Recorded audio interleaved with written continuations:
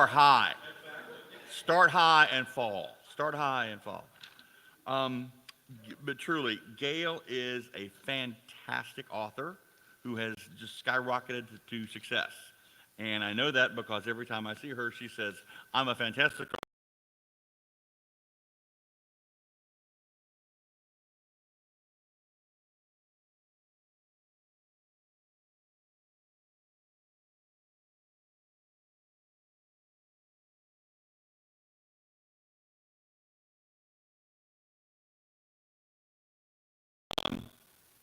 why is that there? Am I drinking? What is. Apparently, yeah. Hey, look, John already said thank you. John already said ass, so I can say whatever I want. Okay. But truly, Gail.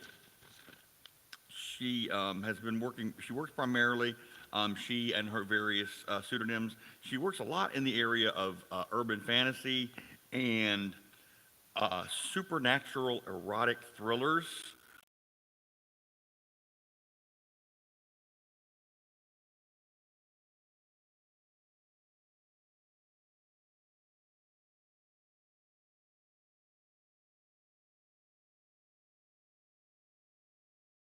Never sleeps. And in her razor sharp judgment, as part of Continual, she enlisted the help of Jim Nettles for technical advice, which kind of reminds me of like John Kennedy saying, "Oh, look, a nice day. Let's put the top down." So,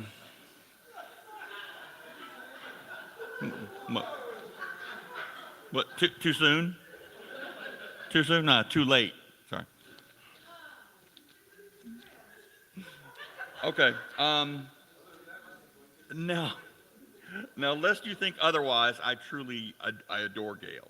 I admire and respect her as I do few other people.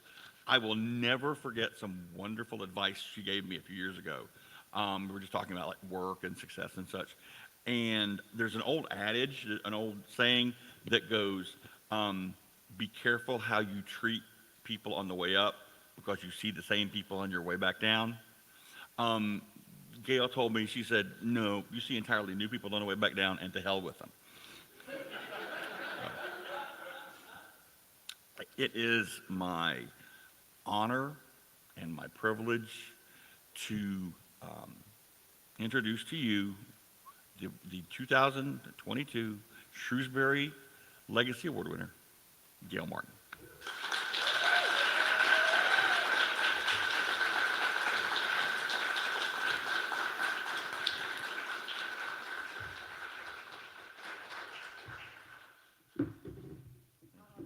Wow.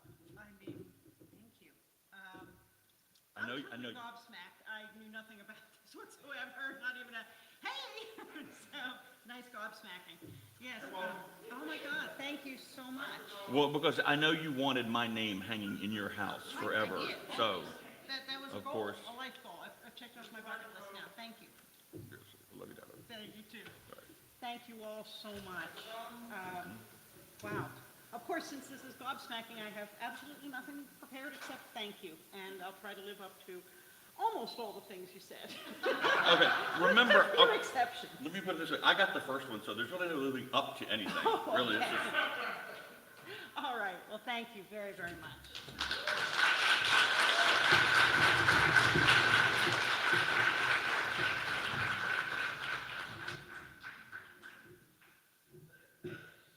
At this time, I would like to ask Alex Matsuo, I'm stumbling over that for some reason today, Alex Matsuo to come back up, please. Hey, y'all get to see me twice. I am so excited about the Paranormal Guest of Honor this year. You have seen some of the most terrifying times of her life play out on screen in the 2013 movie The Conjuring. She has also co-authored the historically based mystery thriller. We're off to a great start here, I'm so sorry. In a Flicker with George R. Lopez. She lectures about spirituality, metaphysics, and all phenomenon considered paranormal, and concentrating her research in ufology, which is a lifelong curiosity and fascination. Not to mention, she is also one of the kindest people I've ever met in the paranormal community, and that's a rare gem sometimes. She earned her BA in philosophy and English from Chatham College in 1980. She's worked in several fields: entrepreneur, youth counselor, and actor. Currently, she's also a human rights advocate and an animal rights activist, and she is also working on a screenplay of her haunting family saga, collaborating within the film industry to bring their true story to light on the silver screen. I am so honored to welcome Andrea Perrin. It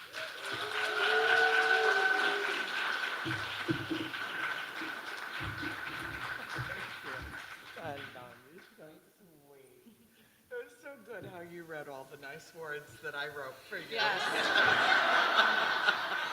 Thank you.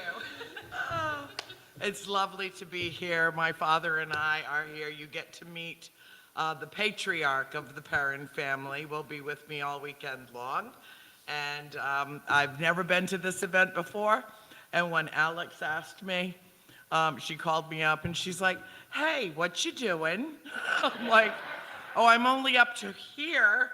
And she said, "Well, we're doing an event." And I said, "Okay, what's it about? Is it another paranormal conference?" And she said, "Well, kind of.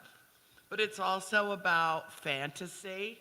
And I said, "Okay, most people who think about fantasy, I've lived it as a reality." She said, "Well, it's kind of about science fiction too." And I said, "Okay, most people who talk about science fiction, I've lived it as a reality. You know, for me, it's science fact. Fantasy is reality. If you can think it, if you can conjure it, if you can believe it, it is real." And so I've written 5 books, actually. I haven't even released my last book to the public because it's so tough on the United States government that I don't want my ass arrested and thrown in jail. That's ding twice on ass, okay? Good? Okay. I know, well, he started it and it's all downhill. Oh, no, you have no idea. Tell him.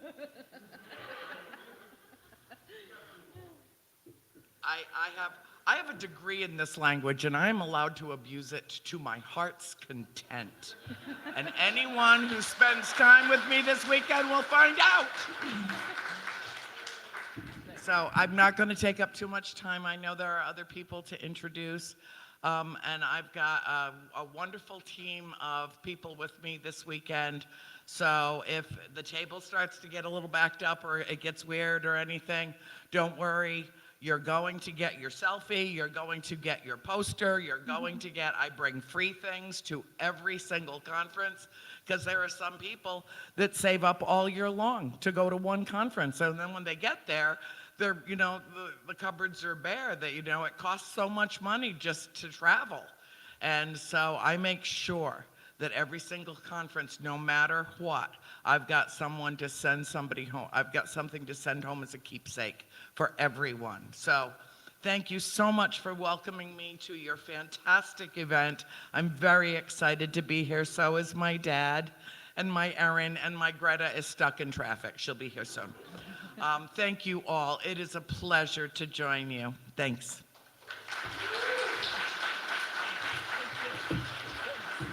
And Andrea's table is just right outside. She just needs some time to get set up, but her table will be ready to go. And she has a Q&A tomorrow at 12:30 here. So thank you, everyone. I'm sorry, I got up here before you were done. You're fine. I would like to ask Melissa MacArthur to come back up and reintroduce her guest that arrived after. She's going, no, no, no. Yes, yes, yes, yes, thank you. Huh? I gave it back. Oh, I put it right here, and I took it. She made it forward. Can we go through all of it again? Okay. All right. Hey, it feels like I've done this before. So, rewind a little bit, all the stuff I said earlier, and we would like to introduce Dr. Charles E. Gannon, or Chuck, as you may know him.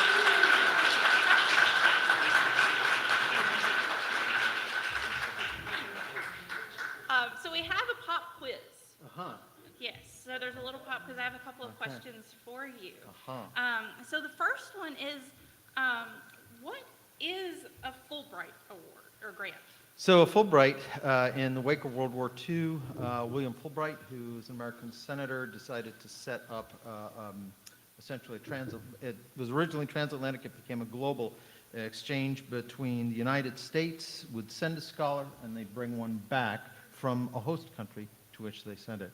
So that is the nature of the Fulbright Award. There are a bunch of different kinds of Fulbright, and that's the for me, short answer to what would be a very long answer under most circumstances. And how did you get 5 of them? I'd want to check and make sure that no one has dredged certain rivers recently.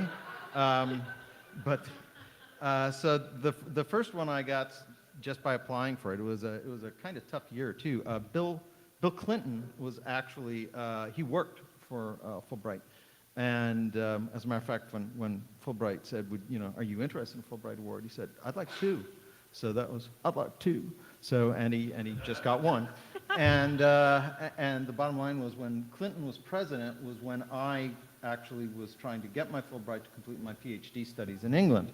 And as you can imagine, the party across the aisle was using every opportunity to sort of stick it, which is, I'm not saying both parties do that. That's the show. So I was part of that show, but still I got through those hoops. That's a Fulbright you get to complete your work as a student. Then there are other kinds of Fulbrights. I wasn't able to take the very long ones, which are usually about a half year or 9 months. I was able to take, I was made something that's called a senior specialist Fulbright, which they know you can't leave your home institution. So for like 2 to 6 weeks, you go and you do it. And I did that in Dundee, Scotland, and in the Czech Republic in a city called Olomouc. And then there were 2 others which were travel grants, one which was to the Netherlands and one which was to Italy, Rome, Uni 3. So those were the 5. Wonderful, wonderful. What's your favorite place you've traveled to? All of them. All of them? Charlotte. Ah. So John, I'm that's not all done the here answers. yet.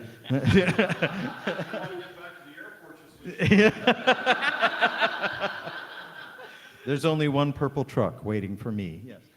Speaking of travel, I have one more question for you, and then the pop quiz will be over. I think you've made an A, by the way. Okay. If you could travel to space, no bounds on anywhere you could go, where would you want to go? What would you want to see? And I can get back within a reasonable amount of time? Mm-hmm.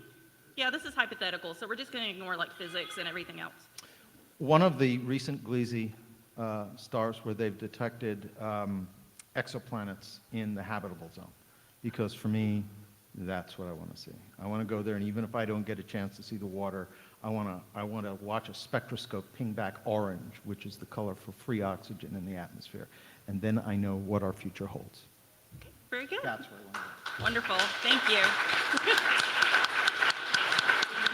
All right, so I believe that there is an interview. John, it's your fault. 4:30, I think, At 4:30, right? there is is it in here? Yes. Okay. So everybody. he can dazzle you, and I can bore you even more. Okay? Thanks very much for having me, folks. I'm very honored. Very honored. Thank you. Oh, and I'm probably, if anything, too approachable. That's one of the reasons I was 20 minutes late, because I was talking to people who came by my booth to talk to me. So anyhow, please be part of that problem that I love having. Come up, talk to me, and I'll know that you know who I am, because you will not call me Dr. Gannon. You will not call me Charles. You will call me Chuck. Okay? Thanks very much, everyone.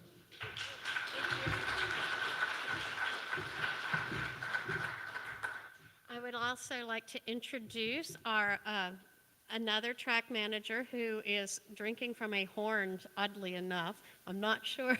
That is very cool. The film festival is put together by Bill Mulligan. So, Bill, would you stand and?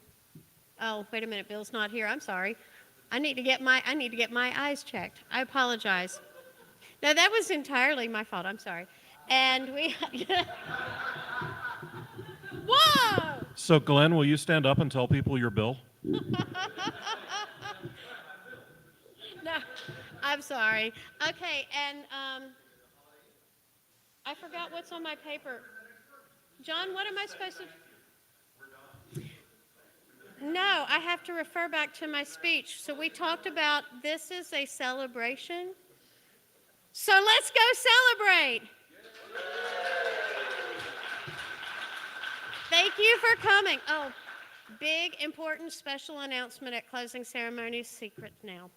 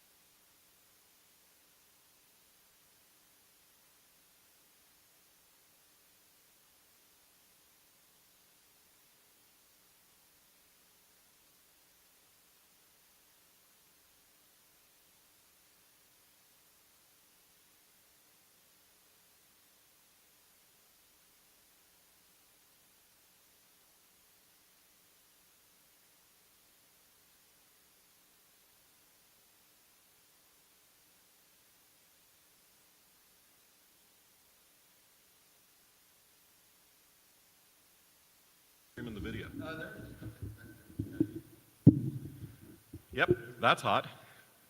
Not like Paris Hilton, that's hot, but like the mic is live, that's hot. Paris Hilton being hot? Now it was. You know, Oh, yeah.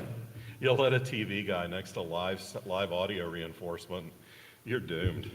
Look, I was above the line, not below the line, which meant if I came on the set and I touched anything, my ass was grass. That was union contact only. You know, I was a lighting guy. Right. This does not light up when you plug it into a wall. No, I know. Although if you put 110 volts through this, I bet it would. No, what I'm saying is that literally, Oh, I was not allowed to touch because Yeah, that's because union. that's a union hall. That's yeah. right, so, 4 guys, 4 hours. You got a problem with that? well, and the problem was because you do all your own work when you're learning it, then you have to unlearn that if you're working above the line. Because Yeah. it's like, well, no one's doing this work for me. Well, actually, now they are, so Right. get the hell away from it. For real. Yeah.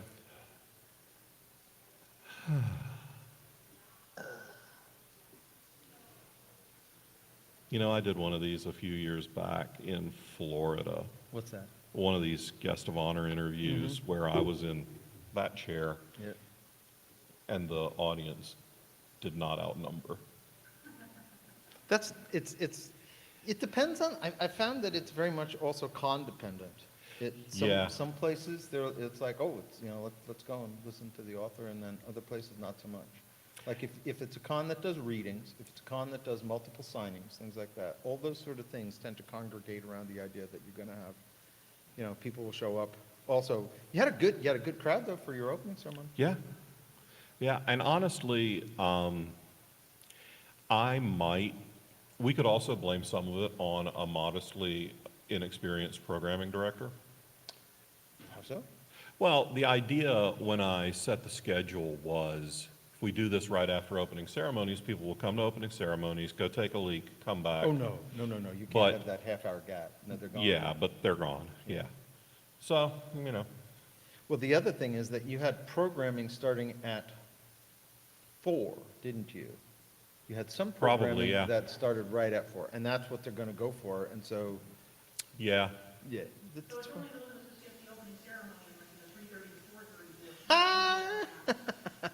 Well, The hi. demographic has been heard from. Yeah.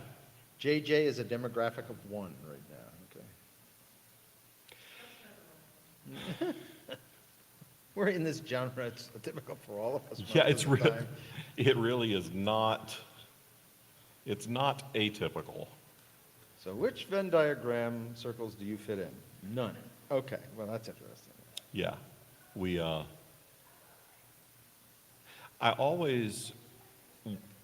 I was about to start referencing things that I had done at this con with other people and saying, you remember when we, and I was like, no, wait, Chuck hasn't been to this con before. Never have. We've done enough of these events together, but never this one. That's right. That's right. It's tough. I mean, you do a pile in a year. No, I used to. Yeah, But I okay. don't anymore. Now, I as of like 3 or 4 years ago, I just had to sort of throw a, Hi. How's it going? not us, that's know. for sure. We're chilling. What you doing? Well, It's a little early yet, but I mean, I got about 500 pounds of trash sitting right here on the stage.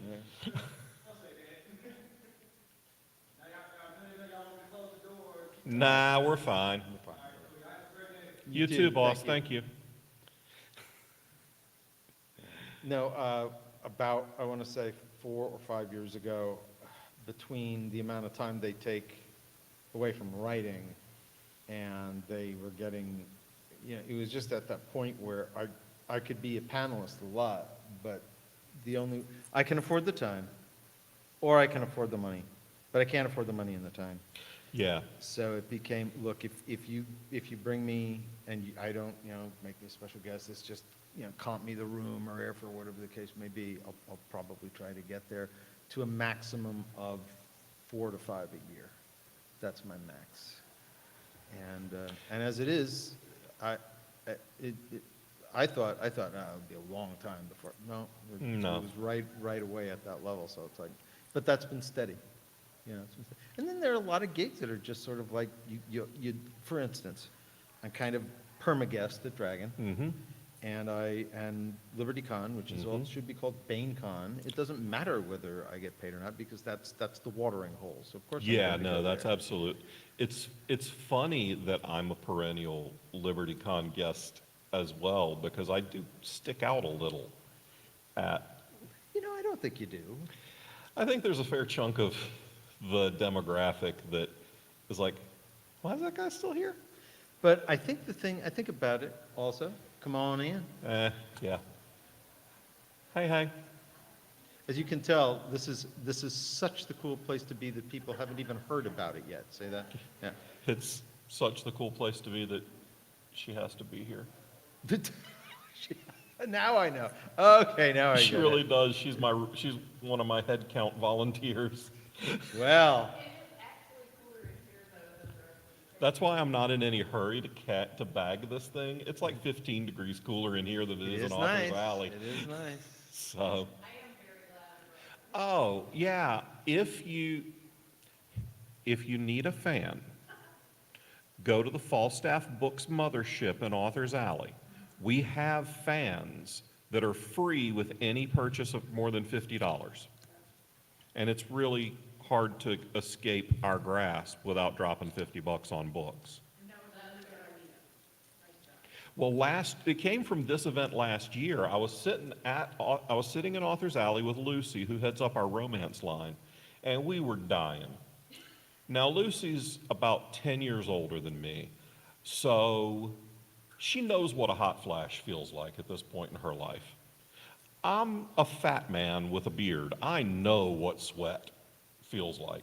And I'm sitting there with Lucy, and I had literally sent someone to the dealer room to buy me a fan. And I was like, we need to make fans. We need to make Falstaff Books fans.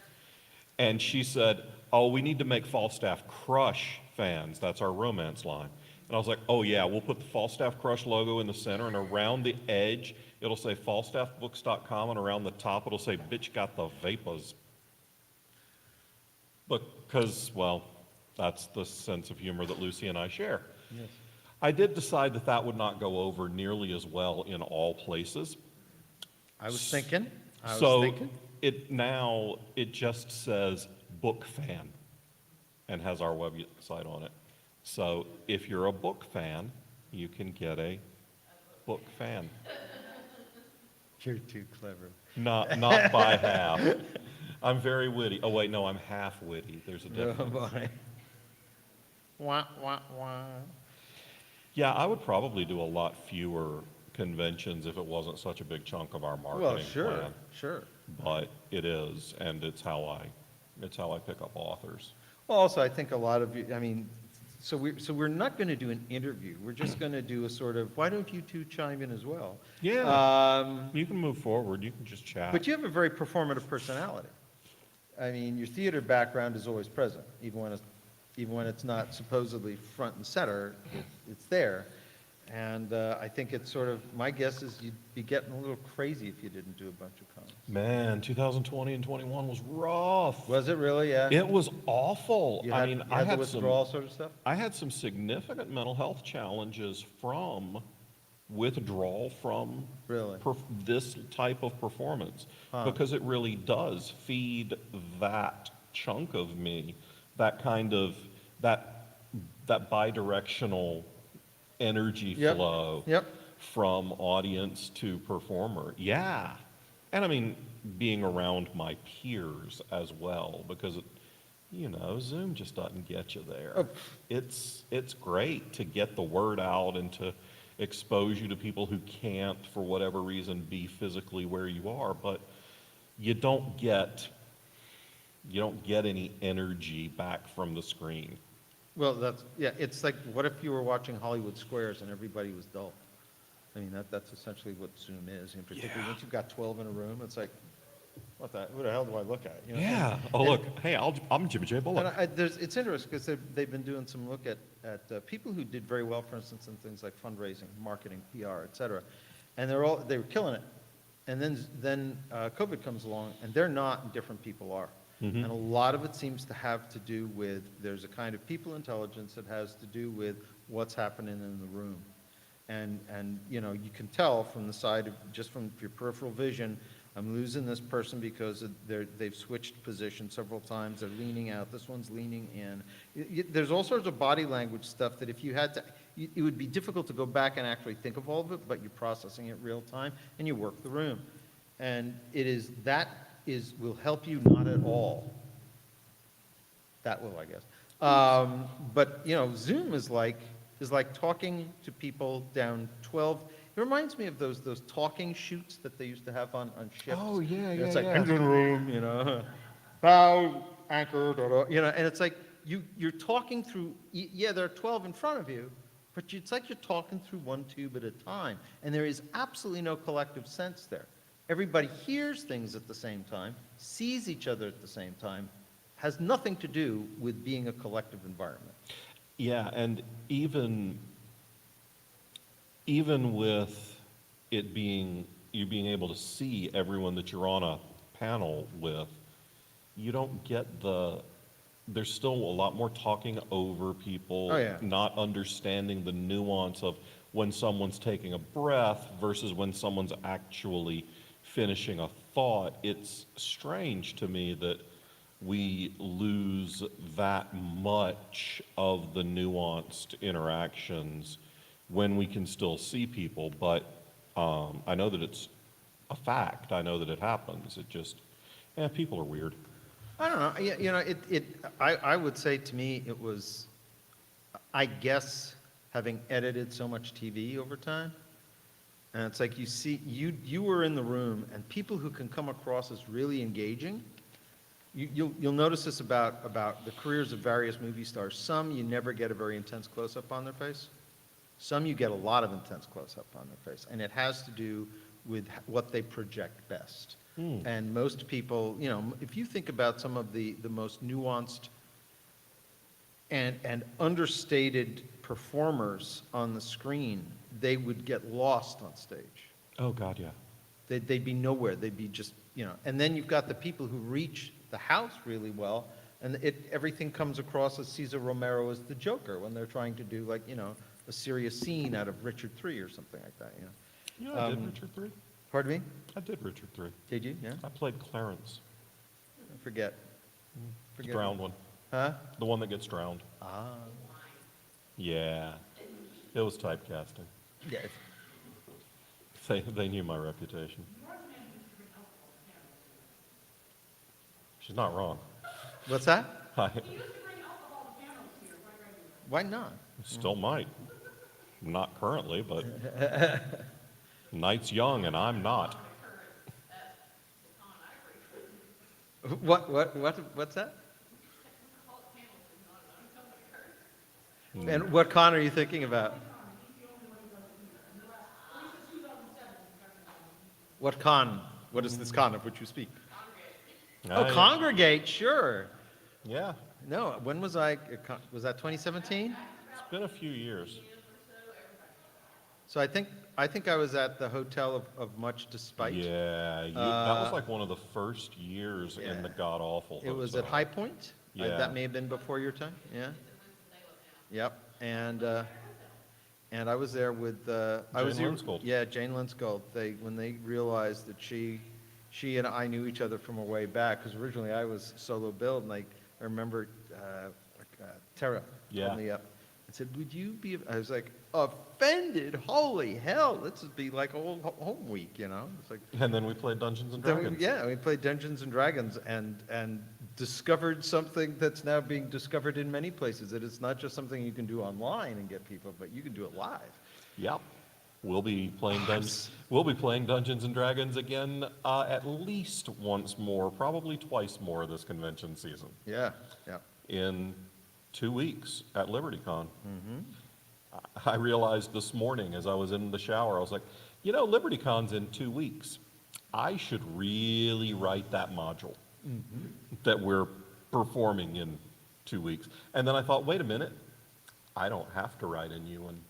I've never run any modules at LibertyCon. They haven't seen my shtick yet. Yep. I can recycle, Yep. which is really, really handy. Oh, it 'cause really is too. Yes, I've done that. I recently ran what I've taken to calling the Stinky Frog Tower for like the third or fourth time. The Stinky Frog. Stinky Frog Do Tower? tell. It's a Pathfinder module. It's called Master of the Fallen Fortress. How long does it take to run? It depends on how smart the players are. How long does it take for idiots to run? Well, they're back at that. They're still sitting around that table. They're not even where she's left. They're shooting the scenery and drinking about 6 hours. Oh, yeah, I need about 25% of that. That's why I write them, because you can't. Go from level 1 to 3. Oh, yeah, no. That's a lot. That is. Yeah, I tend to, well, I mean, I guess if I felt like it, I could just start at the top level and run that in an hour. But, yeah, I usually start those live modules at either level 3 or level 5, because I want my spellcasters to at least have level 2 spells. Usually I want them to have level 3 spells. If you started with them rescuing the bard and going on to fight the boss, that would probably work.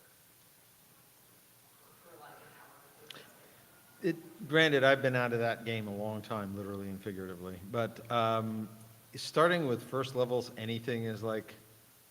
It's tough. Well, yeah. I mean, first of all, you're running on the ragged edge of destruction, and if they're really clever, it's like, wait a minute, this is a live event. If we die right now, it's all over. He or she can't let us die. We're going nuts in here. And There are ways that's- it can be manipulated. And that's how you get J.D. Jordan playing a canine kin bard who pees on everything. Because it's mine now. I peed have on it. relatives like that. Yeah, me too. But I'm looking forward to,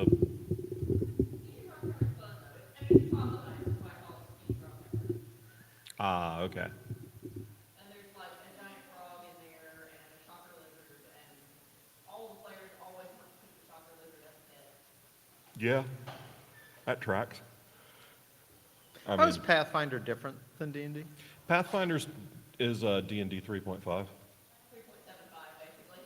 It's really crunchy rules stuff, and it's people who really like Linux like Pathfinder because it's incredibly customizable. It's very crunchy. D&D 5e is Dungeons and Dragons with training wheels. There's no question. But that's good for accessibility Oh, yeah. and bringing in new fans. Yeah. So that's what I always run at cons, because the people out there who are there to see John and Chuck be silly for an hour and a half will at least be able to follow what we're doing. Yeah. Whereas with Pathfinder, there are so many Really? crunchy elements of it that it's harder for an audience to follow. When we started Authors and Dragons, we were on Pathfinder. Huh. Because 5e hadn't released yet. I see. And D&D 4th edition was, Well, it's one of those, it's like a Windows release that no one ever talks about, like Vista. Yeah, yeah. Yeah, no, I had forgotten about Vista. See, and here I am, I brought it back up, I'm sorry. It's all right, I think I had a Vista machine for 6 months, God, and then I it was awful. not offloaded it and put XP back on the machine. So what did they do wrong? See, this is me getting a chance to catch up in an interview. What did they do wrong with 4th edition? Because I really stopped playing D&D back when it was it was AD&D 1st edition. That's how long ago, really. Was that the, Hardcover books. yeah, the statue on the cover? Yep. Yeah, Of the okay. player's handbook. Yep. Yeah. That's the My one. my first was the Red Box game with the Larry Elmore dragon painting on it. Nah, I didn't collect them all. I just collected what I needed to play. No, this was before there was an AD&D.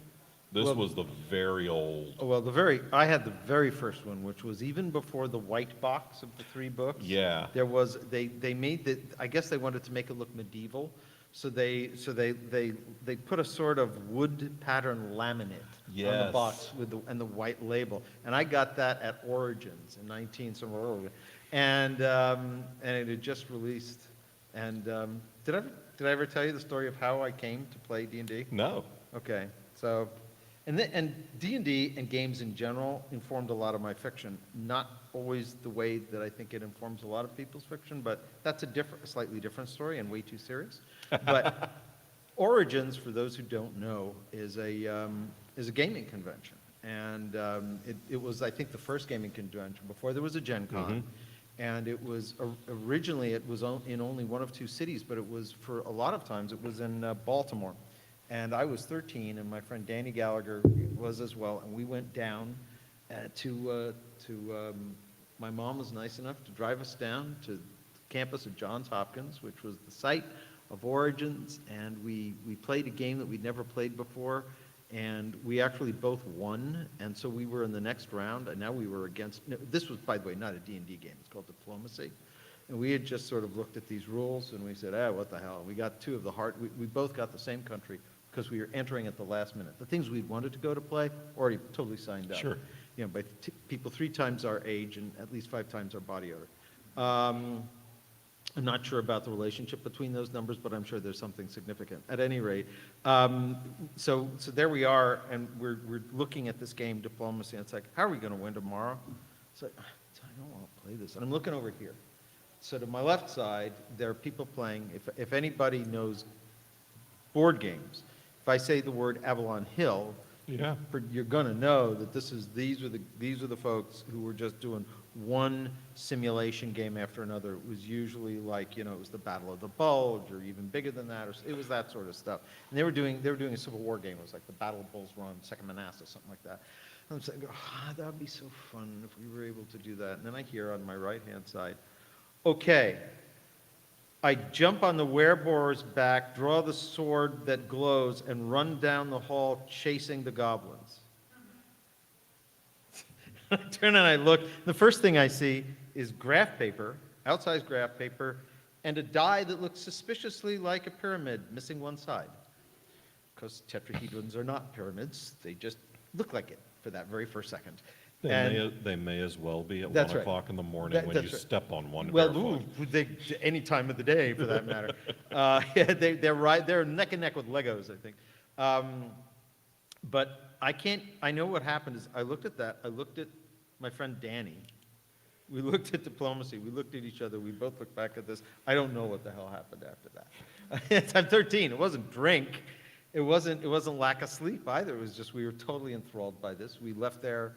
And I don't know that we ever played Diplomacy again, but we both left with our little first box of Dungeons and Dragons books, not realizing how deeply they had the capability back then to immediately brand you as a pariah. Yeah. I mean, the extent to which things have changed in those 4 odd decades is And this was even before that really atrocious Tom Hanks movie. Oh, that was, yeah. I never saw it. Oh, it's amusing now.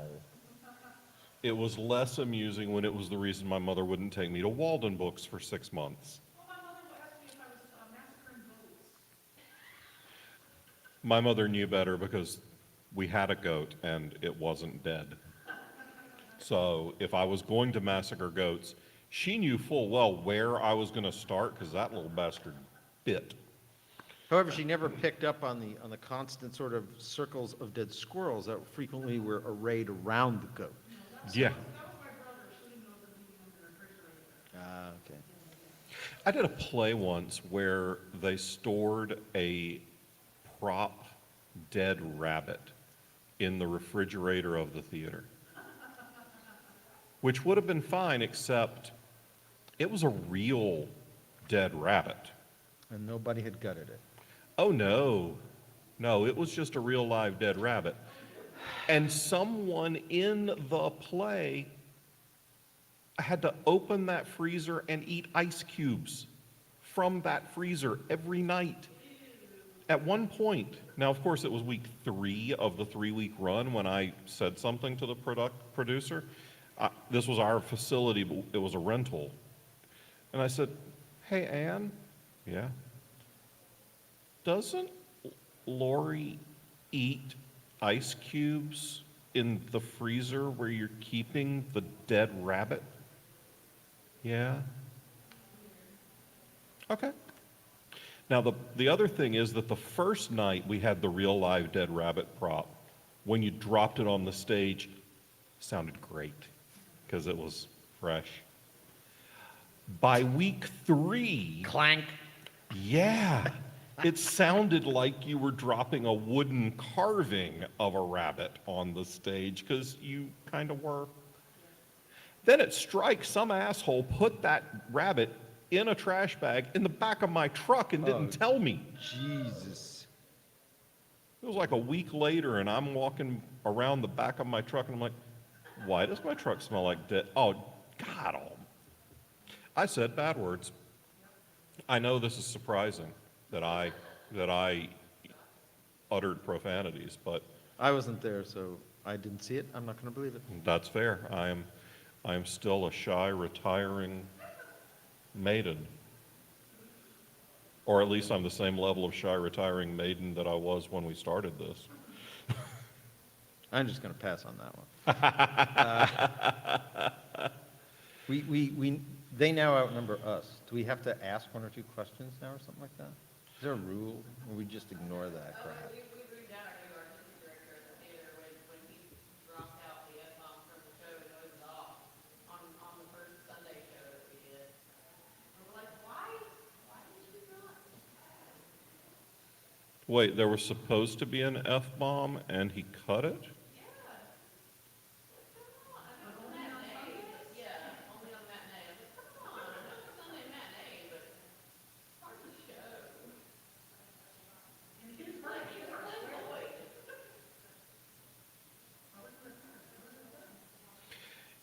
You know what, sometimes I'll have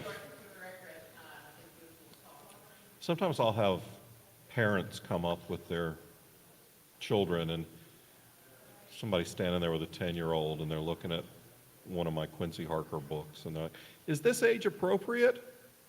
Well, I'm not a parent, so I'm not going to make that decision for you, parent, but you can read the first line and draw your own conclusions. Also, does your kid go to public school? Because if they do, they've heard all these words. And usually, if they say, oh, well, yeah, I was like, ride the school bus? Yeah, well, then here, buy the book. They've heard it all. But then usually if they open it, the first line of the first Quincy Harker book is, I fucking hate demons. You know where you are. Well, you should. You definitely should. It's like, weren't we talking about The Martian? Is kind of the same way, the first line of The Martian. No, not with me. Okay. Yeah. It was someone I was talking to on a Zoom interview recently, but, so, there was a 1 in, 4 chance it was you. Right. Yeah. But the first line of The Martian is I think the first line of The Martian is, well, I guess I'm fucked. And same deal, you know exactly Yeah. where you are. Yeah. And that dude, he pretty well was. What do you think about Andy Weir's books?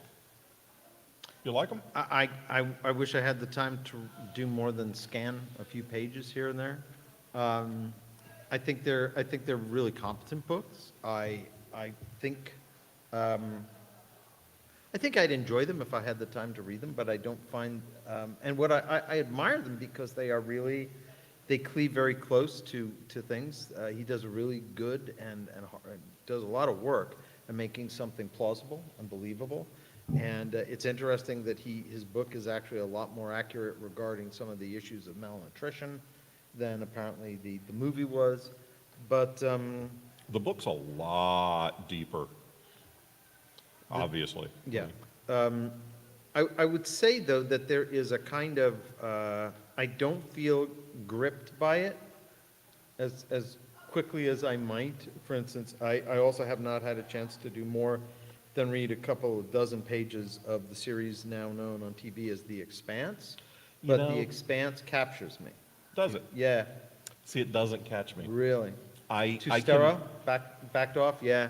I can, That would be my critique of it. I yeah. can absolutely see that it's well crafted, and I've watched most of the series, so I'm like, well, I know there's a good story underlying it, but yeah, it's just a little too distant. Yeah. I It is thought sterile. I thought Weir's second book, Artemis, was better. It's a heist book, Uh-huh. and I am a sucker for a heist story. Yeah. I think the thing about what I would really like is I would really like to see The Expanse written by C.J. Cherryh. Because she has that absolutely pitiless voice that reminds me of, I'm gonna forget her name again. Oh my God, Flannery O'Connor. There's this real ability to stand back, and yet it doesn't feel antiseptic. It just feels, you know that this author is not conferring any halos, nor are they painting any bullseyes on any characters, and I really like that. Nice. And so that's one of the things that I don't feel like anybody is privileged, I guess you could say, in The Expanse, but I also don't feel that, I don't know if it's what they were trying to do, but I feel that it's not just like that the author probably prefers probably the author prefers Holden at some level, but you really can't, well, authors, obviously. Right, But right. you can't really tell. Yeah. They won't let you know that. And I kind of, like, for instance, you read the Kane series, you know who I probably am rooting for, but that doesn't mean they're going to live, and that doesn't mean that things are going to work out. And sometimes it means they get a worse deal than others. But Oh, yeah. I think it's important at some level, for me, I want to feel like there's some empathy someplace in there for my empathy to connect to. Because I feel that if an author is too careful with clipping all of the empathetic connections, then it just begins to feel not fair. It feels sterile. Yeah. And, sure, you don't want to play favorites, Yeah. but, I mean, I do because you did the same thing. We named the series after somebody. Well, that's interesting. I didn't name the series after somebody. That was done by fans. Oh, okay. Which- No, I named the series Yeah, after. well, and that's smart. I mean, in my case, I wasn't going to, what fans, I originally called it it was Tales of the Terrican Republic because my first agent prevailed upon me not to call it simply the Terran Republic series, because then it could sound too much like the Republic series, and then people could think they were about to pick up Star Wars. All right, whatever. That feels like a stretch. It but okay. was, but there's a lot of overcaution in new agents and new authors both. And then but by the time I backed it off from the Tales of the Terran Republic, now we were in the third book, which was Raising Cain. And people had already started calling it, unbeknownst to me, the Cain verse. It's like, there are only like 3 books out. How do you even call it a verse? I mean, it's barely a neighborhood, for crying out loud. But there was a lot of background material for it. There was a website where there was about 60,000 words of just sort of free stuff. And I think there was something probably in the world building that said, yeah, there may only be 3 books here, but we know where this is going. This is some real world building here. And now if you add in the Murphy's Lawless, you're looking at 1.5 million words, I think, now in the series. That's a lot, dude. Yeah, and there's still like at least 2 to 3. There's a 200,000 or 300,000 word concordance, which is being collected. Oh, nice. Yeah, which it needs, because for everything that's in there, there's a ton of stuff behind it. It's like, as I like to say, I do the engineering and the equations, and so you don't have to. But I do believe that when you do it, readers can feel it. Like, for instance, you were reading apparently the Black Tide Rising books that I've written. Had you gone to John Ringo's webpage, or group page, I should say, if you went to the group page on Facebook, which he hasn't been to in 4 years, well, John's John writes from some challenges, and his productivity has, everybody hopes it will come back soon. But the amount of research I did on all those islands as they make their way over to the Caribbean and how they survive, and like the wildlife that was present on South Georgia Island and things like that, all the stations, all of that stuff was absolute drill down research, and not drill, and because it starts in 2012, I was working from archived material from 2012, right down to what sort of equipment did they have at those polar stations. One of the things that's kind of cool about it is almost all polar stations, certainly Antarctica, which is as close as you can get to kind of another planet on planet Earth in terms of the temperature extremes and the weird kinds of life that live under the ice in the water. It's just bizarre. And so you've got a bunch of folks there who are very much science geeks. So they tend to be engineering geeks, they're science geeks, they take a lot of pictures, they put them up on the web, part of it so they don't go nuts because they're in Antarctica. And they leave this really detailed photographic record. So I was able to go and take a look and see what was where. And I just went to that because for me, I feel that if I'm making it up, there may be some hint of tentativeness in my voice. Mm-hmm. But if I know it, I think that readers are smart in ways that we don't even know how they're smart. We just know they are. If we're smart about how readers are smart, they are going to find you out. If you're shining them on, they're going to know you're shining them on. If they know you, if you believe it, they will feel that. That will come right through the words, right into their face, and they'll come along for a ride. Yeah, And absolutely. So I write a lot of urban fantasy, so my stuff is primarily set in the world we live in. Right. Which means that I have to get the gun stuff right. yes, you do. Well, I don't know a whole lot about guns. I've never served in the military. I'm not a gun guy. I have a shotgun in the house, and that's it. So, but I know that I got to get the gun stuff right. Yep. Because you can't, like you said, they'll know if you don't know. So people may have noticed that the characters in my books only use one of about 6 or 7 firearms. Because that's where you did your investment. Because I researched Mossberg shotgun, Mossberg Remington 500. Yep. God's gift to shotguns, and it's like a car that will never die. Remington 700 rifle, Glock 19, MP5. I know enough about half a dozen weapons to effectively write about them. And one of my other authors, Emily Leverett, her response to that is different but the same. She said, yeah, if I need to write about a gun, my character won't know anything more about a gun than I do. So my character will pick up the gun and point it towards someone and try to squeeze the trigger and see if anything happens. And they won't know. I was like, okay, sure, that can work too. See, my thing is I'm very hard to buy gifts for. I'm notoriously difficult because if I'm writing, I pretty much have everything I want. Beyond that, it's sort of like, oh, that's nice too. Anything that helps me write is a great gift, and that's outstanding for me. But therefore, I have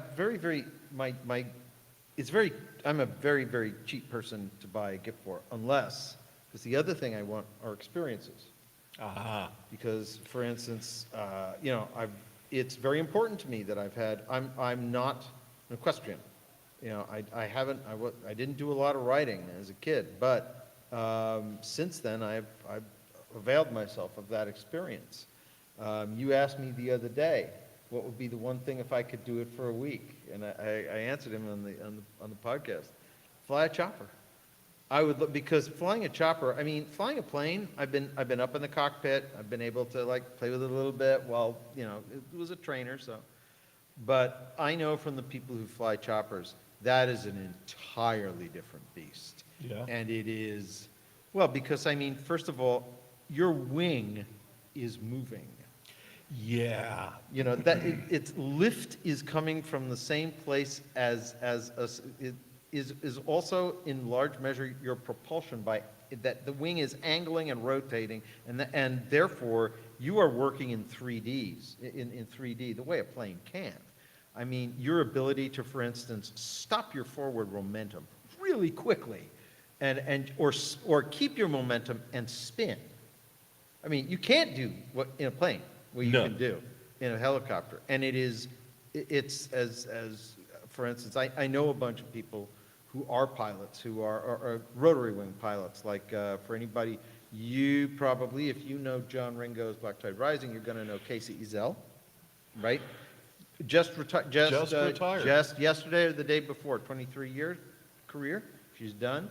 A friend of mine who's part of the Liberty Con family, a guy by the name of Martin Hickey. He was a sophomore when I was a senior in high school, same high school. He was Army Aviation. And you talk to somebody about piloting a chopper, there is no way I would try to BS my way with that one. I would have to have, I would feel I would have to sit in the cockpit. And the thing about it is, it takes so long to actually let you, to trust you with any of those controls. I couldn't actually learn, I couldn't do a dual seat. I'd have to have, it's like, okay, you put your hand on where I'm putting my hand, you see what I'm doing. You watch my feet. That's as close as you can come. Because if you haven't already spent three weeks with both the technical material and on the ground birds, just you know, how you go up, how you go down, how you go up, how you go down, how you go up, go over 3 feet, go down, and don't break the skids. I mean, you know, it's that challenging. It's that last part. Yeah. Don't crash the chopper. Yeah, oh, yeah.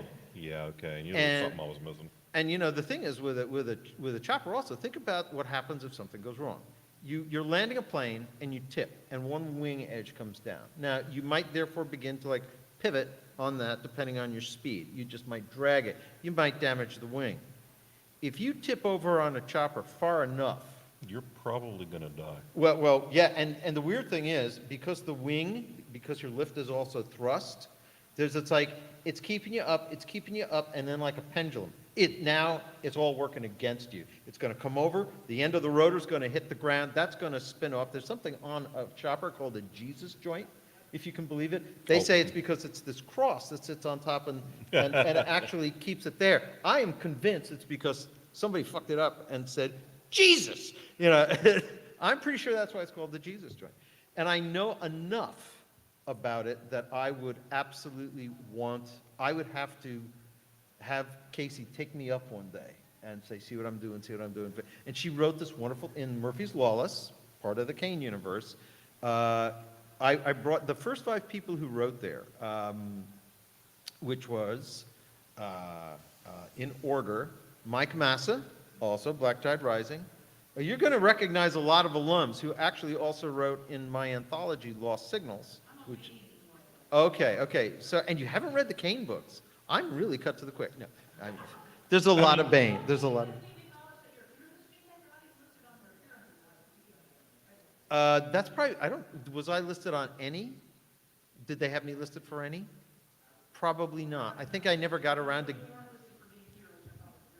Oh, no, I don't, well, yeah, I could understand why they might not. I mean, you know, John Ringo there was a situation with John Ringo here some years ago, and Yeah, there was a whole thing. yeah, and my guess is that I'm here and everybody's saying kind of, everybody on both sides, it didn't happen. That's the past. Yeah, I actually was wondering if we had had an audience, if there would have been questions about that. I don't know. I mean, I would have happily answered them. I was here for it. Oh, were you? Yeah, no, I was here for all that. No, I mean about how do you feel being here, blah, blah, blah. You know, Oh, yeah. That sort of thing. You know, all I can say about Bain is Bain hires, you know, yeah, it has John Ringo, who's not as conservative as he is ferociously libertarian, I would say. You've got then Tom Kratman, who is very conservative. But then you've also got David Coe. Then you've got, or let's go to the Marxist in the room labor union organizer that I've written books with, Eric Flint, Lee and Miller, who are not very vocal about their politics, but it's very clear which side of the aisle they're on. And Tony really wants just a good story. I mean, that's what but you know, it's been it's become more than that, but the bottom line is, there's a reason I haven't been part of those things. Well, it's similar to a conversation you and I had yesterday. The idea of ideology as almost like sports teams Yeah. stretches to all of that as well. It's like, well, of course I read Bane stuff and Tor stuff. It's like Tony doesn't yell at me Right.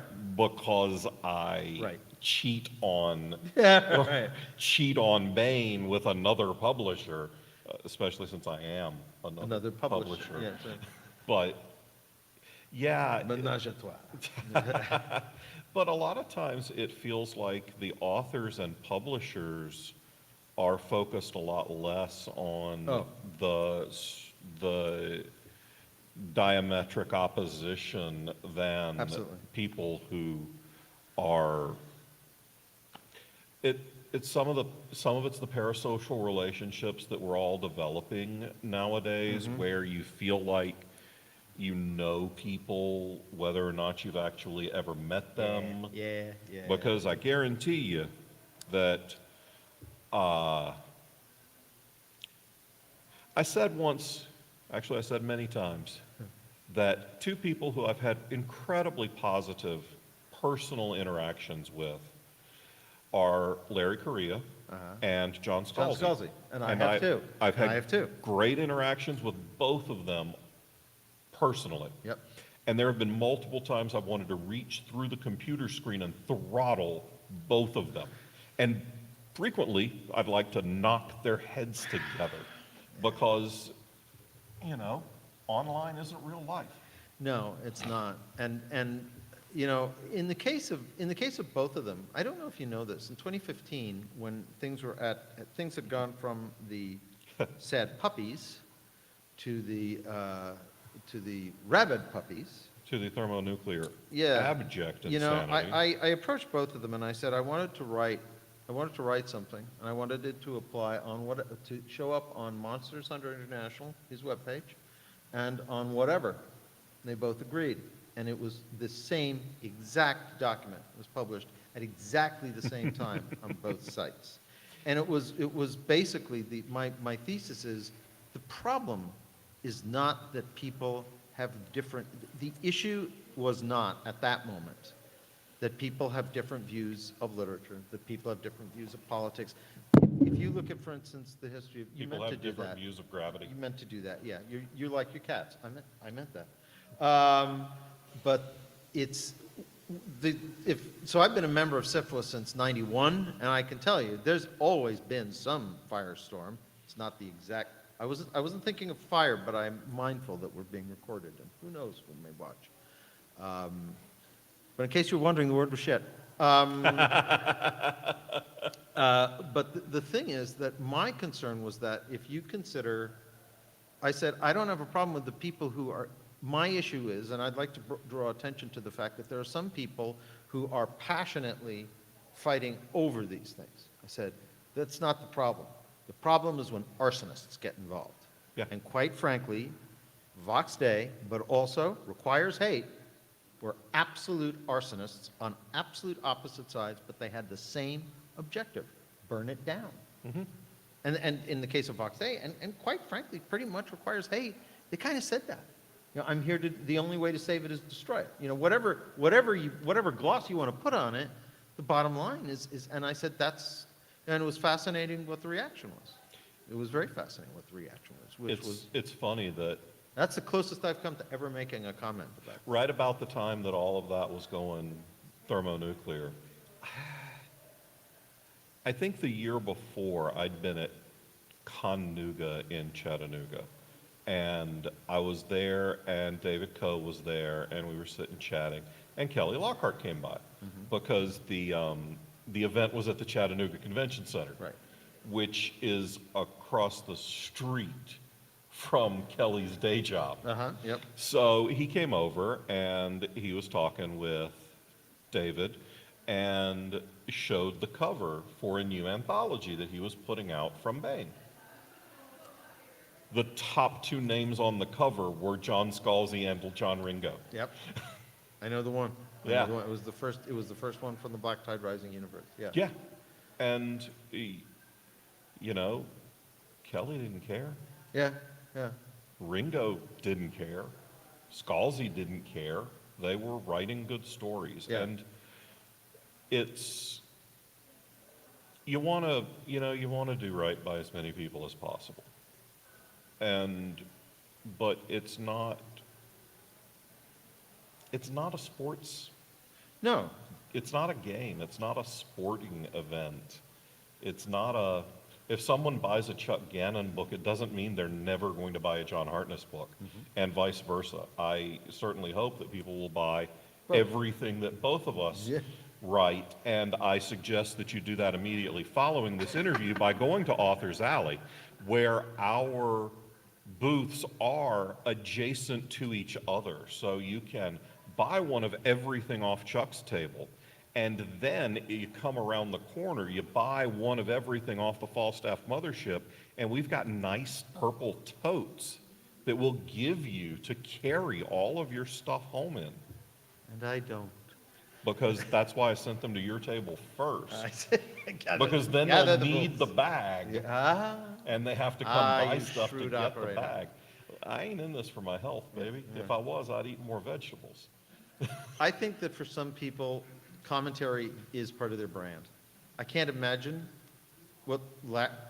imagining Larry without his Facebook persona and activity. It's kind of difficult to do. I think it's also difficult to do the same for somebody like John Scalzi. I've come at it from an entirely different viewpoint, and it's this. For anybody who is a member of any of my pages, there's like, sign one or two things, which is that, you're going to be civil, and you're going to be polite, and you're here to talk about these topics. And there's one page which is, I just generally throw things out there that I found in the news that I found interesting. I don't even say what my opinion is, but I will say there are reasons I think this is significant.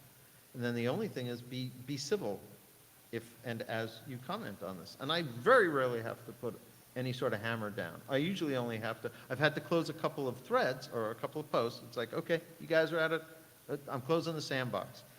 But overwhelmingly, what I'm trying to do there is something that when I was a professor, which was that I think I told you about this. This was on the interview we did. I taught, among other things, advanced critical writing and thinking. And so what I would do is I'd give an assignment. And you could choose any one of like a dozen things. But there was the last two assignments for the year was you choose a topic. You can choose it in either order. The first time, you have to argue it from the pro. The second time, you have to argue it from the con. And you are going to get a grade, and that was my proof to them. I don't care what your opinion is. It's not that I don't care, but that's not what you're here to do. You're here to think. And now it is in your manifest best interest to be able to argue as eloquently as you can, using fact and leveraging arguments for either side of the coin. And what's kind of interesting after that is almost all of them came away saying, I can kind of see both sides. Bingo. That is how you get compromise and consensus. Not because everybody says, oh yes, we all agree, that is the right thing. No, but you can see enough of what the other side is saying that your first thought isn't, they're the other side. It's, they don't see it exactly the way I do. Is there a common point? And usually someplace in the analysis, and it's not because I'm, quote, a centrist. I'm not. As a matter of fact, I have radically different opinions that some would be deemed, I'm sure, quite conservative, some extremely on the left. Because I think that at any given moment, I don't care what the party line is. I care what I think the solution is after I've looked at it hard enough to have what I consider a reasonable enough education in it to have an educated opinion. Otherwise, I'll just shut my face. But that's what I did with my students, and what I've tried to do in this career is say, you're never going to know what my beliefs are. First of all, it's a TLDR. It's like, no one's going to stick around. Hey, look, do you know that when we started, this room was crowded? And now look what I've done. This is an example. We have documentation. Yeah, documentation Remember, otherwise, yeah. our census taker was sitting right back That's, there. I know. But it was such a good line, I couldn't pass it It was up. good. But the thing is, for me, if I would like anybody to associate me with a brand, it's this. When you go to one of his discursive spaces on the interwebs, people are polite. People don't name call. And if you, people will call bullshit, but they won't use that word.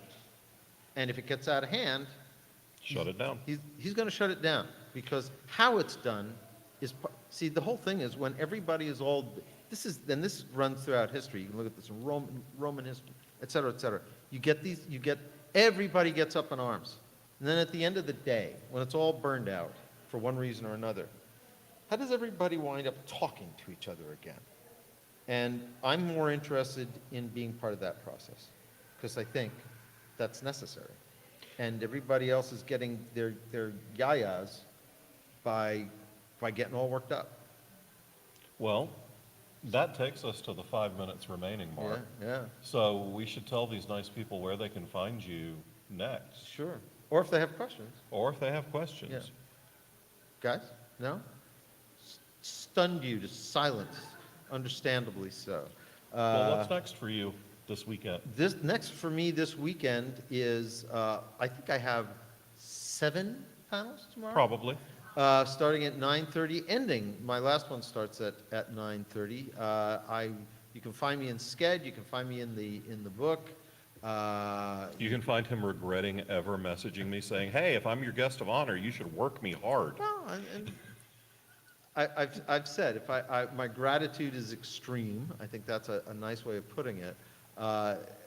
If I gave full vent to it, I'd probably try to deliver all the books that people have bought of mine to them personally, and therefore wind up on a national watch list, I'm quite sure. But therefore, I'll be at my table, which is right next to John's table, right as you come down off the escalators, heading to the left and left again. And I have most of what I've written for Bain and other places there. I love hearing about, you got to hear now for more than you ever wanted to hear about why I do what I do. But you came here for different reasons, and I love hearing of that. And I may forget your name, but if you tell me a story about yourself, I'm likely to see you at some other con and go, you almost died in a freak rafting accident in Wisconsin. I'll remember that, because we cycle Robert and Mary to the point where for a person with borderline ADD like me, it doesn't do any good.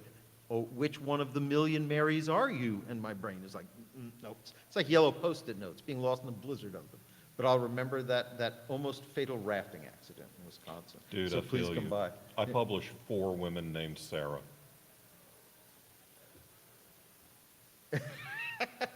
Well, it also means your odds are very good.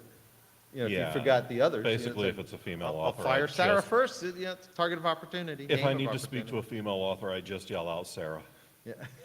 Someone answers. Yes. Okay. I'll be back in this room tomorrow afternoon doing a similar conversation with Jody Lynn Nye. That you should not miss. Who She's is- outstanding if you don't know her. She is our Polaris Award winner this year.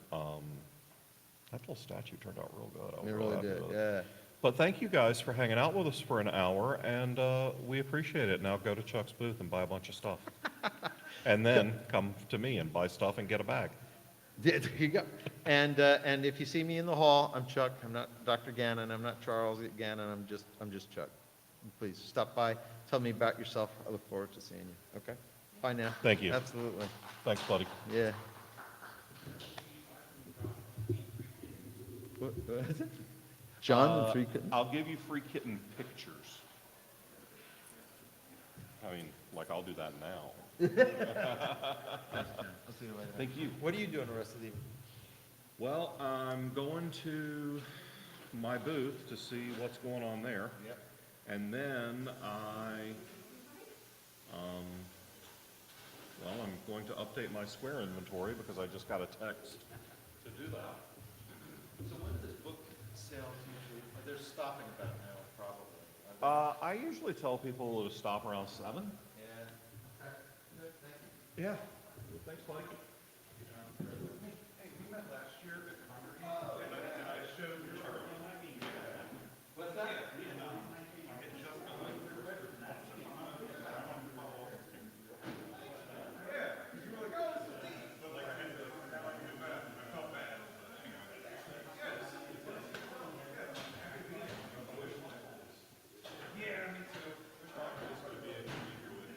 Yeah, I'm gonna set them up like future on the talking head style. Awesome. Here.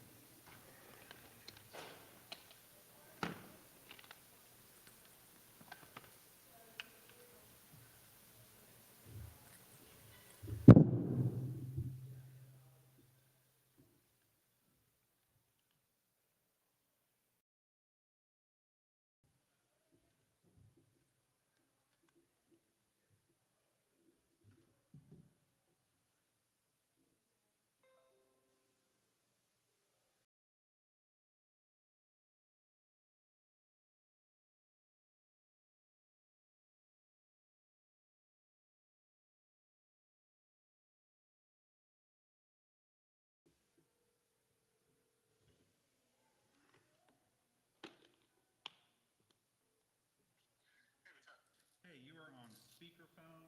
I'm in the room doing the tech setup. There's no one else in here but me at the moment. I'm trying to figure some stuff out. The power situation is perilous. Can you hear me? Yeah. So I'm trying to figure out why my laptop isn't working. But just stay with me while I set stuff up. Sure. So that we can pivot if we need to. Let's see. So it says that it's not charging. Hold on. Shit. I'm trying, man. But your audio and stuff is all good to go, right? Oh, yeah.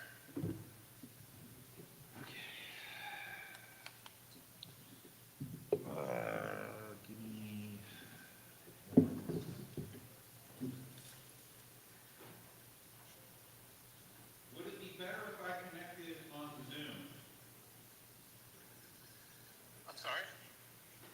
better if I connected, if we were talking on Zoom?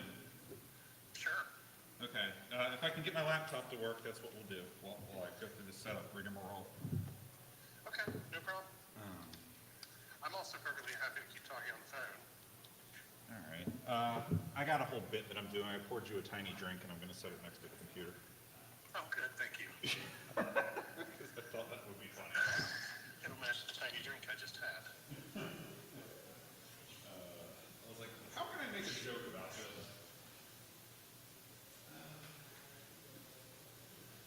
My mic stand, there's like, you should see it. This is definitely like the big room. Yeah, it's the opening ceremonies room. So there's like 1, 2, 3, 4, 5, 6, 7 mics. And I'm like, okay. How do I finagle around all of these and what can I unplug to get what I need? Yeah. So that's the room where they do the recorded panels and stuff. Yeah. So there probably is somebody from the tech crew who can help you. I'm managing. Okay. I'm managing the Charlie Mushaw story.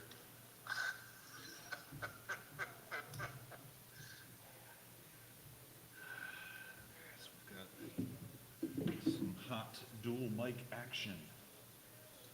All right. Triple mic action. Input 1 at 7. Input 2. Also at 7. I am not going to record on my box. That's fine. I'll record the Zoom and I will record myself locally just in case. Yeah, because I realized that like when you turn it on, it's like, how do you want to use this, as an audio interface or as a capture device? And I'm like, oh, fuck. So, well, yeah. Stereo mix. PC Mac. So it acknowledges that. This is number 3. Let's check that. Number 7. Hey. Check this one. That works. That mic is still on. That mic is still on. There is no table, so I might stand and walk around like a stand-up comedian. That'd be fine. I am really uncomfortable sitting on a giant open stage by myself. Dude, it's really funny. Sorry. It's not. I'm not saying that to make you feel bad. I'm saying that Oh, I know. because you would laugh if you saw it. You'd be like, "This is absurd."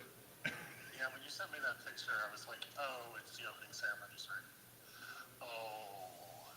Yeah. What the fuck, Discord? Where are you?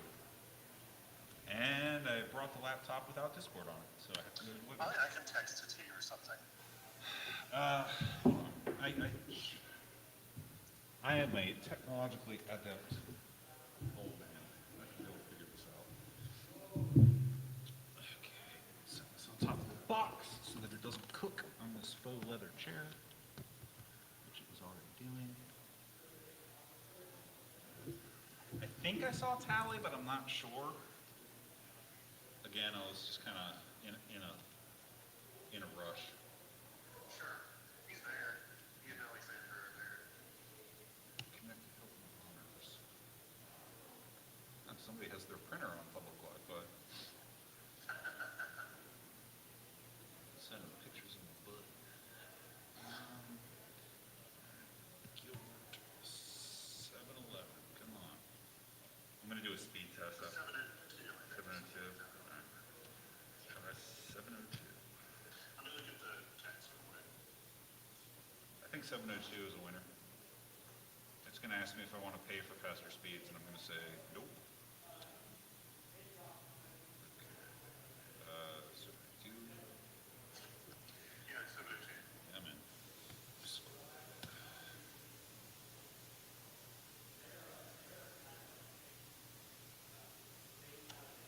Good for the sign. Oh yeah, we got tons of time. We're good. Would you like to download? I sure wouldn't. I'm gonna message some of the people that are there and tell them we're gonna this night. Oh, they don't have to. want to, that's cool, but Yeah, don't want to.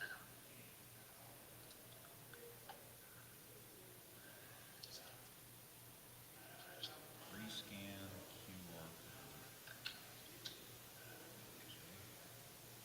It's one of those stupid permissions things where I always turn off Discord's access to my camera, and then I'm like, why doesn't it work?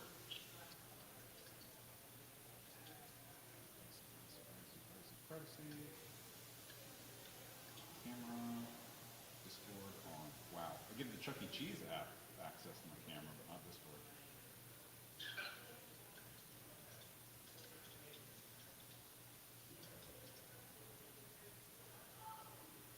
Somebody was on the Chuck E. Cheese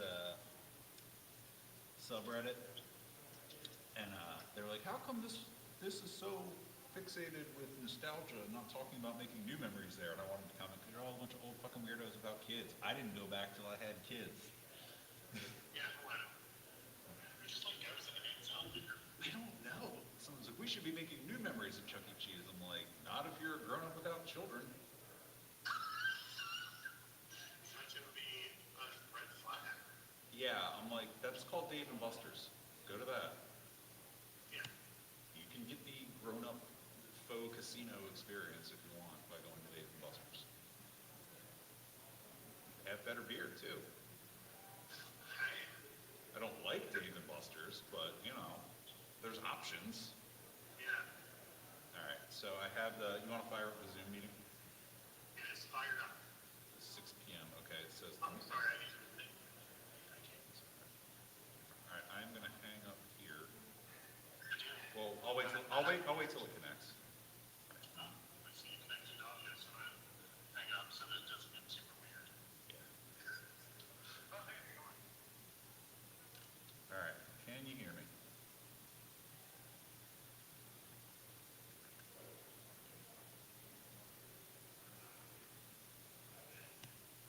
All right, can you talk a little bit?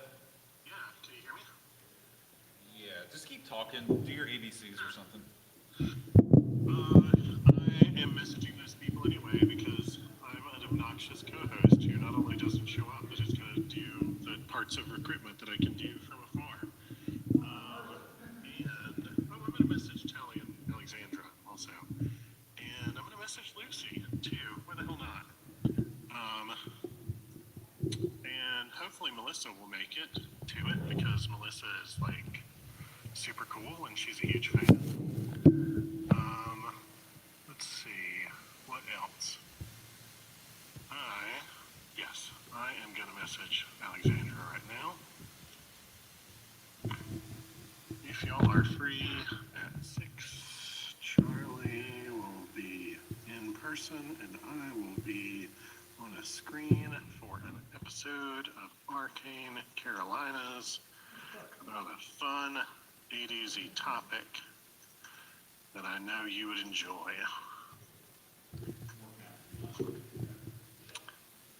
And let's see.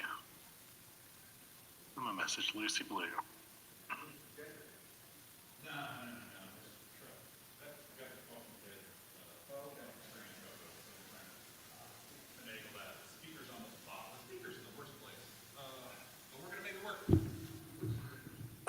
On this. I'm like, keep talking, Michael. I'm sorry to make you keep talking, but we got to figure it out. No, you're all good. So Why would they put the speakers on the bottom? is it the laptop speaker that's on the bottom? Yes. Oh, that's insane. You can always just like flip the laptop upside down and then say, this is what Michael would look like if he were here and it were 6 hours later. I don't think it's going to be a completely full room. We should be okay. Can you hear me? Yeah, totally. Okay. I'm not going to be able to see you, so there's going to be no visual cues to play off. I'm not going to be able to see you either. It's going to be really funny. But yeah, no, that'll be great. All right, so here's my recording mic. Can you hear me okay on my mic? Oh, you sound great. Yeah, Okay. you sound fantastic. I feel Well, we really gave them our best effort today, and we didn't come through in the fourth, but it was a good game nonetheless, and we got a lot of work to improve on. I got multiple. You can't see, but I have 2 microphones in front of me now. Oh, okay. When I lived with a roommate who watched a lot of football, he kept using the phrase "chopping wood" to indicate like people, as whenever he would like imitate the people who would go do the press conferences after and be like, blah blah blah. We gave it the old college try or whatever people say. But apparently, one of the big phrases was "chopping wood." We're out there chopping wood. We're out there chopping wood. Out there getting wood. Oh gosh.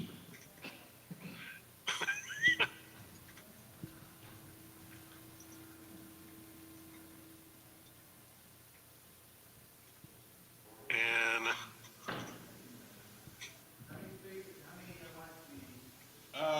Just what we have. I'm also recording to this little device, so that's why I'm just throwing this mic on here to capture.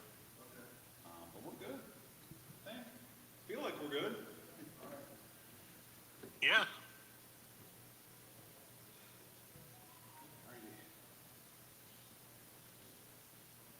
Thanks for stopping in.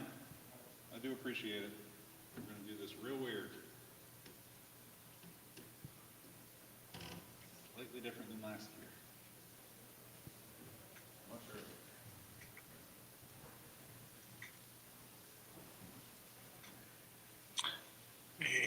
and on a screen.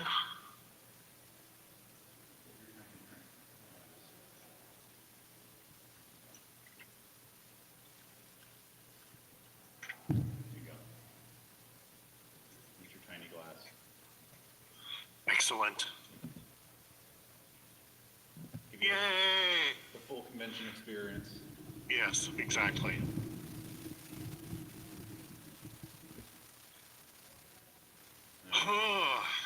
Okay, fingers crossed. I feel like the AV folks were like, stop moving my mics. In some ways, like 6 o'clock on Friday is a lousy time slot because so many people are going to like be eating dinner and stuff. Yeah. But there's no such thing as a time at ConCarolinas when there isn't something to do. So, that's the way it is. Nature of the beast. This is the little dinky one I used to use at work. Oh my God. So like it functions, but it is not like a multimedia thing. It is very much like a command line box. Okay, no worries. It's what I got. Yeah, it's all good. We all can work with nothing but.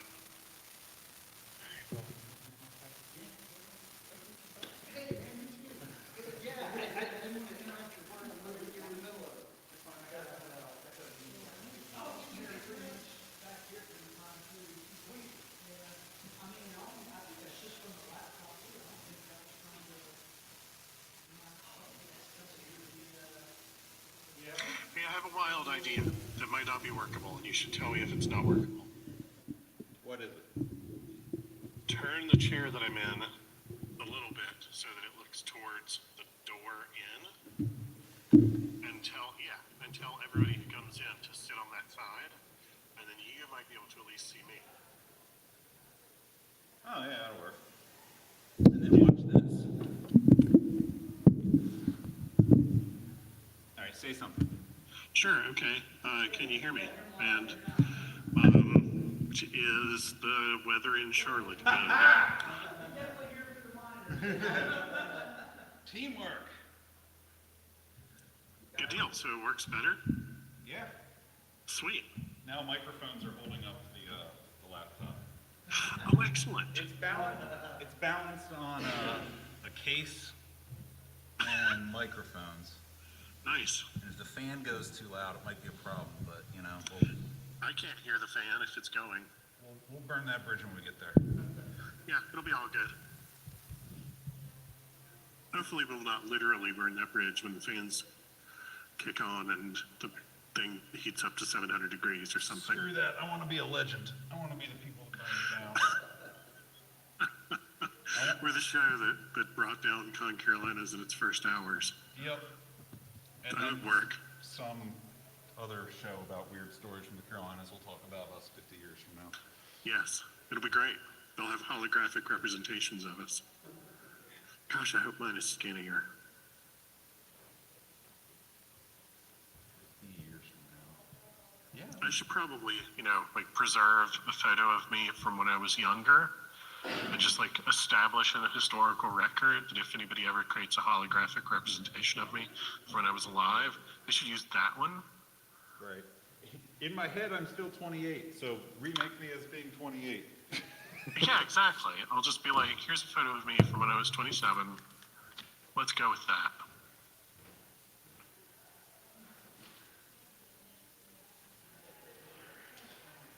So I hope you read that. You'll see that there's a thing in there about the December productivity kit. And my printer's out of black ink at home. Yeah.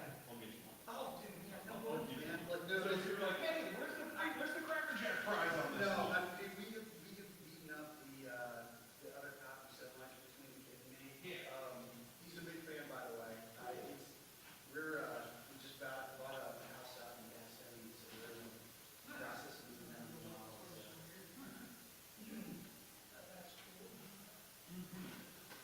Yeah, bring it in. But thanks for bringing that in. Yeah, no sweat. Cool. No sweat.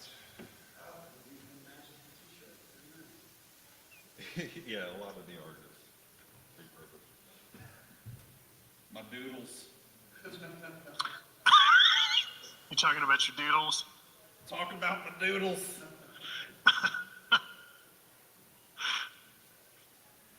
This feels weird. I'm like, there should be a table. It is strange that it's a room with like no table whatsoever. I get that it's because it's a multi-purpose space and etc. So now I'm seriously going to be like, hey everybody, I'll be here for the 9 o'clock show too. Tip your bartender. Oh, we should have offered free drinks. At this comedy club. We should. Having just watched the most recent season of Hacks, that is definitely the vibe. So you're actually going to play game show, right? You're right. Bring out the piano. You never knew, but yeah. All right. I'm going to give it another couple of minutes, Michael. I'm going to leave you awkwardly on the screen. You can continue to sit there and stare at people, or you can... No problem. I'm going to sit here and stare at people. Okay. I'll be right back. Can you hear him okay? Okay.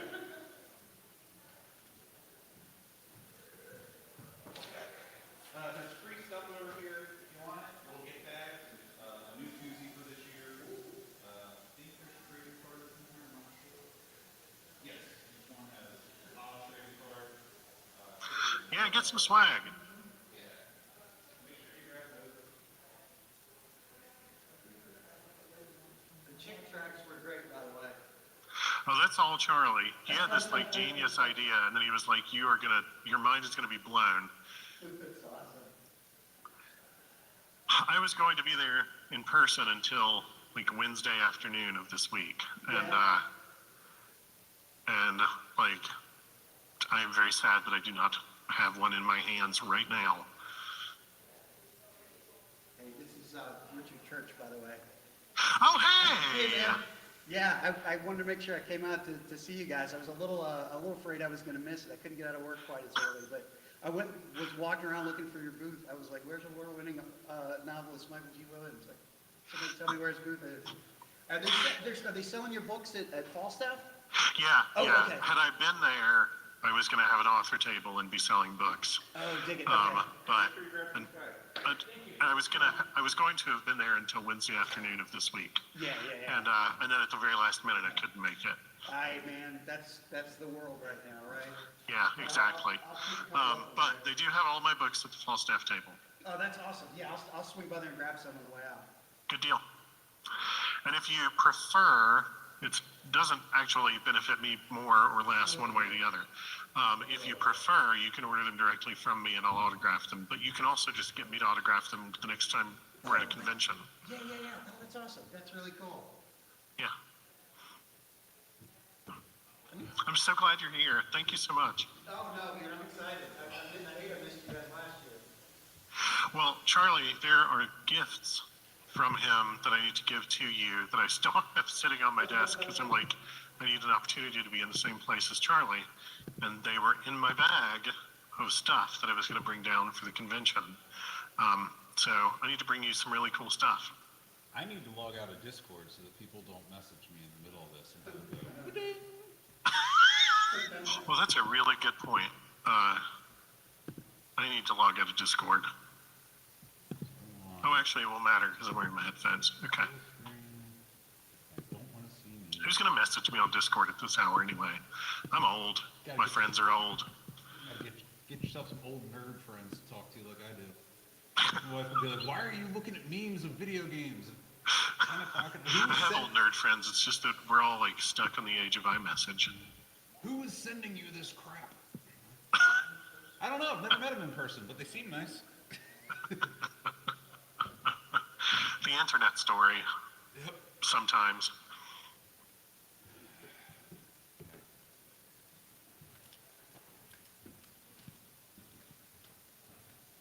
I'm going to go ahead and begin recording. Recording in progress. I did not consent to that. Let me click the consent button. Yes. Yes, please consent to being recorded. Got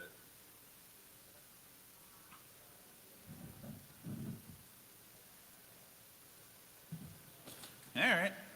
Well, we'll give it a minute, and then we'll keep going. So you won a shirt last year, right? No? Were you here last year? I was here, it was my first time, and I think I did win a shirt, but the thing was, it wasn't, I think it was like the only biggest size you had was like XL. Okay. Like, oh yeah, I couldn't, I definitely couldn't fit in that. And I was thinking, I didn't ask for like information or anything on how to get one or where to go to. Here you go. I got, I don't have any shirts with me today, but I do have several trading cards, so there you go. Oh, cool. Make up for that. Sorry about that. Oh, you good? Yeah. The raffle thing was a lot of fun last year. I really enjoyed doing that. That was when y'all had all the. Yeah. That was the thing, like, that was last year was the first, I was like, I heard these guys were like, oh, cool, you know, podcast, and that's the thing, it's like, I listen to you guys on Spotify. Yeah. Going back and Wow. forth on what, and that's the thing I like, you know, it's like pretty short, you know, 30, 40 minutes or so, I can like listen to you guys like, either on the way to work or coming back to work. Yeah, no, I appreciate it. Michael does a good job of cutting it down. There's a lot of crap in there that gets cut. Honestly, most of what I cut is us just like gasping for breath. Just like when you listen to it through headphones and it's totally unedited, it sounds like I have not breathed in 57 years and I have just been unearthed and I am just nothing but like, I sound like the mummy, basically. So It's something about the microphone and how close to it I sit and whatever. And today I even, like for this setup, I even like sat different distances from the microphone and just breathed while talking. And apparently this is a thing that other editors of podcasts also experience and it's not unique to me. But like when Charlie breathes, I don't really notice it. When I breathe, it sounds like a cannon has gone off. So. Congrats on the article in the Indy, by the way. Oh, thanks. That was fun. Michael, so, gonna see behind the curtain here. This is my bad ear. So I can't, I'm having a difficult time hearing him over that. Oh, I'm sorry. No, it's not your fault. I'm the one that put the chairs where they are. Okay, that's fair. But I am gonna close the door. Yeah. So I'll be Closing right back. the door is always a good idea for a Or just like leave it cracked, or I don't know. Yeah, something, but yeah.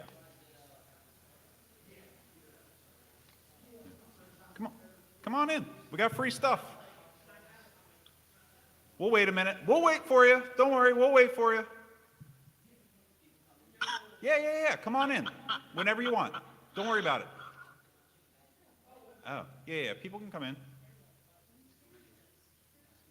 Checking badges, huh? They're checking badges, Michael.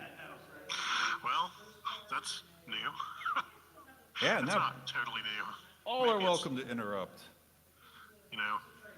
Yep. Oh yay, trading cards. I love the trading cards.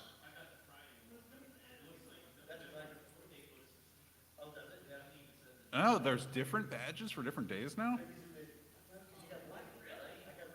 Well, there's a whole weekend badge, and then there are different badges for different days. Yeah. Green Club. All right. So we're recording, right?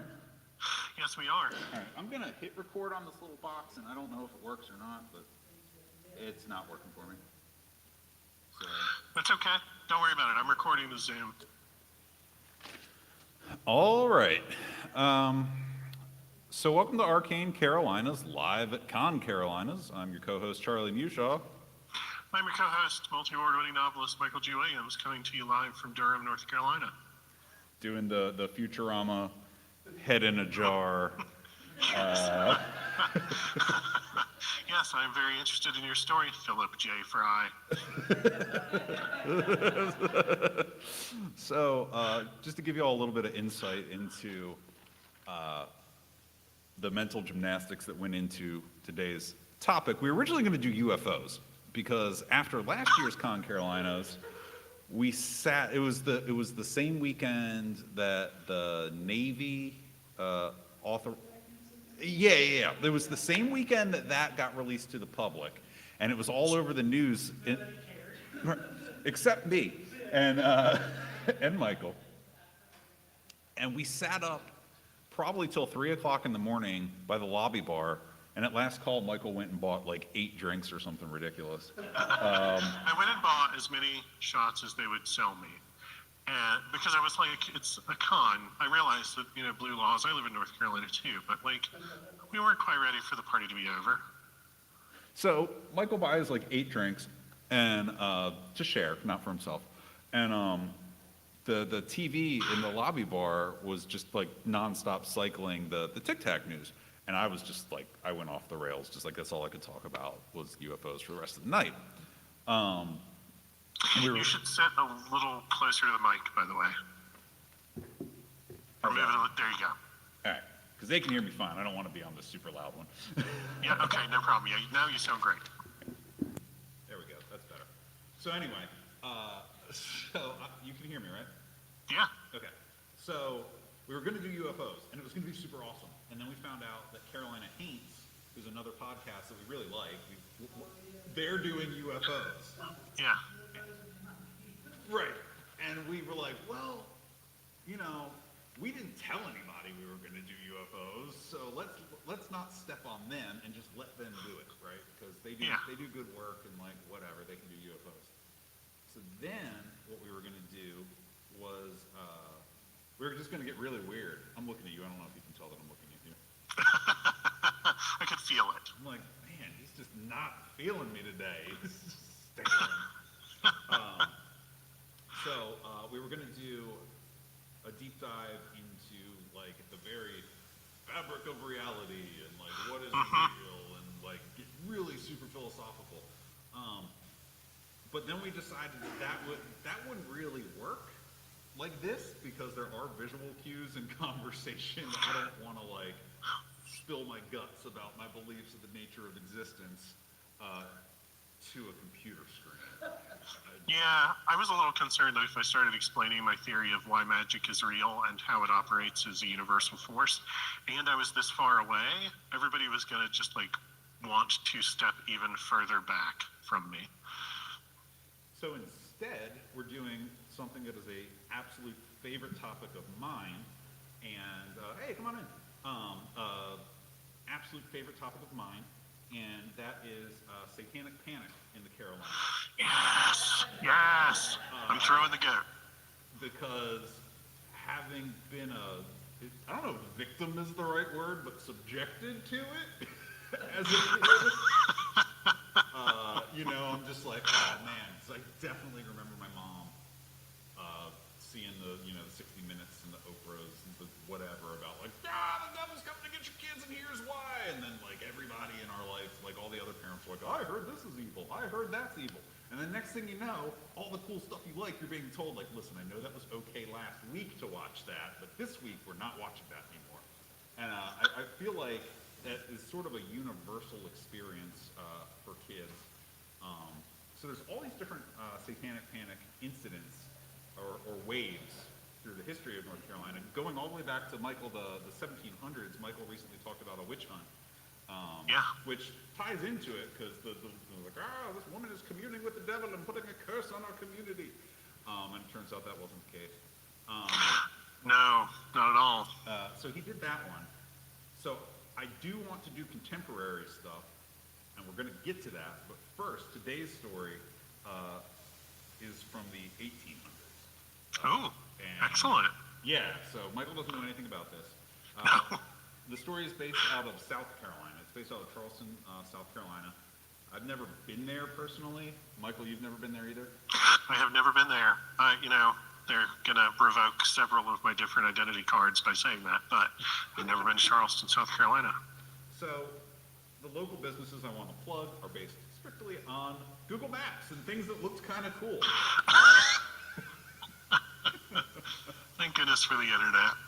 Yeah, so in Folly Beach, which is right next to Charleston, there's a coffee shop with a dog wall of fame called the Lost Dog Cafe, and I was like, they get coffee there. Now I really want to go there. Yeah, I'm taking your drink. Please do.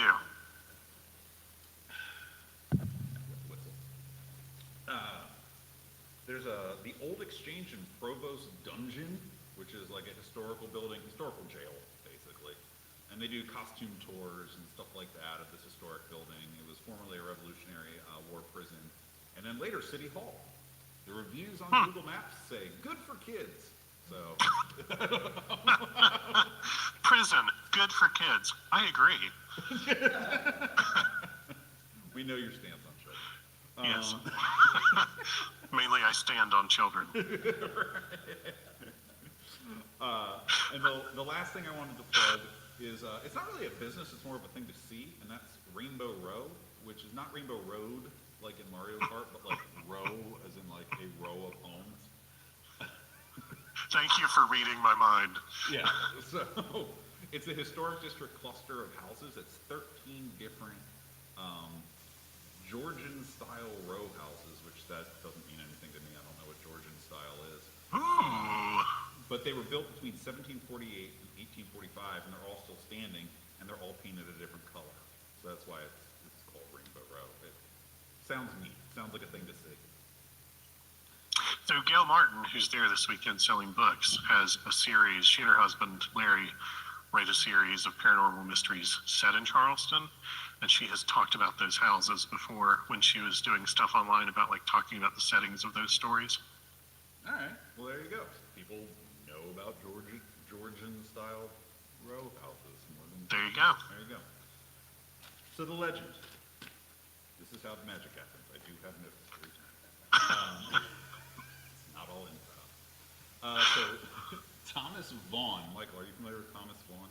No, not at all. He was born on April 17th, 1621. He was a Welsh clergyman, philosopher, and alchemist. Ooh, I like him already. Yeah, he seems pretty cool. He was also a bit of a mess. So he got kicked out of medical school. He was a royalist, which was not popular. Oh, yeah. But the fun part is he was a drunk. These things might all be related to each other. Right. And this is where he gets really awesome. So he took his accumulated knowledge that he did get from medical school and went out and he married a woman named Rebecca Vaughan. And they worked together, and he established himself as a pillar of the philosopher community, which apparently was a thing. There's a society, if you will, of alchemists and philosophers in what we now call the UK at this time. And What was it called? It was just a scene. It wasn't like Oh, a okay, it was okay. just a scene. Yeah. And him and his wife established their authority by basically starting a flame war, like an internet-style flame war, with pamphlets. So they would print out pamphlets about why other people were wrong about how to turn crap into gold and their philosophies, and that they were the source of all knowledge. So it's kind of like the real alchemists of 17th century England, you know, like as though they were the real housewives. Like it's all drama and just like being angry at each other. Exactly. So I think that's really funny that him and his wife did that. Yeah, love it. She did die pretty young. Oh. And Thomas did continue his lifelong trend of mucking things up within the philosophical and alchemical communities. Particularly spicy is the rumor that he had secretly pledged himself to the devil by beheading someone. Oh, I like that touch. That's tasty. Right, so Satan came to him. This is the legend. I mean, this is a real dude. Like, we'll, you know, if you know our format, we do the legend and then we do the real stories. This is a real dude. Like, this dude verifiably existed. And He is a historical figure. Yes. The legend is that Satan showed up and was like, hey, I'll give you 33 extra years if you bring me ahead. And he threw in a demon bride. That was the add-on bonus. Oh gosh. Okay, so this is like 17th century Jack Parsons, basically. Yes. So, sorry, I missed one thing. And the third thing was he would actually teach him alchemy and allow him to make gold. Oh, like real deal alchemy. Like real deal alchemy. So he cut somebody's head off and flees to America.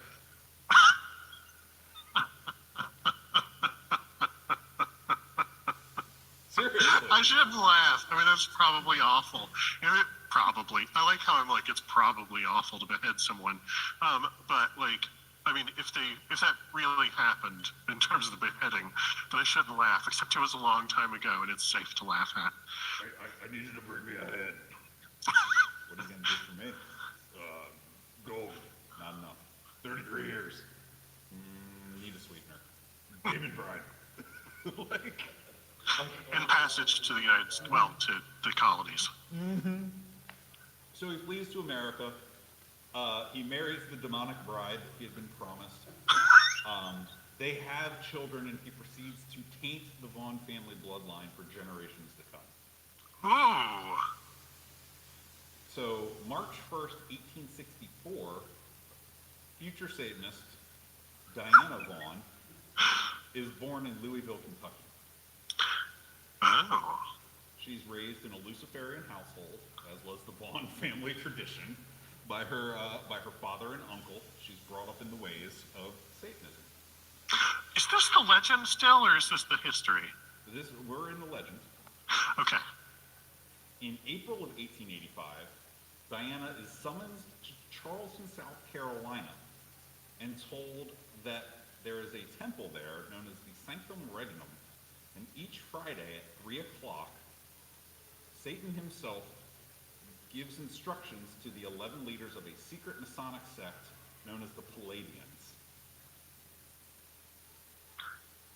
I'm just going to be scribbling notes furiously for a future book while you keep talking. The positions of these members were the Pontiff of Supreme Dogmatic Directorate. Yeah. Supreme Dogmatic Directorate is like the best job title. Oh my god, I cannot log into LinkedIn fast enough. Okay. That's just the one guy. Oh, yeah. And then there's the 10 emeriti, members for life of the Great Serenissime College. Spell the emeriti part. It's like you see when people win awards at college. Oh, emeriti. Emeriti. Oh, I'm literate, folks. I can read. I wrote all these notes myself. It's okay. I have reader vocabulary too. You know, that's the thing where like you grow up in a place where you read a lot of books and you don't hear a lot of the people around you use the words that you read in the books. Yeah, exactly. And so you grow up. Until I was like 17, I thought it was laboratory because I'd only ever heard it said on Doctor Who. So, you know. Well, it's one of those things where like I wasn't sensitive about it until we started this podcast a couple of years ago, and then we started getting emails saying like Charlie's a dumbass and doesn't know how to read. I got a message from a fellow writer a few weeks ago saying, I love the way that you mispronounced the name of some place. And I wrote back to him and said, well, if you're not going to tell me how to pronounce it correctly, then I'm just going to assume that everybody in that place is A, stupid, and B, wrong. So, So Diana Vaughn, aspiring Satanist, is sent by her family to Charleston to go to the temple and I guess study, be a part of it, like join this sect. And upon arrival at the lodge, Diana was chosen to enter the sanctum, and there was a very large statue of. Now, so here's another one, right? Is it Baphomet or is it Baphomet? it's Baphomet, Yeah. is my understanding. But I got that understanding from Final Fantasy VII, so don't ask me. So there is a large Baphomet statue in the center of the temple. And it was in this sanctum that, according to Diana's own, diary, she stated that she had the first of many meetings with the devil. Many meetings. Many meetings. Many meetings. Spell meetings. I'm. Go ahead and check my Outlook. My calendar's up to date. Have my assistant get you a time slot. But I mean, it's just. Go ahead. Sorry, go ahead. I'm gonna save the aside. You walk into this temple, right? And I just imagine, all right, what's up? Sulfur and smoke and kind of like on The Simpsons where Ned Flanders, pops up out of the pentagram. He's just what? And then Homer's like, Yeah. no, I don't want it. He's like, ugh, and then goes away, and then, what? And does it over and over again.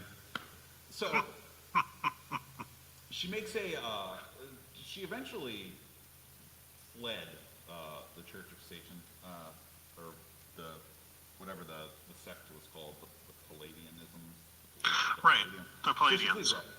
And she writes a publication, Memoirs of an Ex-Palladistic. Ooh. And in that, she writes that her first encounter, she was fasting and meditating alone in front of the statue, as fire leapt out into the room from the statue, flowing up the walls and surrounding her with flames.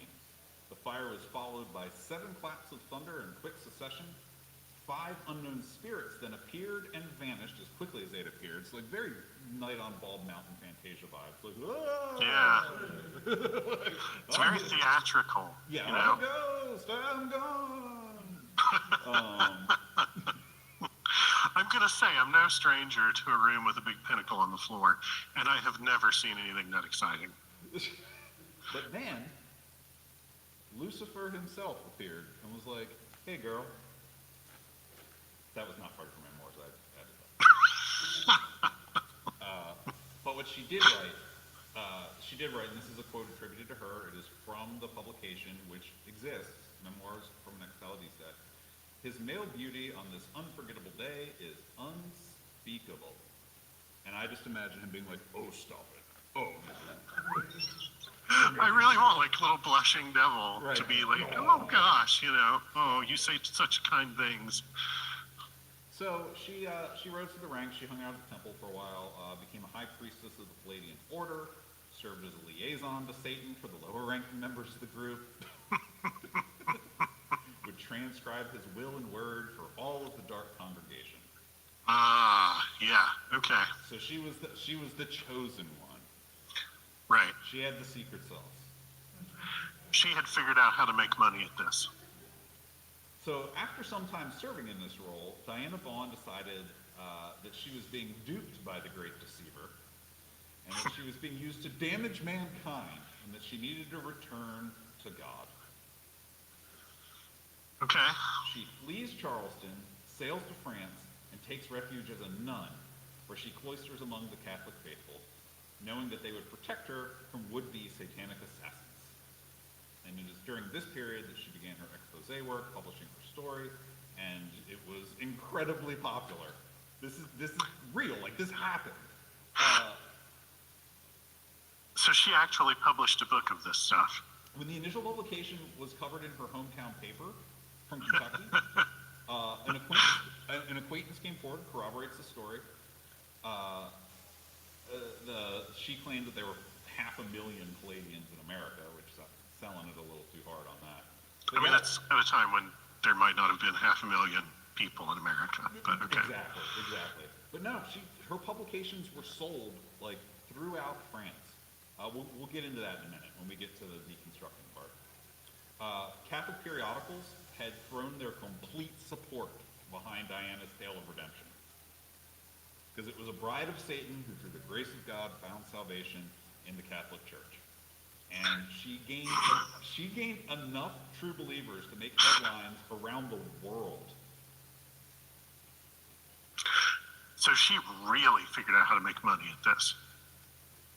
People bought in that there was a Masonic cult in Charleston that had regular meetings with Lucifer every Friday at 3. It's like, what is it, banker's hours? No, Come on. Cucumber sandwiches were served.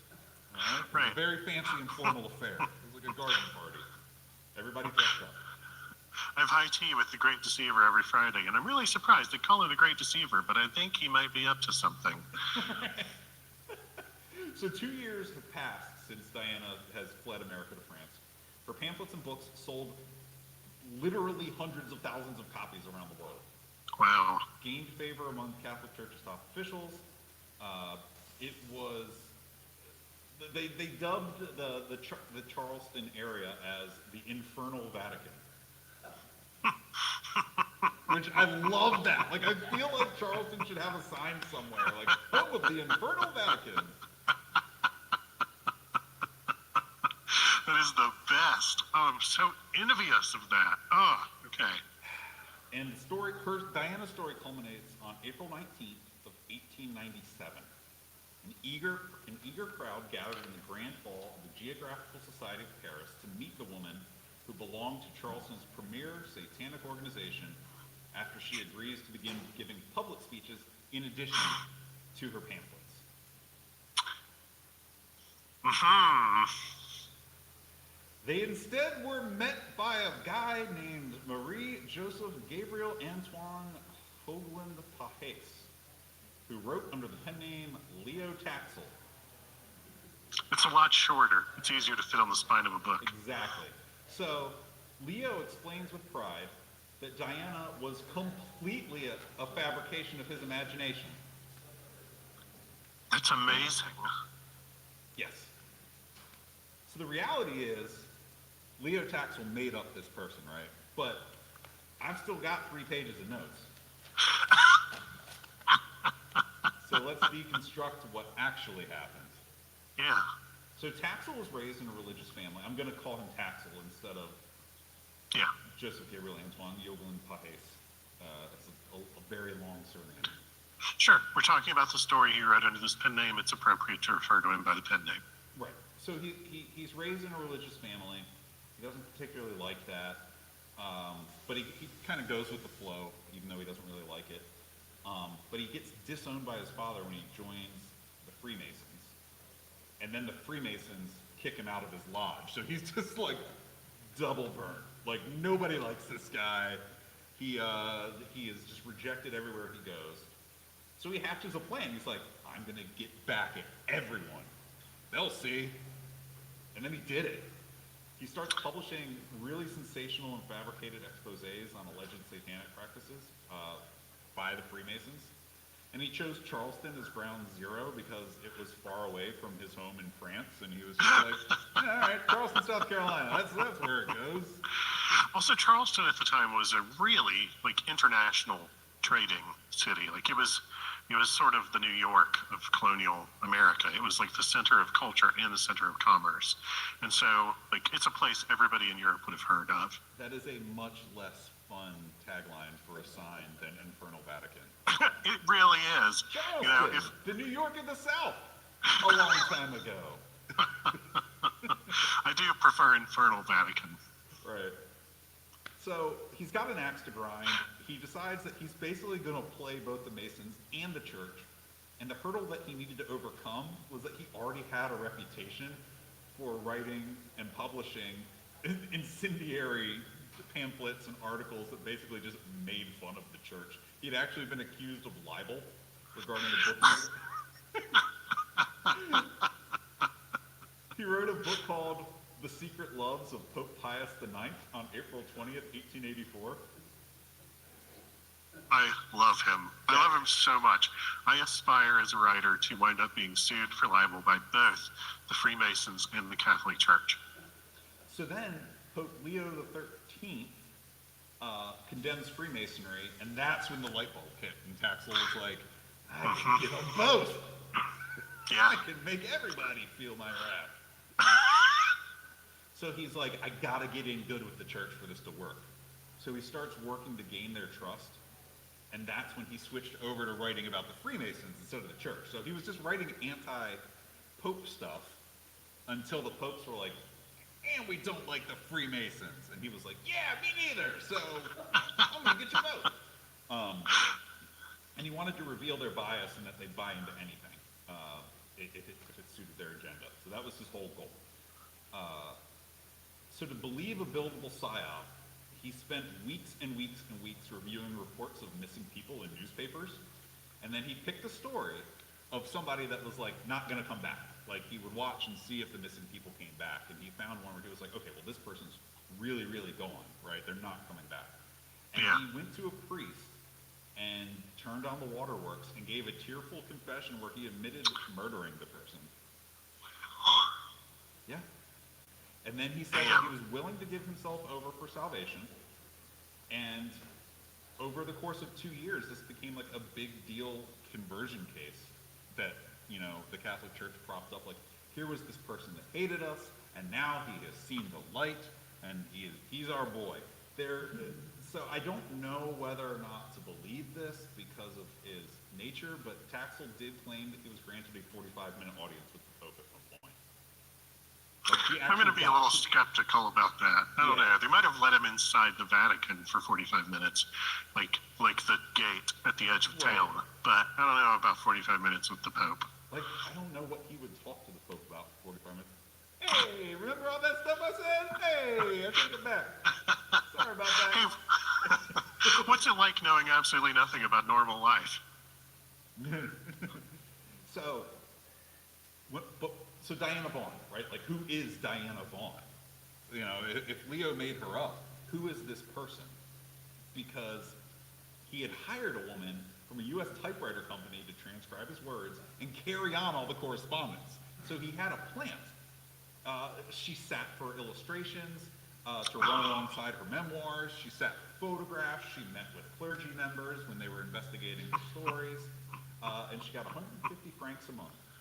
Oh, that's genius. Oh, I love these people. It's like the Craigslist, like, I actually heard this on the radio the other day. Somebody was doing, which they probably got the idea from Ozark. This actually happened. Somebody on Craigslist recently posted that they needed to hire a fake therapist for a therapy session with their significant other. But I feel like, you know, like, need faux Satanist turned nun. 150 francs a month. Must be able to present what I write as though it is the agenda of the Dark Lord. So, I made a joke that he just, like, picked Charleston out of thin air, but one of the reasons that he did pick Charleston was because it was a hotbed for Freemasonry, the Scottish Rite of Freemasonry. Yeah. And he knew that it would make it more believable that their, like, North American seat of power could be the infernal Vatican. Totally. I mean, again, it's like that New York thing. When you're writing a story or when you're just, like, making something up, I guess, you can say anything happened in New York and people will believe you. So, you know? But, you know, the Catholic Church is a business, and they have representatives everywhere. So the Vatican reached out to the bishop, the local bishop, and was like, what's up with this? And he was like, it's all crap. Don't worry about it. This is not true. So guess what happened? Diana Vaughn published a memoir that said that he was a Satanist too, and he was covering. Oh, I love it. And they bought it. They're like, well, checks out.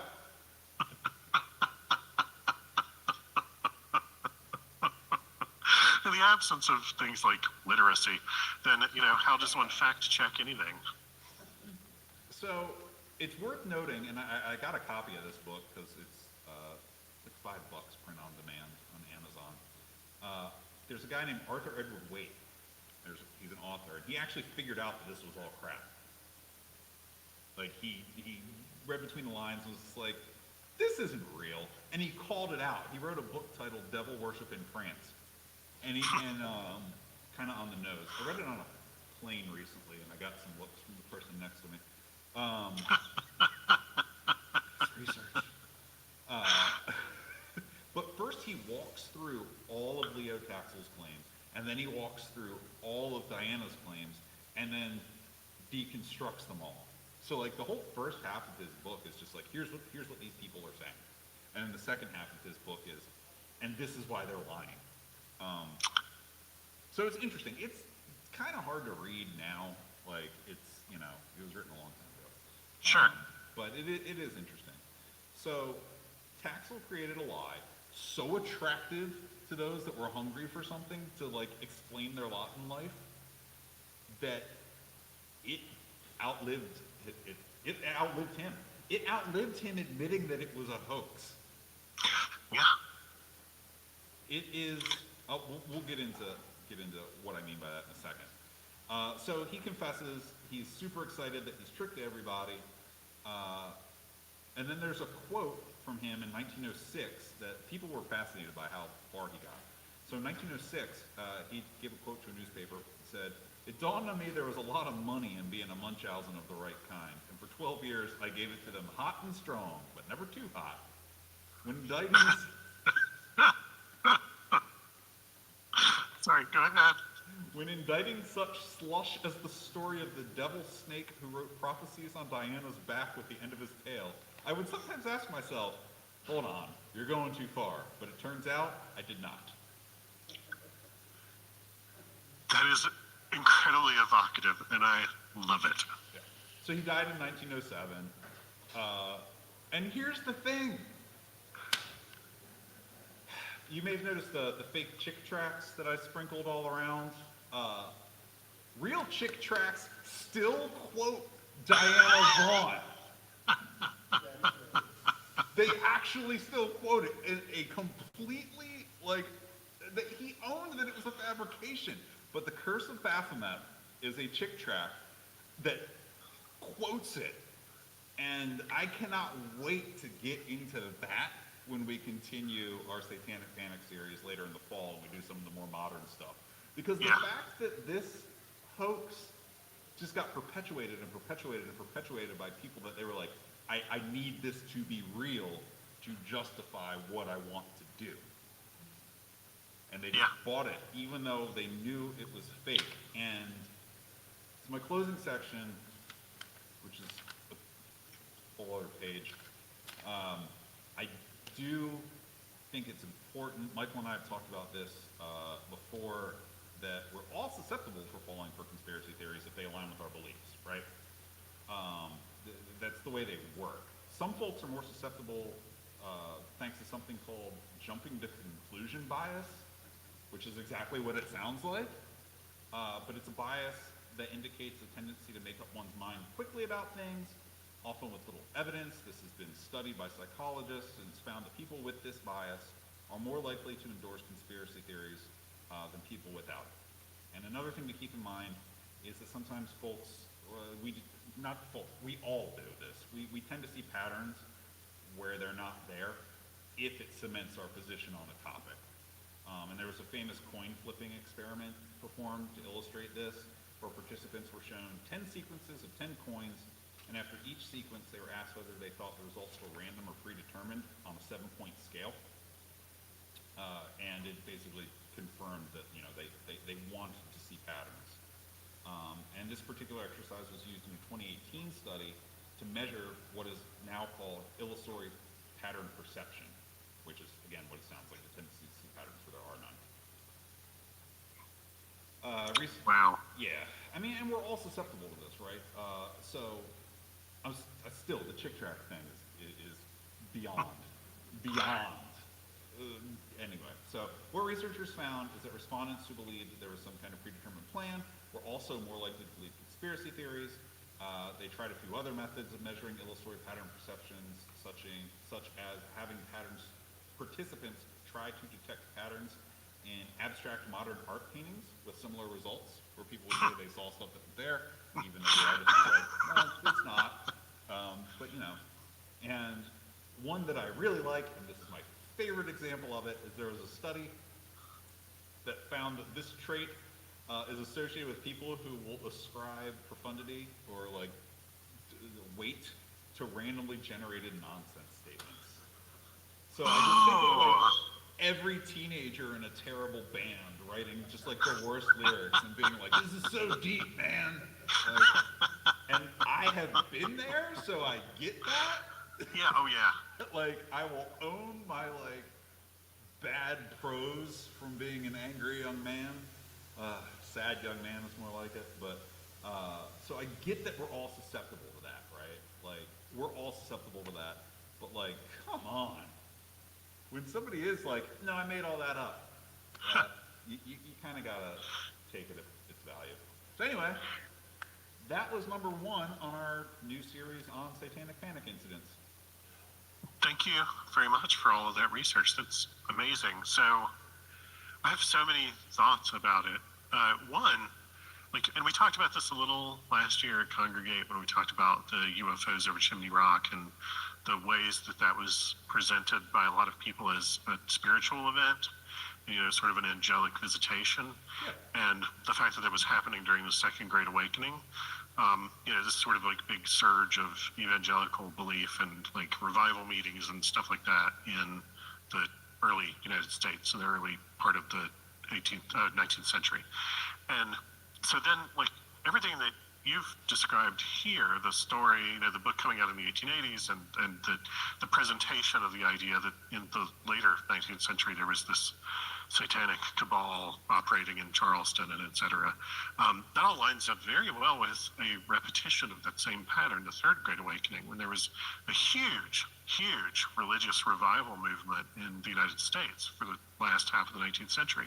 And if you study like the cultural forces at work, and also just things like the economic swings of the time, the ways that the economy like ebbed and flowed at different points during these sorts of cycles of belief in this kind of stuff, and like panic about these kinds of things, then it's easy to see the ways that there's sort of a through line from the early 19th century and even the early 18th century, frankly, all the way through to the 1980s and the 1990s and today. They're like, I'm not going to launch into it, but they're like direct cultural and like, I don't know, belief related threads that you can draw to connect things like somebody saying, I'm going to write a book that says there are a bunch of satanic Freemasons in Charleston and everybody's going to believe it. And then being right to like QAnon today and Pizzagate and the JFK assassination and all kinds of things like that. Like there are really strong cultural threads that connect all of those things to the point almost that you can kind of say like, okay, when the economy does this thing and politics is like this, and, you know, cultural forces are, you know, in this way, then that sort of thing is going to pop up. And it's so fascinating that somebody said, oh, I know a way to really take advantage of this. I'm going to stick it to the church and I'm going to stick it to those Freemasons. I'm going to make them so mad at each other and at me that they all go buy my book. That's so smart. Yeah, I mean, it comes back to like, you know, when you look, when things are good, right? When things are going good, you don't need the distraction of a bad guy. But when things aren't going so good, it's really handy to have a bad guy to look at and be like, okay, well, that's the real enemy. Yeah. Also, this particular time period, sorry, I promise I will not talk for the next 22 minutes about this, but for this particular time period is sort of when we start to see like really accelerating technological change, and periods of really accelerating technological change are also tied into this sort of moment. And so like the faster that the world changes more, then the more uncertain people feel and the more they start looking for some sort of third factor that they can latch onto as the explanation for what's really going on. It's just incredible to me. I mean, like, just the thought that Taxel put into it of saying, like, I'm going to set the date of this fictional person's birth at the conclusion, basically, of the Civil War, and, you know, and, like, tie it into all these different ideas. And also at the time, there was a lot of this sort of, like, fading fealty to France in the United States because of the Revolutionary War and the really strong associations there, that where France was like our greatest ally and things like that. But, you know, times have changed and France had been through plenty of their own political issues. And so, like, just the way that he's able to tie in so many different things. It's also fascinating to me because it makes me think of the conspiracy theories and beliefs around things like René Le Chateau in France and the Priory of Sion in France and things like that, where there are these conspiracy theories where there are plenty of people who believe that they're real. And today, plenty of people willing to say, no, I made that all up. I made it up as a gag, and some people believed it, and now I don't know how to unmake this up. And that kind of stuff still gets passed around and still gets believed, and you can still go buy books about it. I do want to note something. Thomas Vaughan did not actually cut anybody's head off. That's probably for the best. He was a real guy. Like, Thomas Vaughan definitely existed, and he definitely did flame wars with other, like, alchemists and philosophers, and he was an interesting dude. He also didn't move to the United States. Like, it's pretty verifiable that he died in England. Oh. So that was all Leo Taxel just making that up and being like, well, I gotta tie this person to somebody else somehow to create this lineage. I'll use this alchemist. I'm curious to know, I'm not asking you to tell me right now, I'm just like, I'm going to go read about this person later. I'm curious to know more about his wife dying young, only because there's a possibility there that she died as a result of being exposed to something poisonous or toxic in the course of their alchemical studies, which would indicate that she was the real scientist, which is one of those things that history doesn't tend to talk about. It's one of the things that's most fascinating to me about the story that Taxel told, because what he presented was a story of a secret society in which a woman rose to the highest position, which was very uncommon at the time. And, like, there's a lot of misogyny in that sort of, like, ceremonial magic space today, and there was even more then. And it's so fascinating to me that he, like, recognized, oh, if it'll be, like, that much more sensational to tell that story. But it also, like, makes me want to go read about the real Vaughn's real wife, because what if she was the real scientist and he was just the guy writing hate mail? The drunk royalist. Yeah. Well, yeah, that's it, man. That's what I had. This is so weird. Thank you for doing the talking head thing, though. I am perfectly happy to do so. I am very much looking forward to modern Satanic Panic stuff, because I grew up in Asheville, and Asheville Mall. Do you mind if I jump into, like, a brief modern Satanic Panic thing? No, go for it. So the Asheville Mall, which, I mean, I haven't been to in like 30 years, but when I was a kid, it was like the place that you could go anywhere within an hour and a half and, like, eat your mall food court food. You know, you could get you get your Baskin Robbins, you could get a cookie that was bigger than your face, etc. And, you know, and it had, like, multiple department stores and things like that. It had 2 bookstores. That made it heaven. And there were constant rumors when I was a child. I was born in the 70s. I, like, came of age in the late 80s. And there were constant rumors when I was a teenager in the 80s about the Asheville Mall, which was owned at the time by a family, like a family that owned this business. They had, like, bought the land and built the mall. It wasn't yet at the time owned by, like, a big investment company. It is now.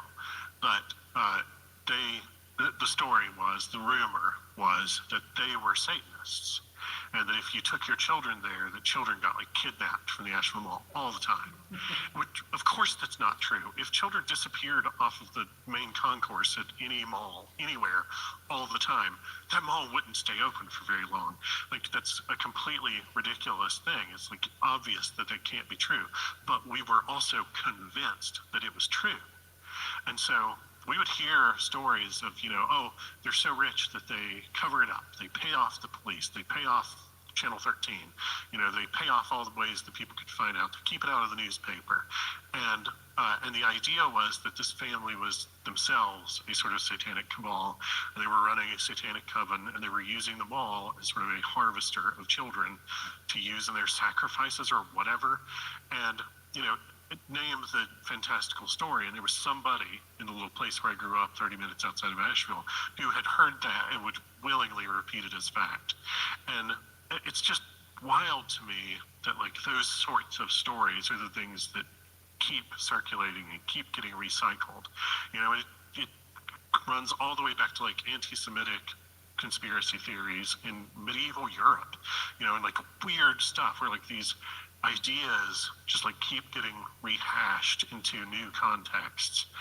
It's fascinating to me, but every time I think Satanic Panic, I immediately think Asheville Mall. And then I think B. Dalton Books. And I don't know where B. Dalton Books is these days. I don't know if they still exist, but if they do, they're probably not operating as a front for a satanic cabal. Maybe.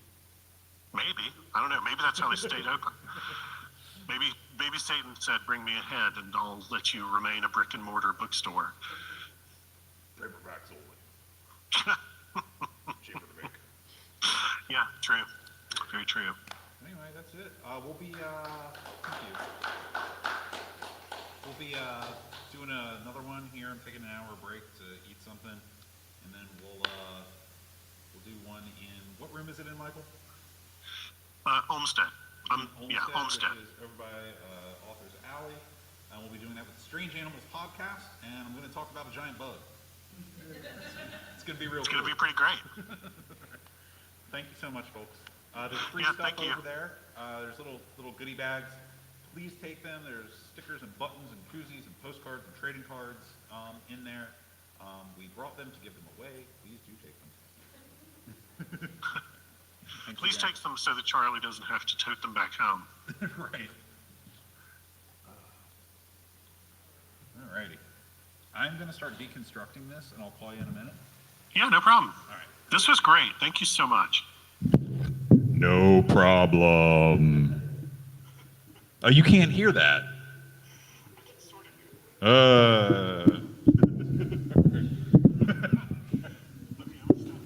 All right. Recording stopped.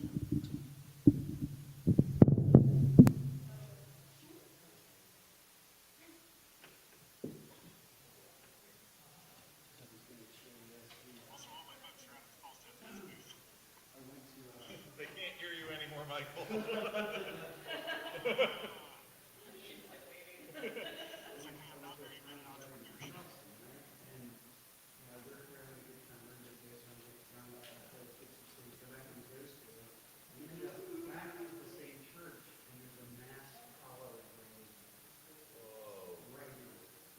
Yeah. Spooky. It's cool, man. Yeah, check it out. It's a fun little town. I gotta get down there. Yeah, and the lady on the phone was telling me that they had more slaves processed in that home that's outside. Yeah, yeah. I didn't see that, but they said it was like quadruple of everything that ever went to us. Yeah, because I know that they have that little processing Yeah, island there. yeah. I do know that. I know a little bit. But It's a cool little town. You'll dig it. It's not cheap down here, though. that's the rub. That's the rub. The hall Yeah. is just like, Yeah, it's, you know, like, everybody's, I guess, just kind of used to it, but. yeah. All right, man, I'll see you in a little bit. Sounds good. Thank you. Thank you.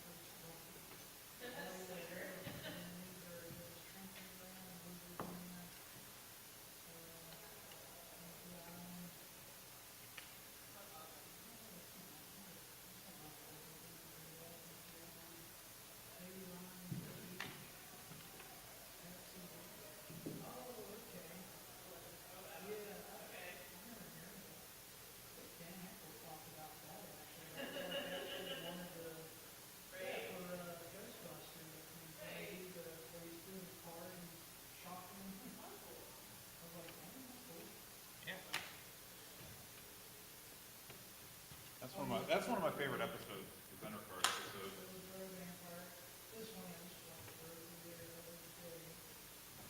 That's kind of the other cool thing about my job. I can like, I work for Beaumont, but I like go to like different doctor's offices and stuff around the state. And we have to go to like Brunswick to record our little, you man lives in Wilmington, and then Brunswick is in Brunswick Hospital is in Brunswick.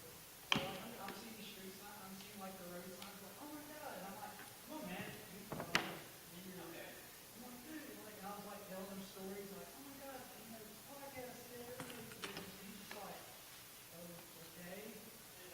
Like, vampires, really? I'm like, yeah. I'm like, no, it's just a legend, but I'm just saying, it's like, it's cool looking and stuff like that. And like the whole, like, round half lights, the land, the thing with the landing pad, or landing pad or something here. It was like a weird ad or something where it's like, oh yeah, this is a, they got like a, what is it, like a duck or something, where it's like no any light whatsoever, where you can actually see the sky clearly with like no light pollution whatsoever.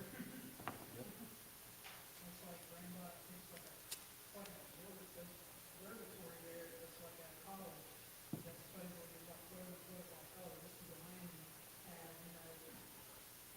It would be,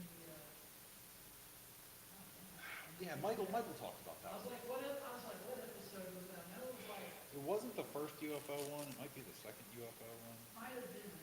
I started listening after the UFO, not the UFO, but the Link UFO last year. Goblins? Gerblins! I was like, and so, because I don't, when I get in my car, I don't listen to the radio, I listen to audiobooks and podcasts. And I'm like, after the first one, I didn't listen to. I'm like, okay, Yeah, I didn't, because it was just me, I didn't get to bring my boglins and everything to like set up and play with on But that. it was cool though, because I like the way it was doing it. Yeah, like, I do, I'll sit there and like listen to, especially on past ones, like, I don't try to go in order, I'll just sit there and jump around, you know, and listen to stuff and be like, they did this one's a follow-up, okay, I haven't listened to that one yet, so I have to go back and find it and listen to the follow-up. I have one episode that goes in the podcast here, and I'm trying to find audio. We're gonna have a bunch of stuff this fall. We've kind of slowed down on, we're recording stuff for the fall now. So like, we're kind of like trickling stuff out at the moment, like 1, 2 a month, so that when the fall And comes, we can be I like, would even notice like they'll like guys will say like on the podcast like, oh, we're planning on working like that, blah blah blah. I'm like, I just listened to a 10-hour audiobook and I have like 20 podcasts in my queue that I gotta get through. Then when we listen to the next one, and I'll have like another like 20 shows from here. Nice. So, I got a different job and that kind of stuff.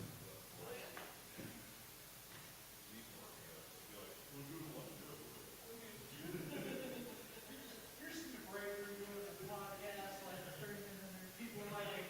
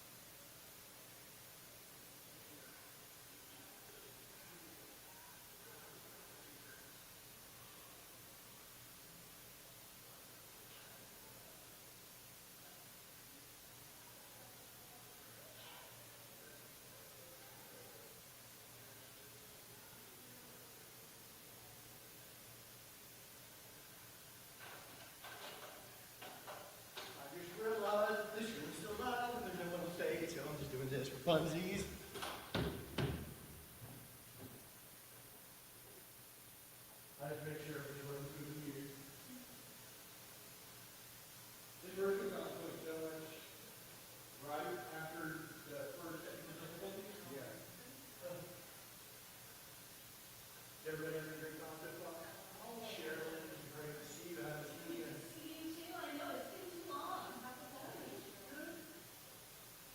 I've been running around shooting my head off, make sure everyone looks good. I am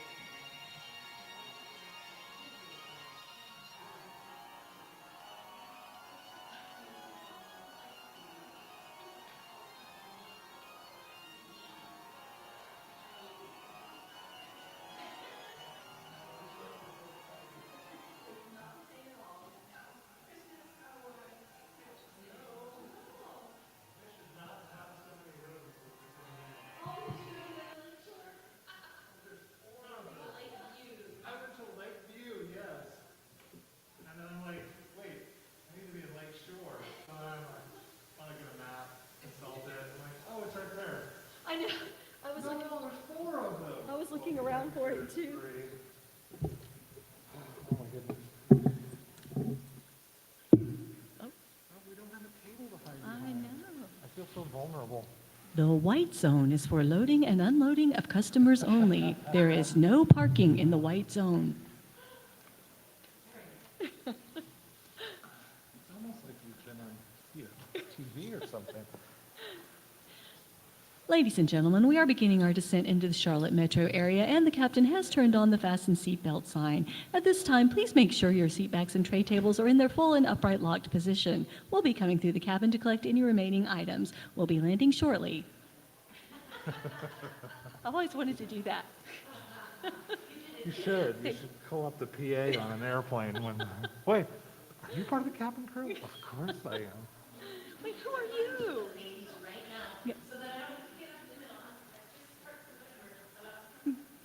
Okay, I was gonna put this on the table, but I don't have a table, so there's I'm just a- gonna oh. hold it.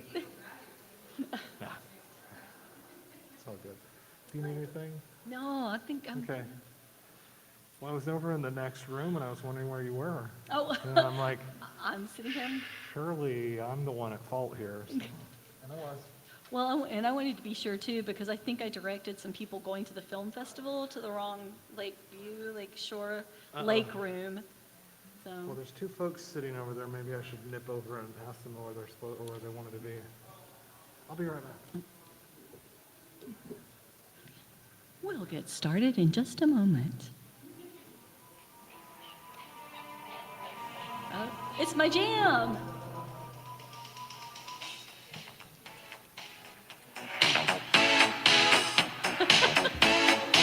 I have a theme song.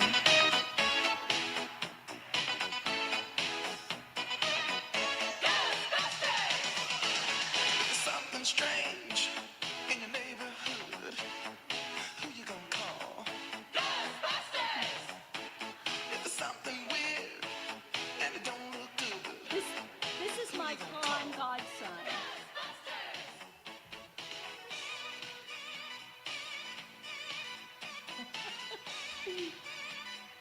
I ain't afraid of no ghosts. Or the stairs. I ain't afraid. Good job. Oh, yay! Thanks, Slimer. Did Slimer come and get me? Oh no, he got me. And me without my proton pack. I'll have it tomorrow though. You gonna dress up tomorrow? You gonna wear your suit tomorrow? We need all the help we can get. Get the ghost. Yeah. You'll use those stairs? All right, good job. Carol, are you okay with me taking my mask off? Yes, you're really good. I'm fully vaccinated. And So was I, and I got it anyway. did you? I had it early on before the vaccine, and I think that combination was probably the best. Yeah. All right. Well, our cue music has I died had my off, theme so- song. Yes, indeed. So my name is Jason Graves, and I'm the publisher at Perspective Press, which will become salient in a few minutes as to why I'm doing this today.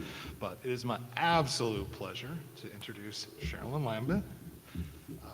I've known Sherilyn for, what, probably 5 years now? Yeah, I think so. Oh, We met at Congregate? Congregate, yes, down in High Point. Well, it's in Winston-Salem now, but it was in High Point then.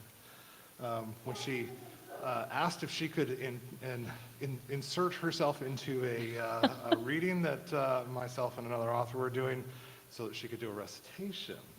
So why don't we pick up there? That and sounds You can good. tell people about the recitation that you did and what happened after that. Yes.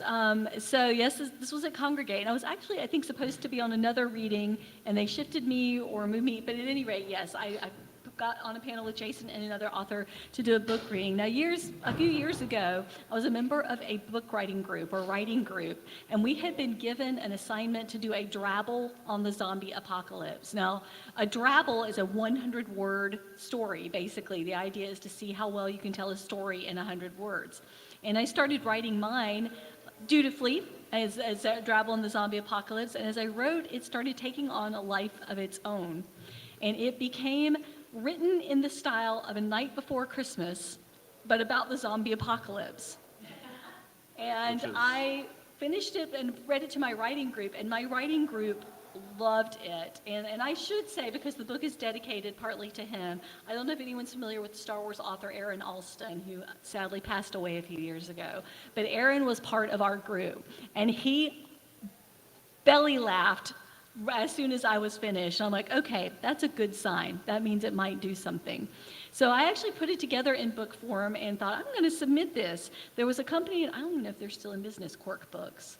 Yes. There's a publishing company called Quirk Books that is popular for doing crazy mashups like that. They're the ones responsible for Pride and Prejudice and Zombies, that book that eventually got made into a movie. So I'm like, this is perfect for them. I'm going to send it to them and see what they say. So I followed the guidelines that submitted my letter, and literally 10 minutes later, all I got was a reply saying, no. That was about it. I'm like, ooh, ouch. Yeah. So That was pretty harsh. I'm like, oh, okay, fine. Well, I'm not going to give up. And as Jason said, I ended up at Congregate in their reading. And like, well, I have something that I've been working on, and I'd like to do a bit of reading on it. And so I did. And Jason, bless him, said, do you have a publisher for that? I'm like, no, I've been looking, but not yet. And he said, well, send it to me. And I did. And the rest, as they say, is history. There it is. It was Halloween evening, A Tale of the Zombie Apocalypse, with many, many apologies to Clement Moore. As I said, written in the style of A Night Before Christmas, and it is for sale at Jason's table, Perspective Press's table, one of the books there. So, and my first fiction book, I should say. Yes. And you now are working on a nonfiction book. So I am. I'm working on another segue into that. Another nonfiction book to be published by Perspective Press called Art in the Time of Corona. Now, we all just recently came out of the lockdowns from the COVID pandemic, but during the lockdown, the Getty Art Museum in New York actually issued a Twitter challenge, telling people who were stuck at home through the lockdown to find 3 things from around your home and recreate one of our art pieces with it, and submit the results to us, send us the results. So I'm like, oh, sounds like a lot of fun. So I did that and posted it, and as they did with everybody else, Getty was like, great job, we love it. I'm like, that was fun. I'm gonna do that again. So I started recreating more and more artwork, and it got more and more elaborate as time went on. I'm a professional costume and prop builder, so I had a huge collection of things that I could pull from, some great backgrounds, and if I say so myself, I have some pretty mad Photoshop skills. So I started recreating any kind of artwork, classical artwork. People would make suggestions. Friends of mine would say, oh, well, why don't you do this one? And I think one of my favorites is The Last Supper, Leonardo da Vinci's The Last Supper, where I did every single character in the Last Supper painting. And then a friend of mine who said, well, I bet you can't do Washington crossing the Delaware. And I was like, I bet you I can. And I did. And that is actually my favorite. And those all will be featured in the book, Art in the Time of Corona. It features, about 50 maybe? I can't remember how many put in. 25 of my best art pieces. I've done pretty much one every week since the pandemic started. So I'm up to almost 200 now. So, or maybe more, it's been 2 years. Yep, we're probably gonna have to do another book. Well, you'll have to do volume 2, which is exciting to me. But that book will be available this fall, is that correct? Yes. Okay, so that will come out this fall, and we'll have a soft cover, probably. It's gonna be kind of like a spoof coffee table book, like an art book that, featuring artwork, and yeah, I'm very excited about that. Yeah, it's gonna be available in softcover or hardcover, and also we're gonna do a combined Kickstarter and Indiegogo campaign to do a limited edition glossy stock, because since it's a photography book, I love doing photography work on glossy paper, and because it just makes the images pop, and it's so much better color saturation on glossy paper. But that's going to be a limited edition for backers only. So, and we should be announcing that sometime around Congregate, which is appropriate considering that's where we met. That's right. Yeah. And that will be in July. So. And I also am doing a panel here at the con called Art in the Time of Corona. Yes. Where Tomorrow, tomorrow, and I'm going to be talking about some of the artwork I've done, but I'm also going to I was just looking at some attempts to recreate an artwork using things from around here in the hotel. So we'll see how that goes. Oh, that's an interesting idea. We'll see how that goes, yeah. Okay. Well, give us a little bit of your background. We know you like making costumes and puppets, and when was it that you got interested in that? How early was that interest germinated? Star Wars. Oh, okay. Yeah, Good answer. it was watching Star Wars, and clearly I'm not a youngling anymore. I saw Star Wars as a young kid, a very young kid, in the theater. I was like, wow, that's amazing. I loved the robots and costumes and special effects. Like, that's what I want to do. That looks like a lot of fun. And it was kind of a long path, but I actually went to college. I studied costumes and dramatic art and communications, kind of two things going together. And after I graduated, I went to UNC Chapel Hill. Go Tar Heels! The Tar Woohoo. Heels in here. Woohoo! I watched Tar Heel. Excuse me. I went to Juilliard. After that, I spent a year at Did not know Juilliard. that. Yep, at their professional production program. Wow. And studied costumes there. Had a chance to work in New York. I actually was in an off-Broadway show called Mambo Mouth with an actor named John Leguizamo. Everyone's familiar with him. Yeah, I've heard of him. Yep, I worked with John for a few months and a few other shows up there. But of course, the big thing I always wanted to do was I really love doing puppets. I love puppets and puppetry. And like most people our age, I grew up on Sesame Street. I love Bert and Ernie and Big Bird and all those guys. I'm like, one day I really want to work for the Muppets. Well, and one day I did. I actually went and worked with Jim Henson Productions in New York on Dinosaurs, TV show Dinosaurs, and on the film The Muppet Christmas Carol. One of the best experiences of my life, just being with those creative people there.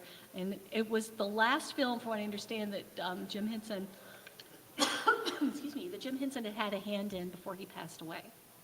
So it was really amazing getting to work on that. And we were there in the New York shop. We shipped Muppet Christmas Carol to London to film. We shipped the Dinosaurs to LA to film. But we got to build them there in the shop. And that was definitely an incredible experience. And from there, I've worked on other films and TV shows. I worked on, my allergies are killing me. Oh, thank you.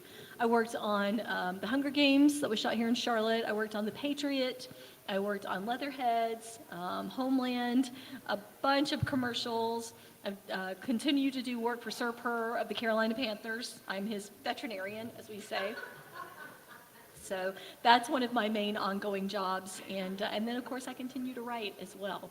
So, I'm lucky to have my hand in a bunch of different things. I'm a ghost hunter. I'm a paranormal investigator. I'm a member of the Charlotte Area Paranormal Society. Thank you. And also have a book out called Haunted Theaters of the Carolinas, talking about some of the ghosted theaters throughout both states. Cool. Yes, and she's a Ghostbuster. Not just a ghost hunter, but a Ghostbuster. It is, yes. It is, and in fact, we want to try to get in there before it's torn down. The story I've heard is that they're eventually going to tear down that entire little strip mall and build something else, probably condos.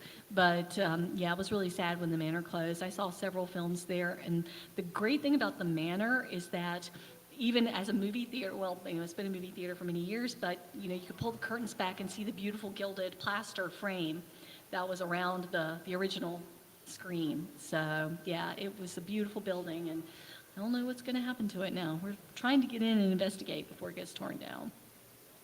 Cool. Yeah, I was perusing your IMDb page earlier today. There were some things on there I didn't know that you had done, like Leatherheads. I remember when that movie was out. Yes. Was that 2006, 2007. 2000, okay. Yep, I remember that. Yeah, not only did I work on that movie, I was an extra. I was Yeah, in I saw the that. football crowd. Yeah, that was a lot of fun. Yeah. What is your favorite costume that you've ever worked on? Probably from that small movie called Star Wars. Maybe. But, I am a member of the 501st. I'm a stormtrooper and Princess Leia, but I think my very favorite Star Wars costume is, okay, this is telling too. Did anyone ever see the Star Wars Holiday Special? Yes, see, that's telling. Well, interestingly enough, Disney Plus just actually recently streamed the animated segment that had been in that monstrosity, because that's the only decent part of it. And so my favorite Star Wars costume is I did a holiday special Boba Fett. And I have had a lot of fun with that costume. It amazes me how many people recognize it and how many people know it. And the great thing about that costume is that I always know it's Sherilyn, Yeah, because you she's the can- only person I know who's ever cosplayed Boba Fett with an orange braid and a, what is it, a purple? It's all blue and yellow and all my It's just color crazy clashing colors. glory. Yeah, it's pretty. But the thing that got me is that there were two others at Star Wars Celebration Oh, besides okay. me. So I'm like, dang it. Oh, darn. But you couldn't miss us. Yes. I love your costume. Yeah, thank you. That's my favorite. Yeah. So tell us about your work that you did with Jim Henson. I know that you said you worked on dinosaurs, and I remember watching that show when I was younger. So which puppets did you work on? I worked on some of the background puppets, and I worked on Fran, which was the mother, and Charlene, and then there were in the background puppets they called Unisaurs, where they were basic dinosaurs that they would change some accessories around to make them the background characters or different characters. So I worked on those, and those of course were huge, basically costume characters. They were people performing in the suits, but the faces were animatronic. They were radio controlled, and you had about 3 different puppeteers. Like one would be operating the radio control for the eyebrows, and one for the eyes, moving, and one for the mouth, or anything on the mouth. And an interesting story with that was the first day of shooting on dinosaurs, they discovered that the radio frequency that they used for that remote control was a restricted military frequency in the area. Oh, God. So they had to go back and completely reprogram all of the animatronics, the radio control for the animatronics. And I imagine that every time a jet flew over, all your creatures They went probably crazy. did, yeah. They probably went crazy. And another funny thing was, of course, they had to have the batteries and the motors in there to run that. Well, a lot of times the dinosaurs had plugs coming out of like their tail or something, and they would just plug them in on set so that they could get the power to operate all the animatronics. Nice. Which was your favorite character on the show? On dinosaurs, that's hard. They were all a lot of fun, and of course, clearly they were inspired by the Flintstones, which was inspired by the Honeymooners. So, there's nothing new under the sun. Everybody, of course, always loves the baby and got the mama. Yeah. But I don't know. I really like most of those characters. I do remember a bunch of us in the Henson Creature Shop were excited the day all the action figures came out. And we all rushed to see the action figures because we had no idea what the bottom half of BP Richfield actually looked like.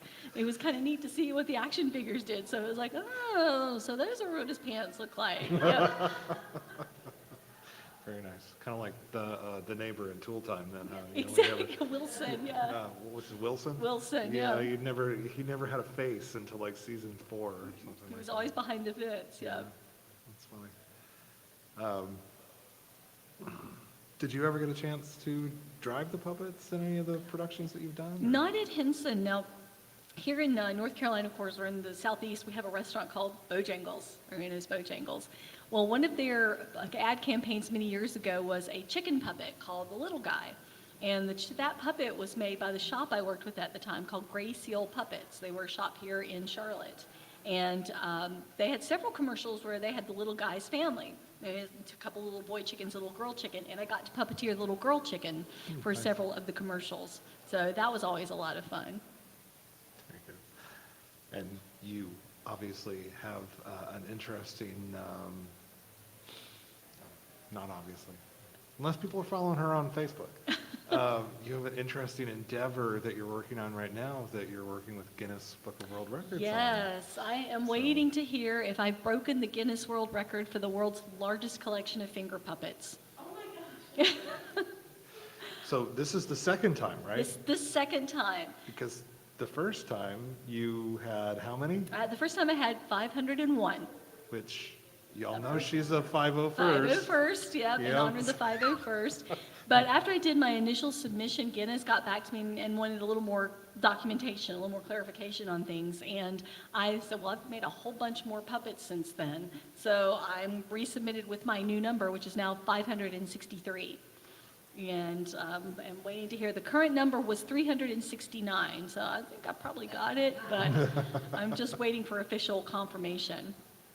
Yeah, during the pandemic, one other thing I did was I started working on these little, very simple puppet kits, and in fact, another shameless plug, I'll be doing a puppet workshop tomorrow morning, showing some of those little kits. But I thought it's a fun thing that parents and kids can do together while they're stuck at home. They're very simple little felt kits. They're some of your favorite characters. I've got Ghostbusters, I've got Star Wars, I've got Star Trek, I've got Harry Potter, and then I have some generic characters, historical figures. And like, these are really just fun little things that kids and parents can work on at home by themselves. And as I was working on all of these, I realized, I had a whole bunch of them, a whole bunch of these finger puppets. Like, I wonder what the current Guinness record is. So I looked, and again, 369, I'm like, oh yeah, I got this. I've got this. So yes, I submitted, and the interesting thing about doing a Guinness record, you can submit, and the normal waiting time for confirmation is about 12 weeks. They're running behind because of the pandemic, and they told me that. You can pay, if you want, 600 euros, to get an expedited judgment. But I'm like, I think I'm good. I think I can wait a few weeks, because I think that's what, $800, $900. So yeah. Sounds about right. Yeah. But I'm hoping to hear within the next couple of months. So fingers crossed. We'll see if I get it. Cool. Well, here's hoping. Yeah, thanks. Because then I'll know somebody who's in the Guinness Book of World Records. We can put that on the book. Yes, exactly. Well, and I do have a puppet book. In fact, I'll have copies of that at my workshop, Introduction to Puppetry Arts. And that's more advanced puppetry, but anyone who's interested in learning about puppetry can certainly, buy a copy if you're interested, or look through a copy. It talks about all different types of puppetry styles, the history of puppetry, where you can get resources. So that I will have that with me tomorrow at my workshop. Very good. So you also talked a bit about your cosplay. How many people have you cosplayed? People and things. People and things. Yeah, things. I have done some things. That's hard to say. I was dressing up before it was cosplay. Of course, Okay. when we were all younger, you just made a costume. Right. And I think my first real costume that I put together was a recreation from the original Battlestar Galactica. Because that was one of my favorite shows. I still love that show. It's so campy, but it's my childhood. And I've done a costume from that. I will say that some of my favorite cosplays is I've had quite a career cosplaying teenage boys. Yes, you have. It seems funny, but some of my favorite costumes are Harry Potter, Marty McFly, and Robin, as in Batman and Robin. And I have a lot of fun with those because I like the challenge of turning myself into something I'm not. It's got nothing to do with gender or anything like that. For me, it's the challenge of turning myself into somebody that's not me or something that's not me. And so those are some of my favorite costumes. And in a similar vein, another of my very favorite costumes is a ring wraith from Lord of the Rings. But the thing about the ring wraith is it has a puppet horse with it. So I portray a ring wraith on a horse. I'm on stilts so that I'm the right height. The horse fits around my waist. I have fake legs that hang off the side. And people are really convinced there's like 2 or more people in this costume, and it's just me. And in fact, I'd worn this costume to Dragon Con the year after Adam Savage had been a ring wraith at San Diego Comic-Con. So I had a guy come up to me and goes, okay, just have to ask, Adam, is that you? And I said in my best girly voice, nope, not him. But it was a good compliment. Yes. So the other day, I saw Sherilyn at Con, and she was doing the Ghostbusters, but she also had on some round spectacles and a black wig, and I said, oh, you're bending, you're doing Harry Potter Ghostbuster. And she's like, no, I'm not. And this was a cosplay from the last Ghostbuster film. Phoebe Spengler, and of course she's a young girl, and I'm like, I think I could do an older Phoebe. I really liked her character, and I've got the suit, I've got everything, so I did. I had the wig and the glasses. I'm like, I'm going to do an older Phoebe. So I'm really interested to see what they do with that character in the next film. Yeah, she was really good. No spoilers, I haven't seen it Oh, yet. nope, no spoilers. She's so good. Yes. I know. Okay. It's too late.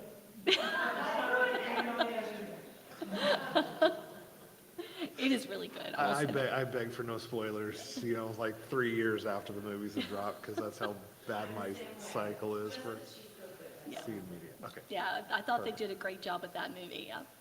Yeah. What? What? Oh, you ruined my life. Well, we were just talking about Obi-Wan, and like I was really surprised in Obi-Wan when Jar Jar Binks came through in a bike with a 2x4 and just started clocking everybody. I did not expect that. Wow, my whole image has been shattered now. So speaking of Ghostbusters, which you obviously adore, when did you get involved in that? Is it, are we mid-1980s? Were you like a big Ghostbusters fan right from the outset? I was. I really, of course, loved the original Ghostbusters movie, and one of the things that I really loved about it is the fact that, of course, it was co-created by Harold Ramis and Dan Aykroyd, and Dan Aykroyd is himself interested in the paranormal. He based a lot of the gadgets and the theory in the Ghostbusters films on actual paranormal theory of the time. And I've always been interested in ghost stories too. That's why I'm a ghost hunter with caps. And that was one of the things that really appealed to me, was the fact that it's just enough science to be believable. Now, for anybody who might know the backstory, Dan Aykroyd's original vision was way out there. He saw Ghostbusters in space with, spaceships and helmets and everything, and it was Harold Ramis who's like, no, let's tone that down a bit. And I'm sure it's probably coming. And they turned it into the Ghostbusters we saw, in 1984. And the great thing about that film, it was actually really low budget. I mean, really low budget. There's a scene in that movie where you see them running through Rockefeller Plaza. Well, they're really running because they're being chased by the police. They're not supposed to be there in Rockefeller Plaza. So, they didn't get permission to film. They just did it. And so it was a very low budget film, but of course it's made millions since then. And I've always loved that. And, Ghostbusters 2 was okay. I haven't seen that one either. What? Shame, I know. I have it on DVD. You're fired as my publisher. Well, I was going to actually watch it because I bought the dual set, right? And then I was showing my kids who were like 10 and 14 at the time. Oh my gosh, I just did not remember there being that much language in that movie. And I'm like, I'm glad my wife isn't here because she'd be throwing a fit. Well, it's definitely a product of its time because you can see in the original Ghostbusters, they're smoking through the whole movie. I know. They curse Yeah. through the whole movie. When they're driving the Ecto, Dan Aykroyd is sitting there with a beer in the front seat of the Ecto. And you're like, wow, how times changed. Yeah. Times have really changed. But I really loved that, and I'm really glad to see what they've done with the franchise. Now, I personally liked the 2016 movie. I know a lot of Ghostbuster fans didn't. I've heard that. I haven't seen that one either. Yeah. Yes, I did too. And in fact, my own Ghostbusters team is based on the 2016 movie. We're all girls. And, I love showing little girls that, yeah, you can be a Ghostbuster too. So. Yeah, excellent. Yeah. Yes, I love the fact that they brought the Ecto back for Afterlife. Yes. That was fantastic. Well, here's an Easter egg for you, and I just noticed this. Has everybody go seen ahead. that movie? This isn't really giving anything away because we all know the original cast is in it. And at the end of the movie, Ernie Hudson, Winston Sedmore, is standing in the firehouse when the Ecto pulls in. And if you notice, he's wearing the exact same shirt and blazer in that scene that he wore in the original movie when he went for his interview. So if you watch the movie, pay attention. Yeah. We'll have to rewatch number 1 and Yep. 2 and 3. And then I'll watch Afterlife. I promise. I swear. Ernie Hudson looks amazing. And I met him at a couple of cons, and he's one of the nicest people you could ever hope to meet. He is so kind and outgoing to his fans. He will take time to talk with anybody, and I've always thoroughly enjoyed seeing him at conventions. So speaking of Ecto, y'all know what Sherilyn's car looks like? So Yeah. tell us about Ecto .5. Yes, I don't have it tricked out this weekend because we didn't have a place to put it. But of course, I have an Ecto conversion made out of a Prius called the Ecto .5 because it's only half as big as the Ecto 1. But it's got, the roof rack and all the details on it and decals and everything. And as I always tell people, people usually like, what's up with the Prius? And I'm like, well, if you remember, in the original movie, we had some issues with the Environmental Protection Agency, so that's why we drive a hybrid now. And people are usually like, oh, that's pretty clever. Well, we thought so, thank you. So yeah, we and in fact I've already gotten booked for several shows in October to take the Ecto .5 up. The time was back in the day we only had like one Ectomobile here in this area. Now there's about 10. So you know, yeah, it's not quite as unique as it used to be, but you don't see very many Ghostbuster Prius cars around. Yeah.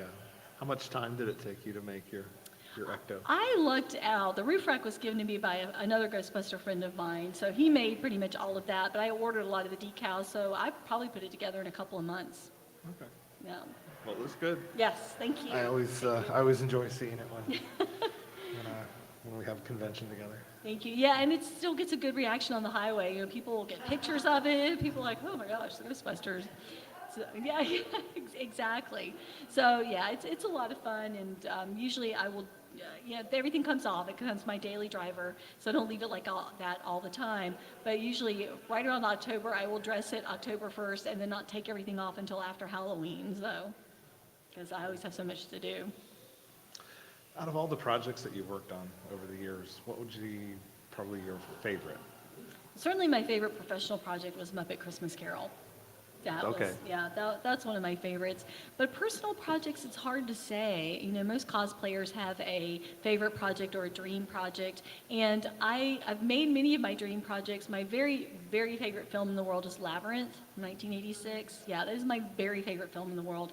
And so many so many cosplayers, their dream cosplay is that ball gown, and I made the ball gown. I always wanted it, and so that I have one of those dream cosplays. But one I've always wanted to do in recent times, just for the fun of it, is have you all seen the movie Minions?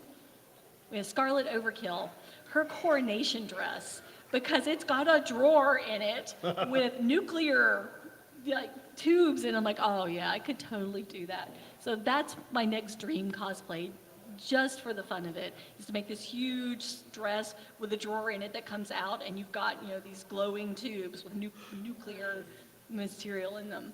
Very nice. Speaking of that, then, what is the most challenging job you've ever worked on, either professionally or personally? The most challenging job was probably a project I did for Homeland. And I don't know if you're all familiar with Homeland, but in season 2 of Homeland, the season finale, there's... This won't give anything away. I haven't seen it either, so we're all good. Spoiler alert. But there's a scene where one of the characters is being sent to assassinate a high-ranking official, and he's wearing a suicide vest. So I'm sure we're on all sorts of government watch lists. We were looking up, what does a suicide vest look like? How does it work? What materials did they use? And like I said, I'm sure the government was like, what's going on here? But I was working with the prop master, so I went to Lowe's and Home Depot and was looking for things like wire and push buttons and ball bearings and all sorts of metal nuts and bolts. And the guy at Lowe's was like, what are you doing? And I had to explain to him, I'm making this prop, and we're doing this thing. But I got to work on this project, this vest, and it was quite a complicated thing. We had to glue all the ball bearings in, we had to glue all this stuff together, it had to look right, it had to not encumber the performer, who was Damian Lewis, by the way. I've got a picture of him and wearing my vest. And it was a challenge to put together, not just from the logistics of it, but because of how we had to do it, how we had to get the materials. And we came to find out that I think it's the FBI, or the CIA, one of the organizations actually makes fake materials like that for training purposes for their agents. So we were able to get some things through that, which was something I had not known before. So that was an interesting learning experience. But that was probably one of my more challenging professional projects. Okay. What about personal? Personal, the ring wraith on the horse was one. Okay, that's true. That was a challenge, because I will say the horse has actually been through a lot of things. He's affectionately called Inky. He's made entirely out of cardboard and old wigs and foam, and bless his heart, he's about to fall apart. But I originally made it for a production of The Legend of Sleepy Hollow as the Headless Horseman's steed. And then I got him back and like, oh, this is great. I can do all sorts of costumes with this. Of course, he's been my ring wraith horse. I've been the Headless Horseman myself. I turned him into a thestral.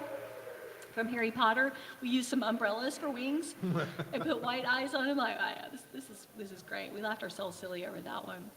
So that was a fun project. Great. So you mentioned Labyrinth, which, yes, is one of my favorite movies of all times. Did you get a chance to work on that I professionally? did not. That was before my time. Before at your time, Vincent. okay. I was going Yeah. to say, that would have put me at about 16, 17 years old, and I'm not going to ask you your age because I'm a polite Southern person. Anyway, okay. Yeah, there's so many great costumes in that, aside from the one you already mentioned. Any of them that just jump out at you, aside from the dress? Not aside from the dress. And it's interesting, there are so many beautiful, like, big ball gown dresses out there that people need. I just recently made a reproduction of Belle's dress from the live action Beauty and the Beast. Okay. And I wore that to Dragon Con last year with a good friend of mine who did a phenomenal Beast costume. He had the latex prosthetics and the hair and everything. And it was so funny, we were walking to the Disney photo shoot. We were going to the Disney group photo shoot. And, somebody said, oh, wow, that's an amazing Beast costume. And somebody else said, well, what about Belle? Belle looks really good too. Or Beauty, what about Beauty? Beauty looks really good too. And somebody else said, her name is Belle.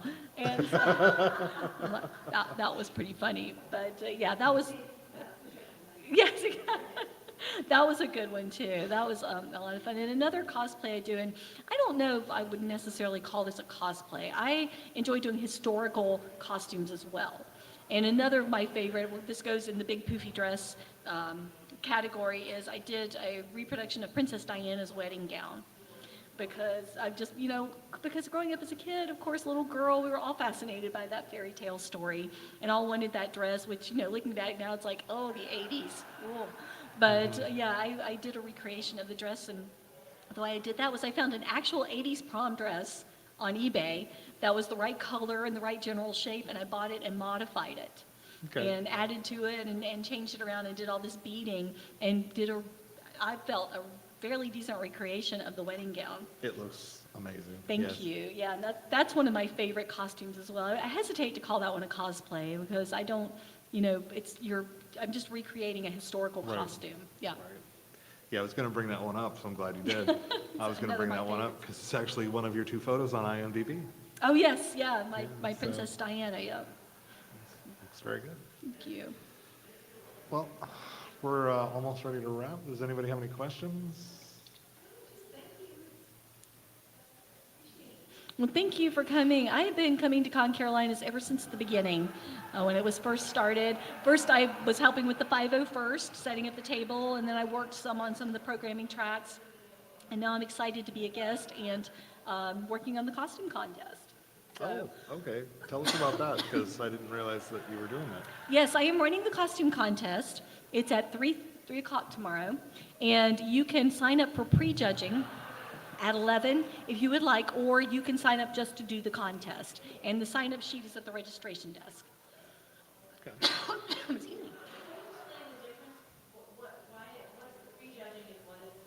So prejudging just gives the judges a chance to get a close-up look at your costume and get a workmanship award.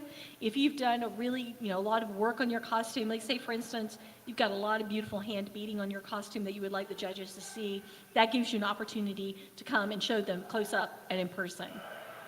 But you don't have to do that. You can just come for the contest. I will say that for safety reasons, for the safety of our participants, we're not allowing just walk-ups. You do have to sign up for the costume contest, but you can sign up until 1 o'clock on Saturday. So the sign-up sheet is at the registration desk. Yeah.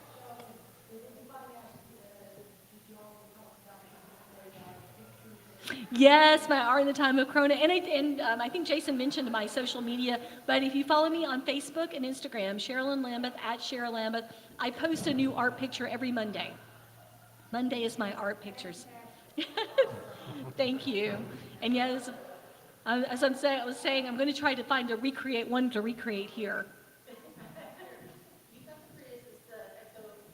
Mhm. Probably. And I've seen people do all sorts of ecto conversions, so it's not outside the realm of possibility. Ecto bicycle. Yes, somebody has done that. Mhm. Oh, Well, of course they have, because of course they have. It's a bicycle, yeah, motorcycles, of course, yeah, all sorts of things. So other than art in the time of Corona, what project are you working on right now that's got you completely jazzed? I am currently working on a book called Haunted Historic Rosedale. And Historic Rosedale is a house museum here in Charlotte, or it's in Charlotte. It's an 1815 federal style home, and we do paranormal investigations there. In fact, we have one coming up next Saturday, I'm sorry, on June 11th. And I do a haunted history tour at the end of the month. We're on break for summer, but I will start those up again in August. So I do a haunted history tour for that, and I'm working on a book about that that's going to be sold in-house through the museum's imprint. So we'll have that available soon, I hope. Yay. Yeah, oh, and that's another thing I was going to mention. You lead ghost tours, right? Yes, I do the haunted history tours, and we've got quite a few ghosts at Rosedale. As I said, it was built in 1815. We know that some of the former owners are there. We know that some of the former enslaved are there, but it's a good feeling. Nothing bad has ever happened. They're there because they loved the house. That was their happy place, and so it has a good feeling to it. Okay. Quickly, what is your most exciting ghost-related event that you've ever had happen to you? Oh, yeah. Well, I'll tell you a couple of quick stories. So as ghost hunters, we're always asked, what's the scariest thing you've ever seen?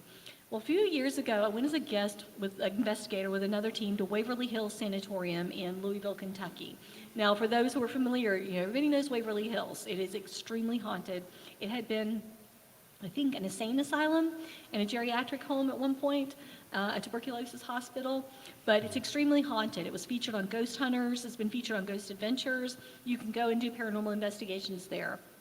So I went with another team a few years ago, and the hotel we were staying at there in Louisville was that same weekend hosting a Toddlers and Tiaras convention. And I think I can safely say that that is the scariest thing that I have ever seen. Well played. It's true. It is so true. But for actual paranormal experiences, I worked one summer at the Lost Colony Outdoor Drama. For those who aren't familiar with it, the Lost Colony was the first British colony established here in North America in 1585 on the Outer Banks of North Carolina on the island of Manteo. 117 men, women, and children were there for several years, and when the British supply ships returned one year, they were all gone. Everybody had completely vanished. And to this day, scholars and historians aren't entirely certain what happened to everyone. They don't know if perhaps they died in a famine or drought. They don't know if the local native tribe that was hostile to them might have attacked them in a battle.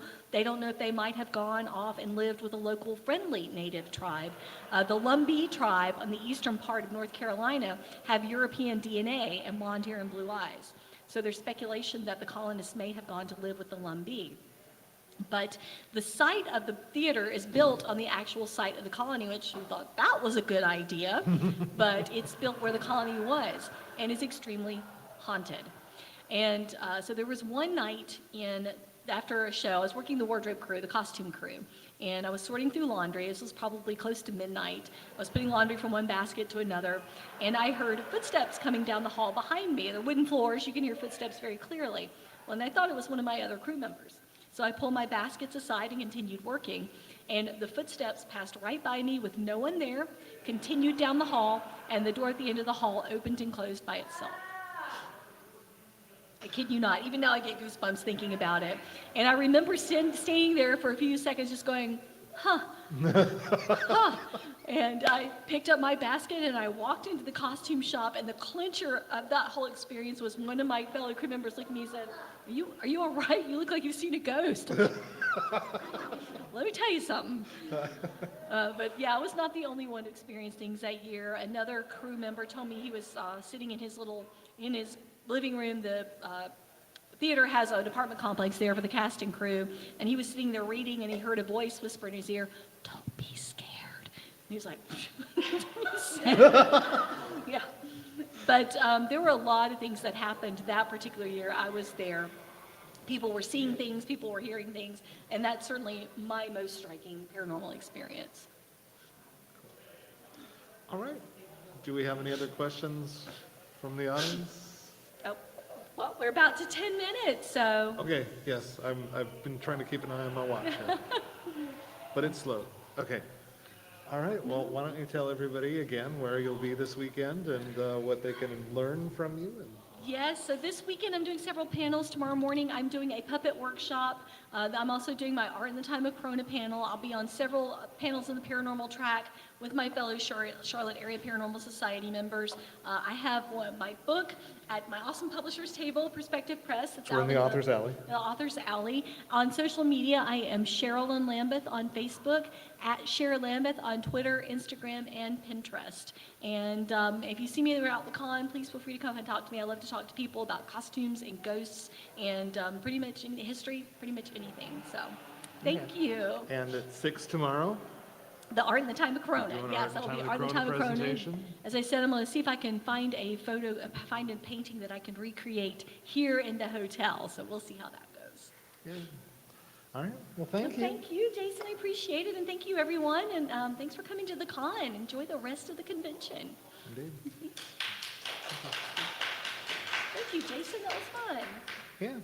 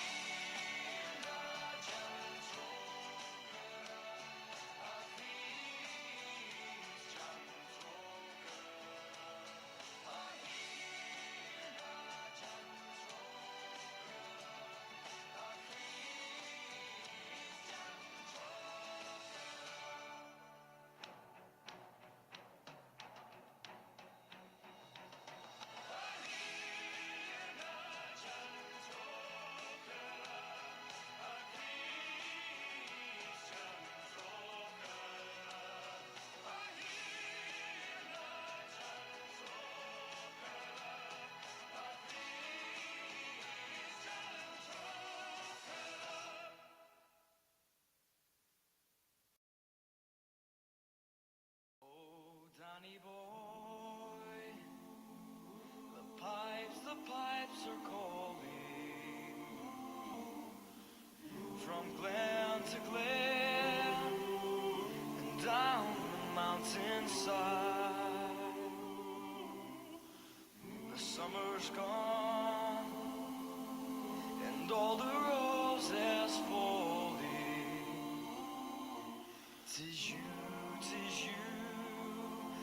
must go and I must buy. But come ye by, when summer's in the meadow, or when the valley's hushed and white with snow.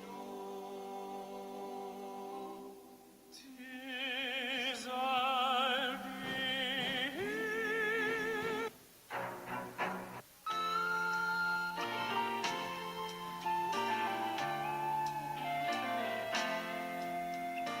I don't know if you can see the changes that have come over me in these last few days. I've been afraid that I might drift away.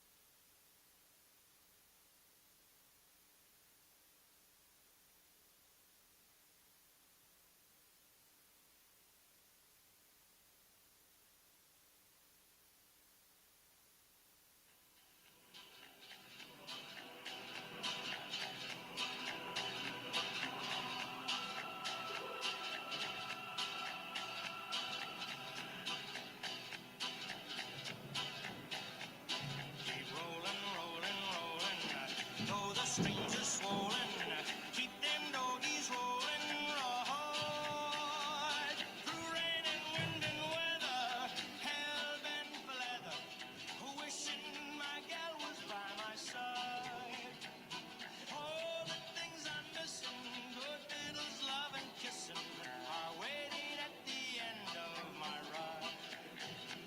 Move 'em on, hit 'em up, hit 'em up, move 'em on, hit 'em up, rawhide. Cut 'em out, ride 'em in,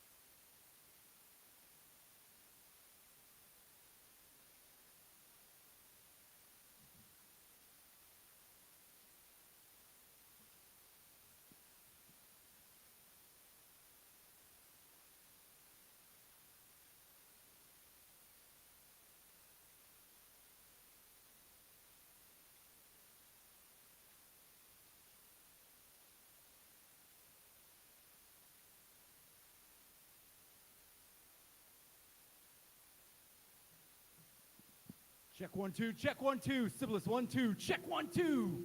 Syphilis 1 2. I can come down on that. Check 1 2. Syphilis 1 2. Check. Checkers. Yes, sir. Yes, sir.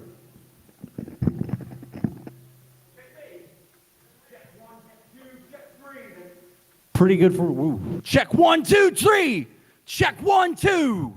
That's good. Check. Check 1.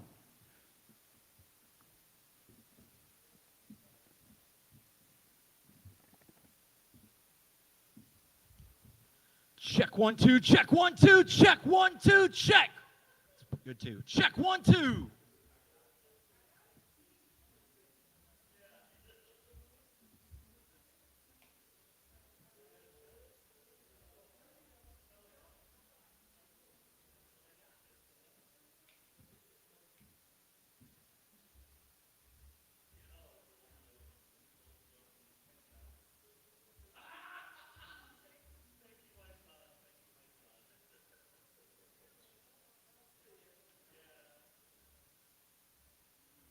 Check 1 2. Check 1 2. Check. Check 1 2. Check. 1 2. Check 1 2. Check. 1 2. Yes, sir. Yes, sir. 1 2.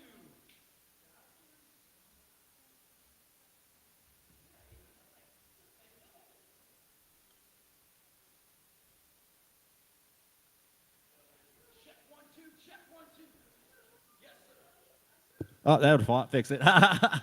Operator error. Check 1 2. Check 1 2. Syphilis 1 2. Check. Checkers China. Check 1 2. Check 1 2. Check 1 2. Check.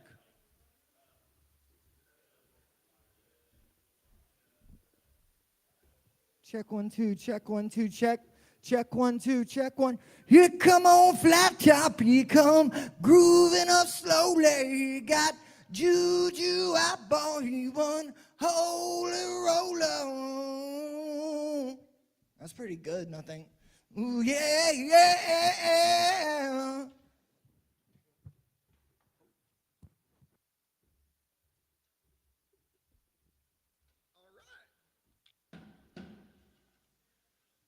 Check, check. We're gonna play a couple of songs we wrote in the car on the way here.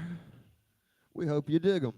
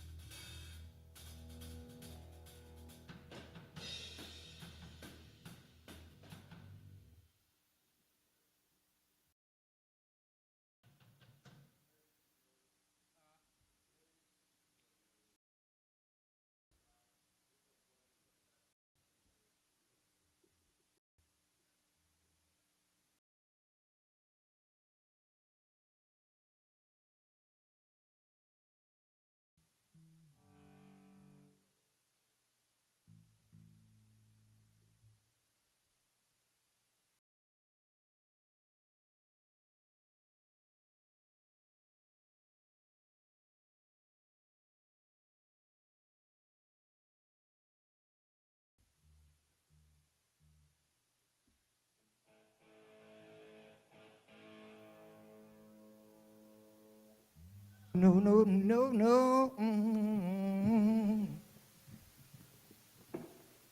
All right.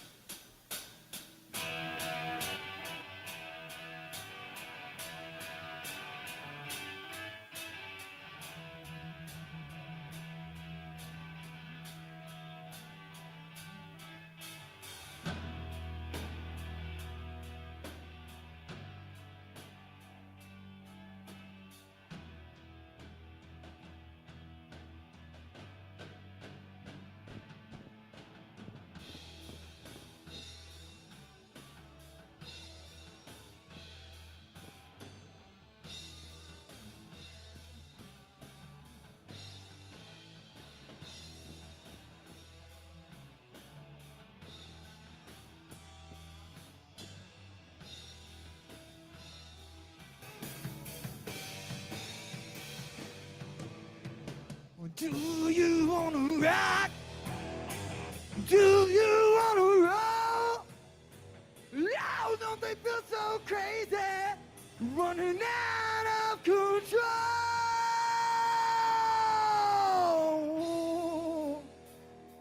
All right. Huh.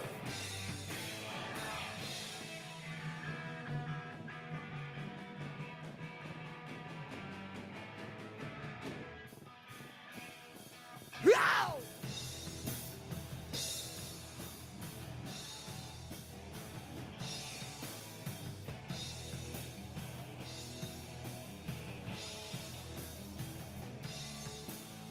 Rising with the sun from the bottom shelf.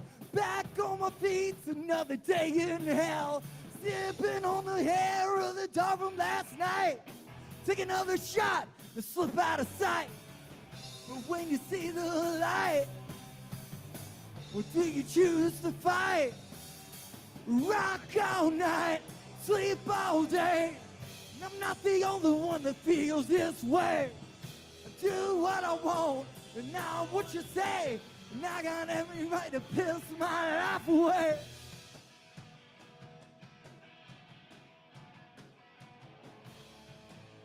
Oh, they spread their rumors, whoever you are. See all of the faces as you walk in the bar. And everybody turns to see your silhouette. Well, they don't know what's coming next. Do you feel alive? Or do you choose to die? Oh, rock all night, sleep all day. And I'm not the only one that feels this way. I do what I want, and not what you say. And I got every right, each and every day. And I got every right, and I got every right to piss my life away.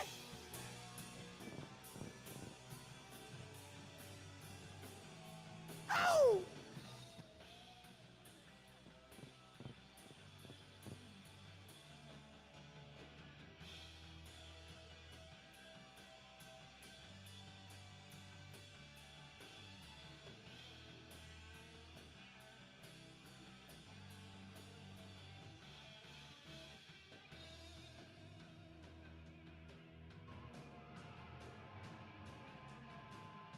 Ooh.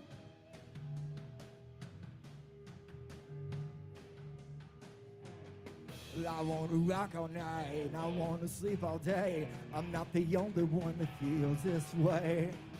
Do what I want, and not what you say. And I got every right to piss my life away. You want to party? You want to drink? Am I the only one that stops to think? To hell with us, be free.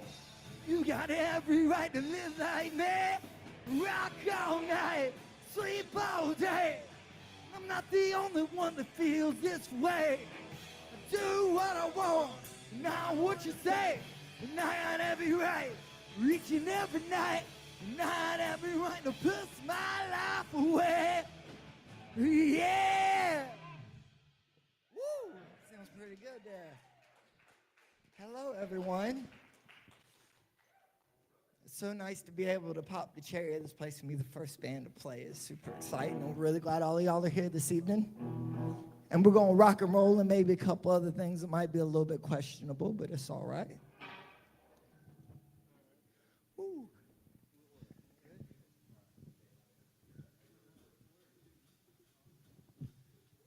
On with it.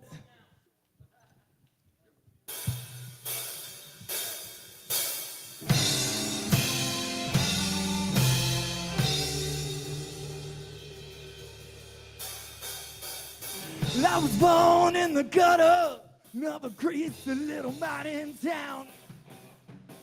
My mom and she was a runner. She really got around. And my papa, he was a ghost, and I never even knew his name. Well, that's okay, I thank him most. He taught me how to play the game. Best lesson I ever learned was one I taught myself. I found out real fast, I don't need nobody else. Welcome home, where the snakes and the jackals roam. Welcome home, it'll cheer you to the bone. Ooh. I grew up moving town to town. I never really settled down. Never made me any friends, 'cause tomorrow I was gone again. Did you ever wonder why I was so ready to say goodbye? You can never understand, no matter how hard you try. Welcome home, where the snakes and the jackals roam. Welcome home, we'll cheer you to the second floor.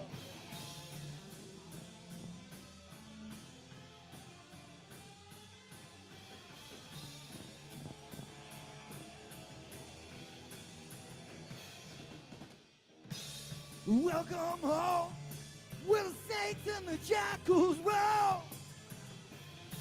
Welcome home, we'll chew you to your bones. Welcome home, coming back again. Welcome home, and it won't take you a lot, my friend. Row! Ooh, ooh. Welcome home. Ooh, ooh. Welcome home. Yeah, all right. This is another one of ours. It's a good sing-along one. It works real smooth. It's got a good hook to it. It's what always sells them, you see.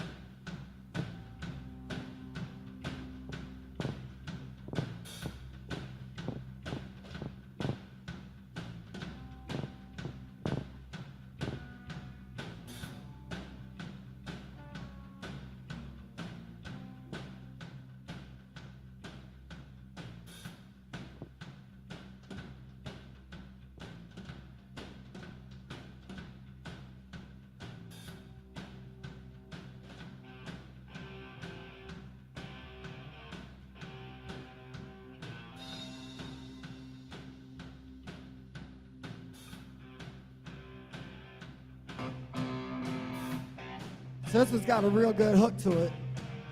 I'm trying to get y'all to sing it with me. Goes like this right here. Eyes of the hunter, baby. Eyes of the hunter, baby. It's pretty simple, right? There ain't too much to it. But one more time for everybody that needs it at least 3 times, though.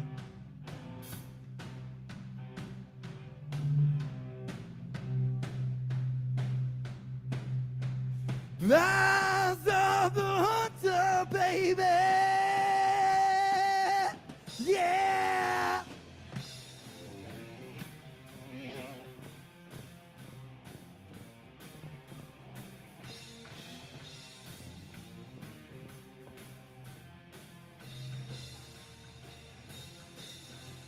One day, at no particular time, I rode around until the sun started to rise. And I got the soul of a gypsy, so I'll hunt through the night with a new day. Comes a lot of new chances, and I ain't gonna let them pass me by. Can't catch me by surprise. Got the eyes of a hunter, baby. Don't you waste my time. You'll be sorry if you do. If you slip, oh, you better bet I'm coming for you.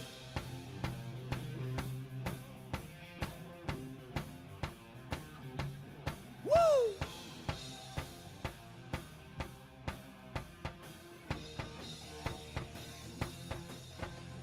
Riding around past midnight, see all the sinners creep. If that's what you're gonna do, keep your eyes open, cause trouble doesn't sleep. Can't catch me by surprise. Got the eyes of a hunter, baby. Don't you waste my time. You'll be sorry if you do. If you slip, oh, you better bet I'm coming for you.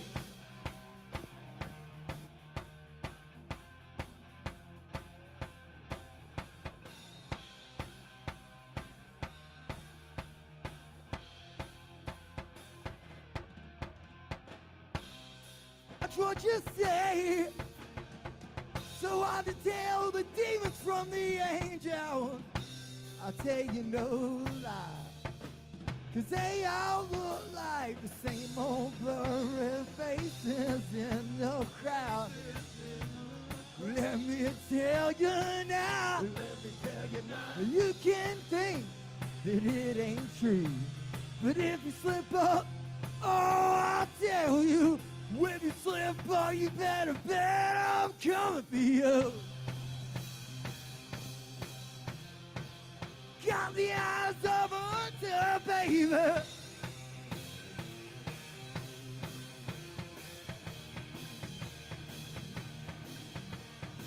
Ooh, yeah.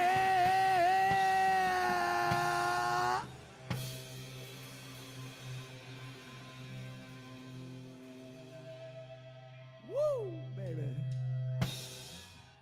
Yeah. All right. Why, thank you, thank you. We got a couple more for you. We're honored to be here at ConCarolinas. We all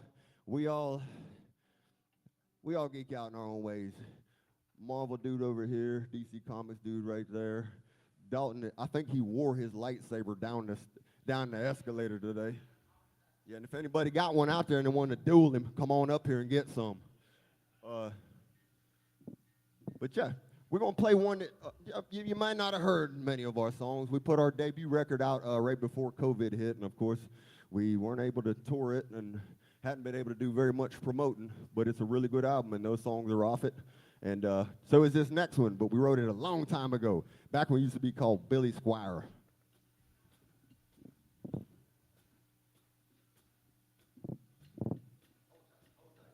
Hold it tight. Got to get it right for him now.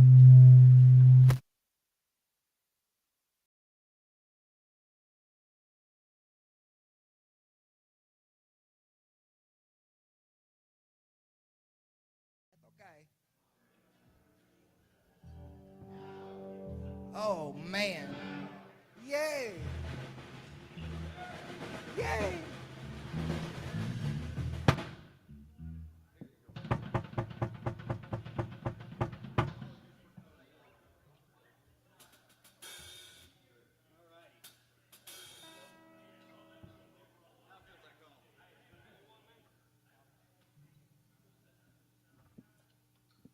Cheers, ConCarolinas.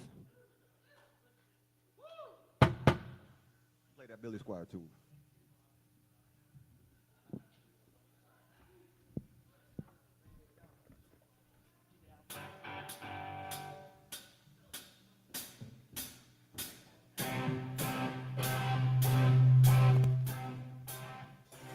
You got me running, baby. You give me something way beyond revenue.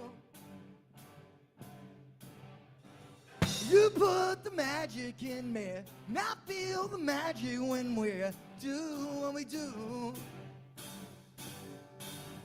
'Cause oh, I've been thinking about you for so long. And you're my situation, you're my kind of lover, my kind of lover, my kind of lover, my kind of lover, my kind of lover, my kind of lover.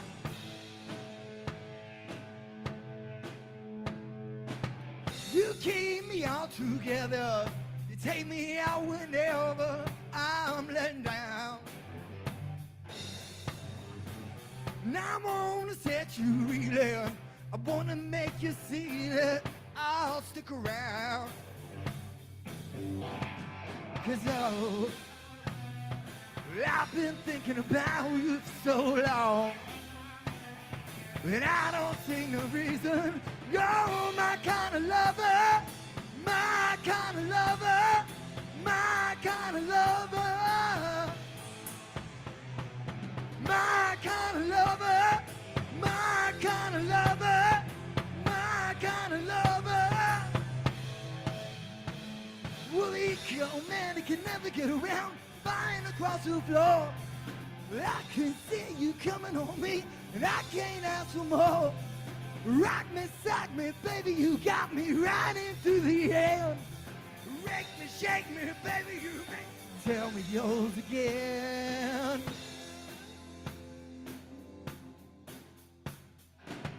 You keep my motor racing, you keep my heart embracing your every move. And I wanna set you reeling, I wanna make you feel the way I do. 'Cause oh, I can't do without you for too long. And I don't wanna lose you. You're my kind of lover, my kind of lover, my kind of lover, my kind of lover, my kind of lover, my kind of lover. You're my kind of lover, baby. Ain't like no other, baby. Lord, she's just my type of girl. My kind of lover, baby. Ain't like no other, baby. Lord, she's just my type of girl. My kind of lover, yeah. My kind of lover, yeah. Lord, she's just my kind of girl. My kind of lover, baby. Ain't like no other, baby. Lord, she's just my type of girl.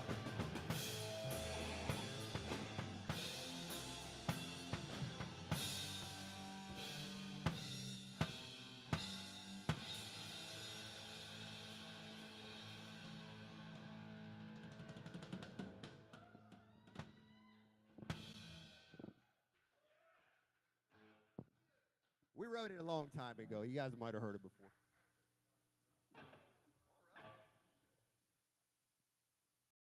Mange used to be in this band called Aerosmith. He wrote this tune.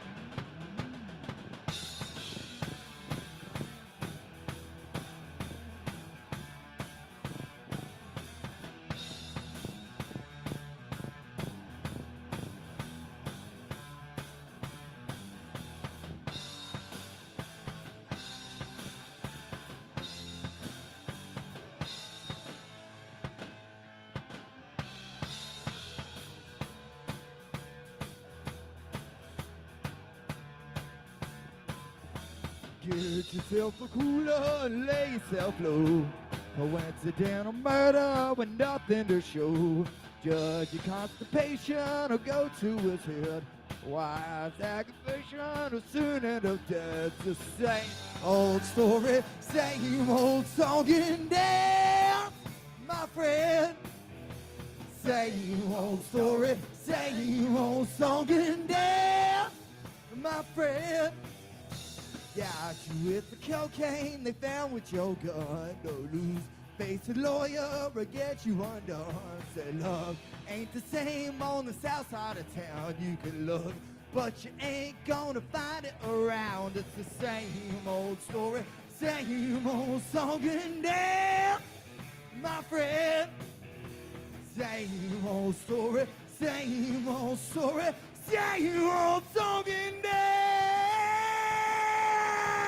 Ow!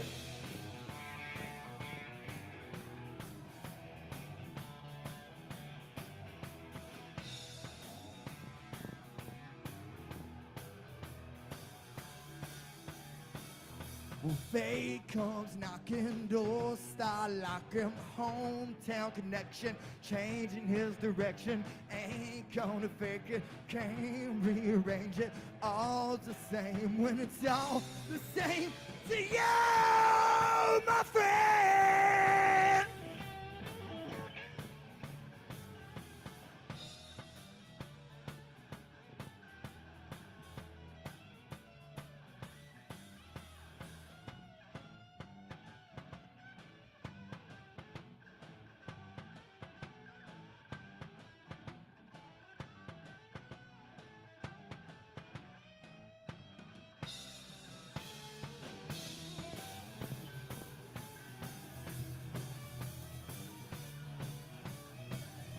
Low down and dirty, you walk in the street with your roll hurdy-gurdy with no one to be. Say your love ain't the same on the south side of town. You can look, but you ain't gonna find it around. It's the same old story, same old song and dance, my friend. The same old story, same old story, same old song and dance. Wow! Whoa, no! Oh, yeah! Oh! Oh! Yeah!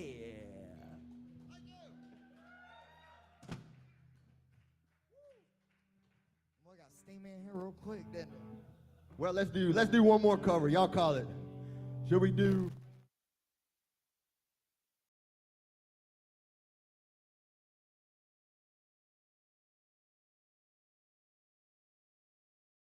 Hey. Was it the mic? Was it this? Yeah, all right.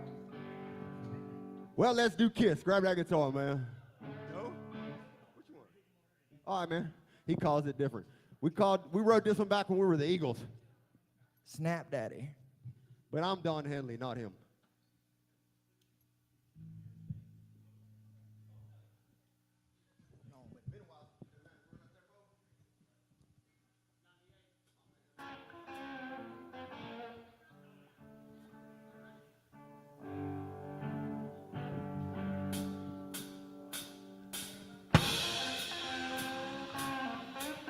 You just over here, check, check, check.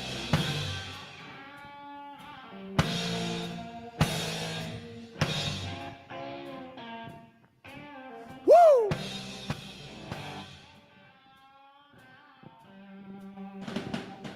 What kind of love have you got? You should be home, but you're not.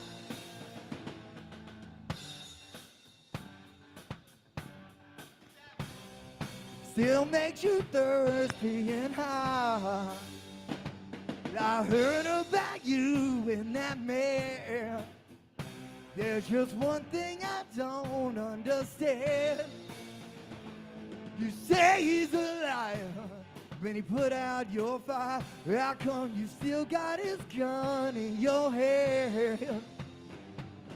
Victim of love, I see your broken heart. And you got your stories to tell.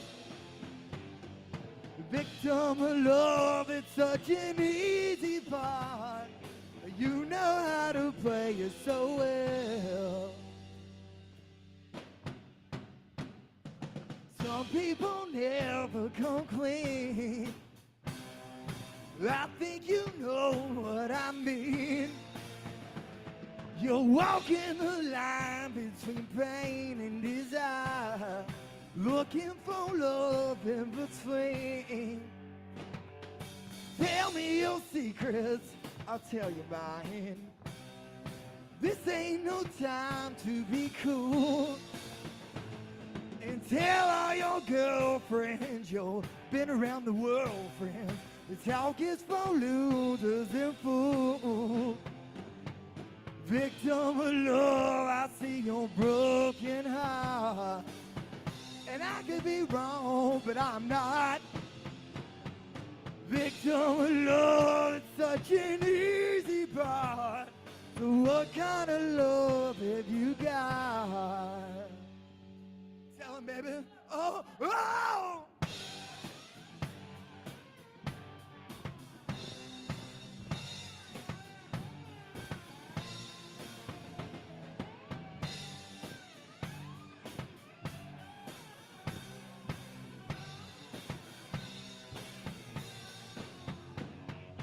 Victim of love, I see your broken heart.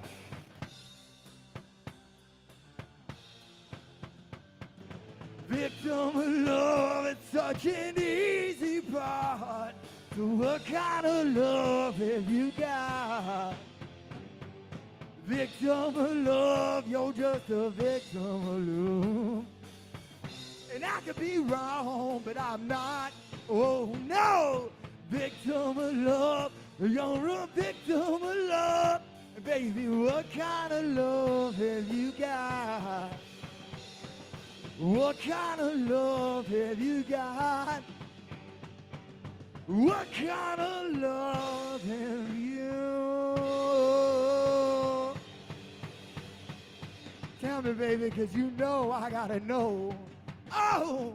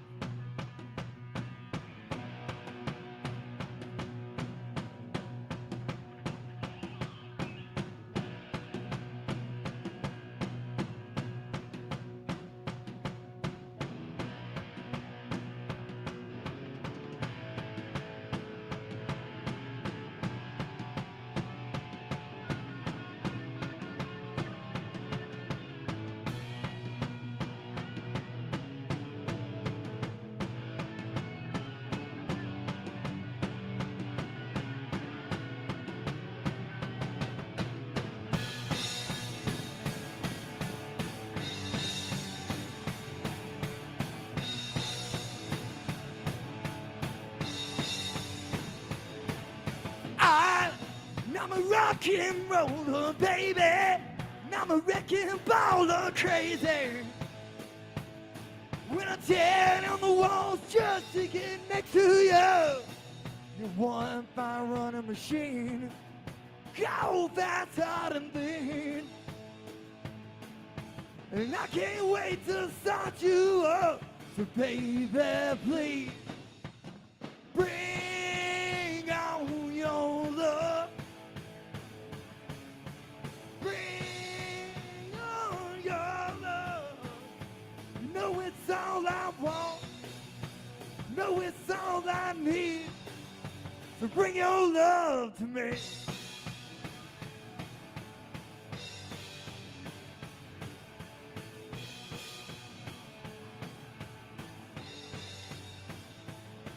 Your eyes, they're burning with desire.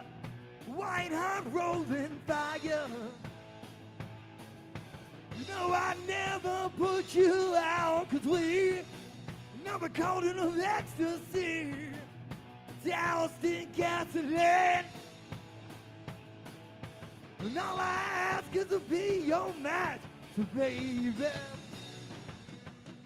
bring on your love. Bring on your love. Know it's all I want. Know it's all I need. So bring your love to me.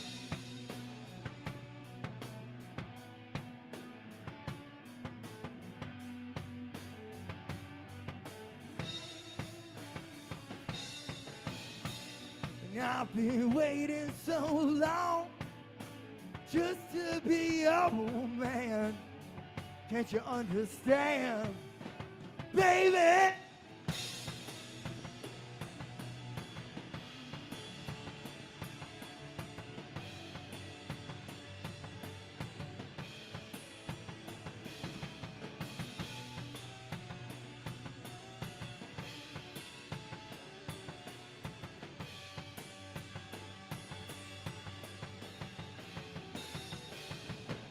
Bring on your love.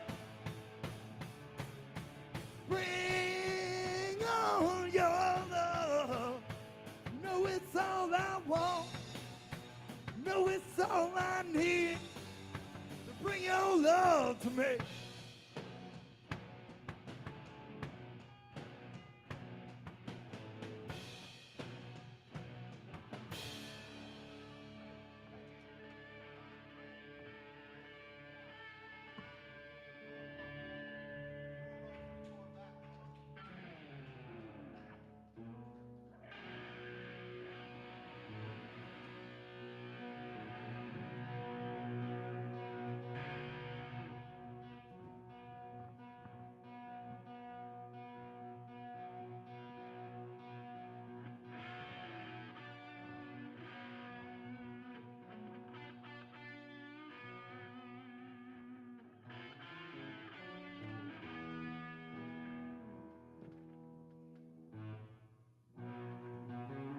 While he works that out,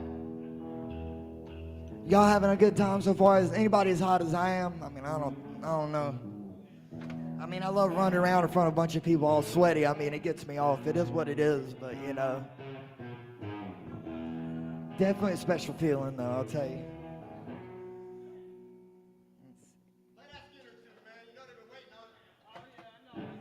Oh, it's that time then. All right. Ray, thank you guys for having us, man. We're having a blast up here. We're sweating a little bit. We got about, I don't know, a good bit for you. How's that? Well, we wrote this one back when we were Leonard Skinner. Dalton was just a young man. How'd you Don't guess, try man? me. Dang. You know, it's one of those things. You know, it's an inside joke. There's a lot of those, but of course, you know, they say every time you play somewhere, somebody yells out, "Play Freebird." Well, you know, you can tell by looking at us and that hat he wears. We happen to like that too. We might. Well, we won't do it. We won't do it for you today, though. But we're gonna do. We'll do our best impression of something else, Leonard Skinner. Even though it ain't quite Saturday night.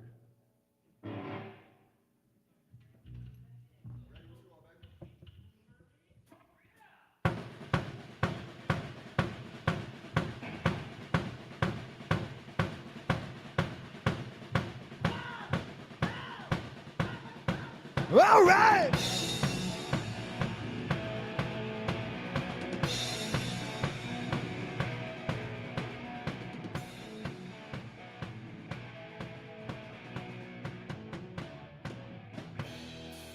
Oh, baby, come here. Ow!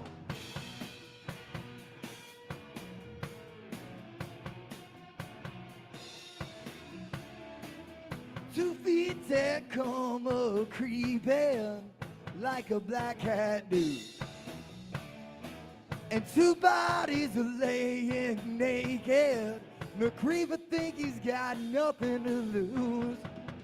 So he creeps into this house, yeah, and unlocks the door. And as the man is reaching for his trousers, she shoots him full of a 38 holes. The Mr. Saturday Night on special got a barrel that's a blue and cold. It ain't good for nothing. Put a man 6 feet in a hole.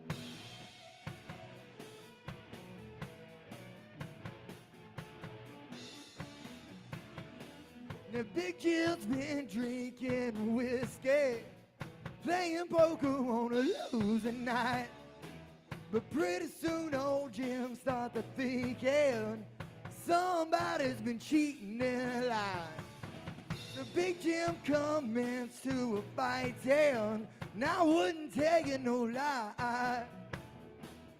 Big Jim done pulled his pistol and shot his friend right between the eyes. And Mr. Saturday Night on special got a barrel that's a blue and cold. It ain't good for nothing. Put a man 6 feet in a hole. Miss Saturday Night Special. For $100 you can buy one too. Oh, baby.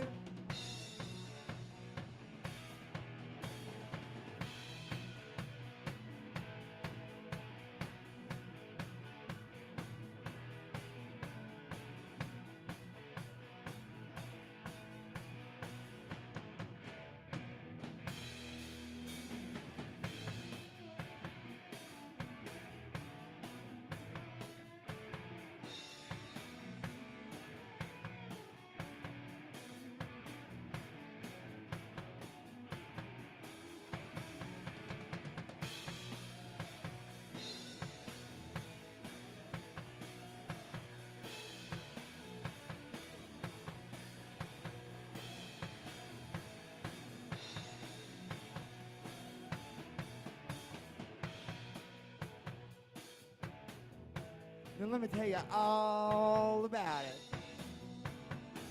The handguns are made for killing. They ain't no good for nothing else. And if you like to drink your whiskey, you might even shoot yourself. So why don't we dump on people to the bottom of the sea? Though some old fool comes around here and wants to shoot either you or me. Mr. Saturday Night or special got a barrel that's a blue and cold. It ain't good for nothing. Put a man 6 feet in a hole. Oh!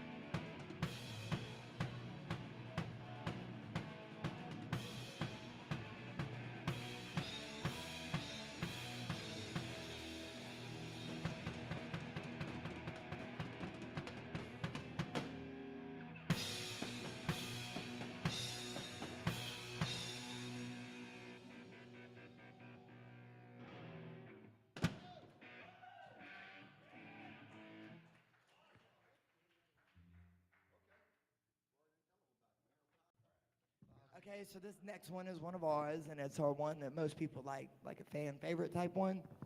It's really good. It's a real relatable sing-along song, and I think everybody here will thoroughly enjoy it. And if it doesn't move you, I mean, you just might have to move yourself. But it'll move you, I promise. I almost can guarantee it. This is called Let It Ride. I hope to God he does.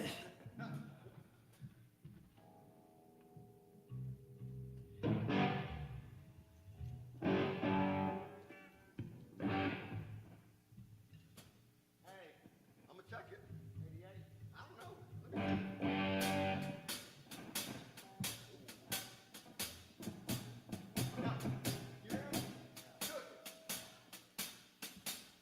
Drummers, what can you do?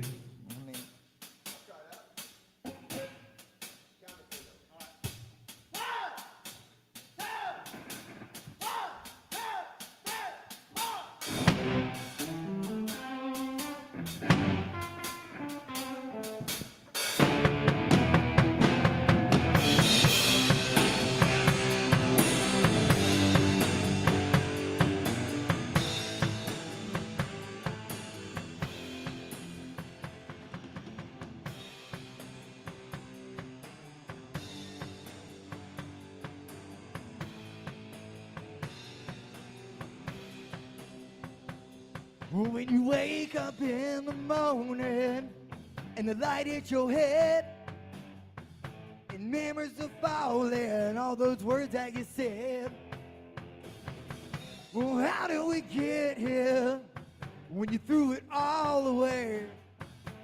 Try she can't get me to see. Said everything is gonna be alright. But you know and I know I'm packing my bags tonight. Life is a gamble and you're playing to win. But you never know when your game's gonna end. So cut all your losses and leave them behind. Push all in and let it ride.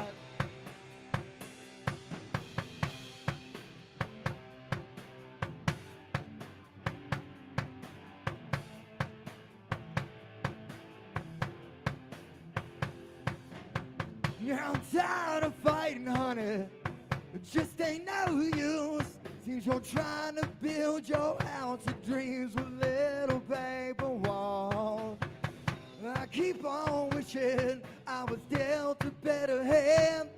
But it's time to leave the table if the cards won't fall. You tell me everything is gonna get better. But you know and I know we just can't be together. Life is a gamble, you're playing to win. But you never know when your game's gonna end. So cut all your losses and leave them behind. Push all in and let it ride. Let it ride for 'em, boy.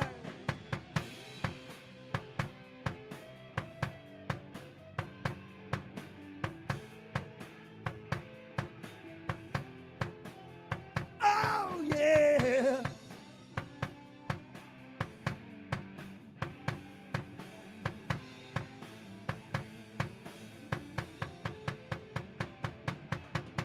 You question my love one too many times. So you're going your way, I guess I'm going mine.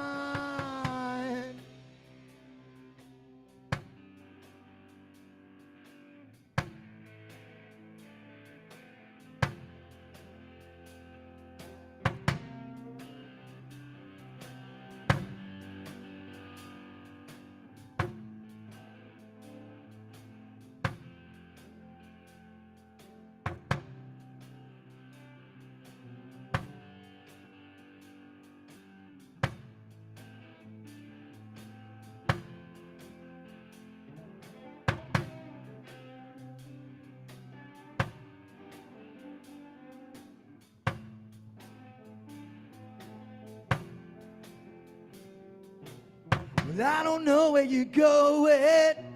I don't know where you've been. But I know you've been to the end. So just close your eyes and hear my song. If you know the words, sing along. And it goes on. Life is a gamble. You're playing to win. You never know when your game's gonna end. So cut all your losses and leave them behind. Push all in and let her ride. Yeah, yeah. Lord, you're playing to win. You never know when your game's gonna end. Game's gonna end. All of your losses, leave them behind. Push all in and let her ride. Push all in and let her ride. Push all in and let her ride. Come on, baby, let it ride.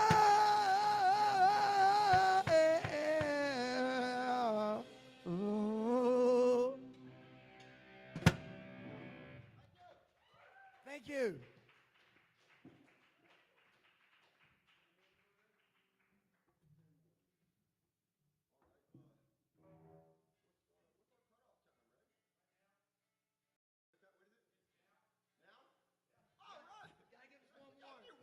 Gotta get one more. All right, thanks. This one here, title track to our new album. It's a brand new song. It's a brand new album. If you dig us, come check it out. We'll be back tomorrow. Now we got our gear set up, so we won't have to finagle with that tomorrow. And tomorrow, if we could, Ray, if anybody here has an iPad or excuse me, a laptop that we could stream like maybe Mad Max through this, like while we're playing, or maybe One Flew Over the Cuckoo's Nest, or Every Which Way But Loose, something like that, over here. That would be cool. This last one's called Blacktop Therapy.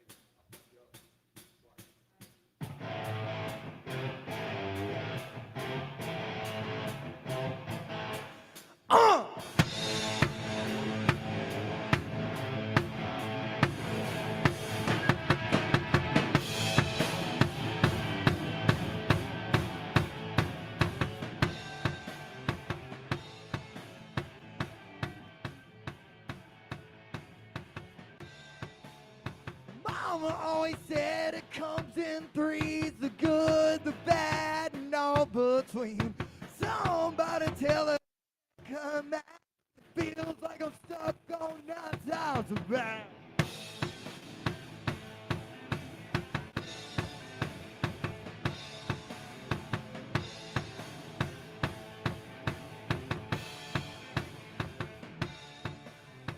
Doctor can't help, better leave me alone. I know what I need, I'm gonna hit the road.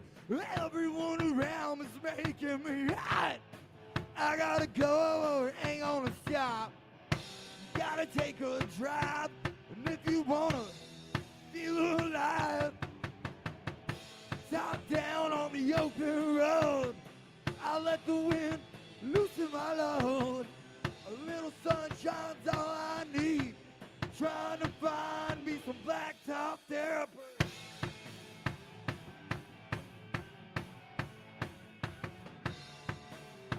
Nothing's gonna fix you at the end of the day. Hear the motor sing and it'll be okay. Let the interstate start to open your eyes. Blue skies got you feeling alright. You wanna leave it behind? I think it might be time. Top down on the open road. I'll let the wind loosen my load. Little sunshine's all I need. Trying to find me some blacktop therapy.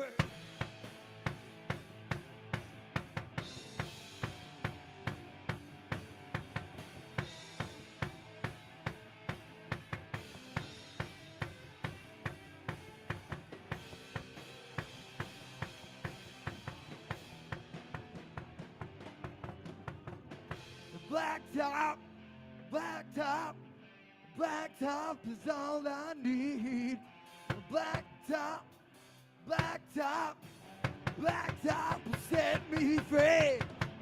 Top down on the open road. I let the wind loosen my load. A little sunshine's all I need. Trying to find me a blacktop therapy. Blacktop, blacktop. Blacktop is all I need. Blacktop, blacktop, therapy. Blacktop, blacktop, blacktop, blacktop, yeah.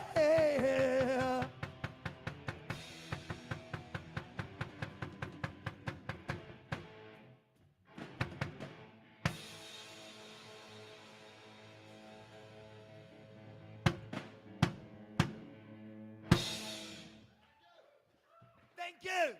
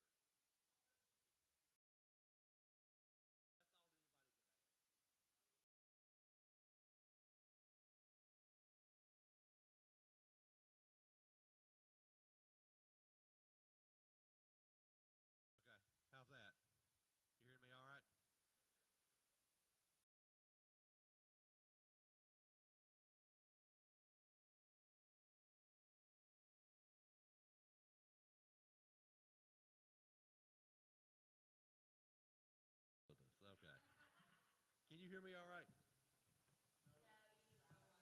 Okay. Okay. Yes. My sweet babu said I ain't gonna listen to him sober, so.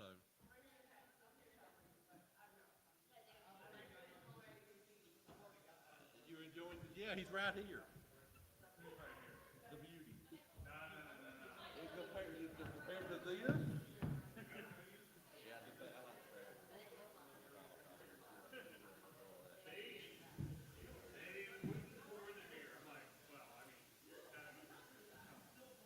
I like the They killed him in his beer, yeah. And that beat like, damn, really? That's cruel.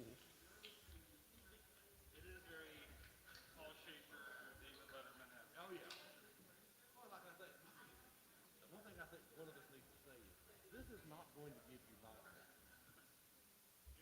But it will give you a good run. It depends on if you look this side of the stage or this side of the stage.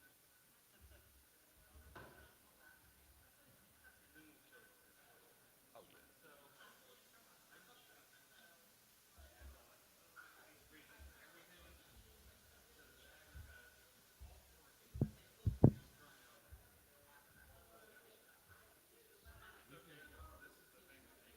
If nothing else, I'll sauce you a little bit.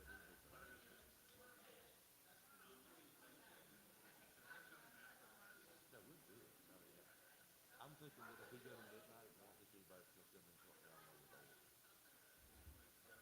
And if they do, we'll be like, yes, sir. And some rando, shut up, go away.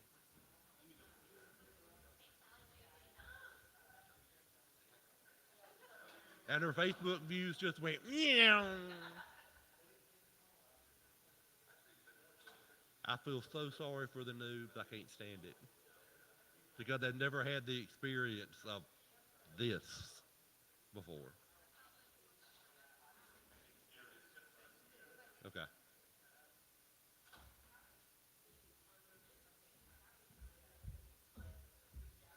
So, ladies and gentlemen, while we're waiting, I would like to announce that in addition to being astonishingly better looking than I am, my wife is way smarter than I am.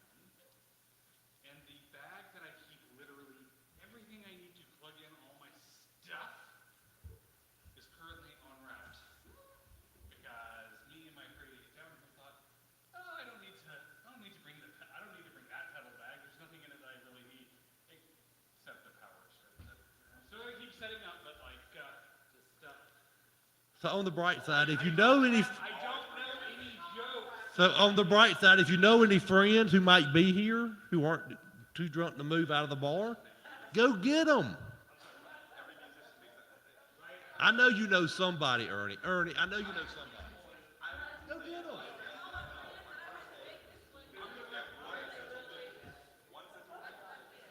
And they've never heard them before or me? I am jealous of you four. Really, really. The first time I heard them, my face fell. I used to be handsome, then I heard them and it's like, I'm done. They're awesome. They are. Even if you can't stand me, go see him with Sarah. All I can say is Annabelle.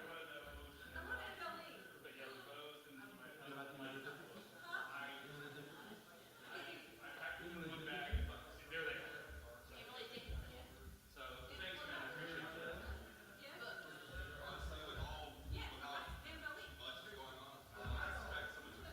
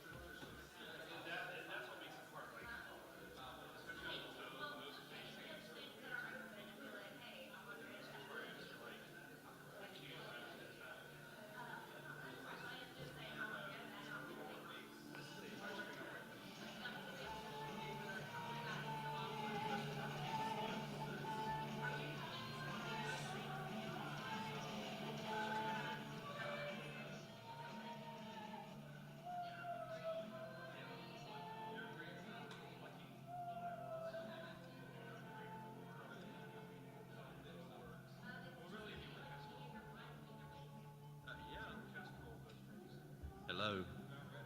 Okay.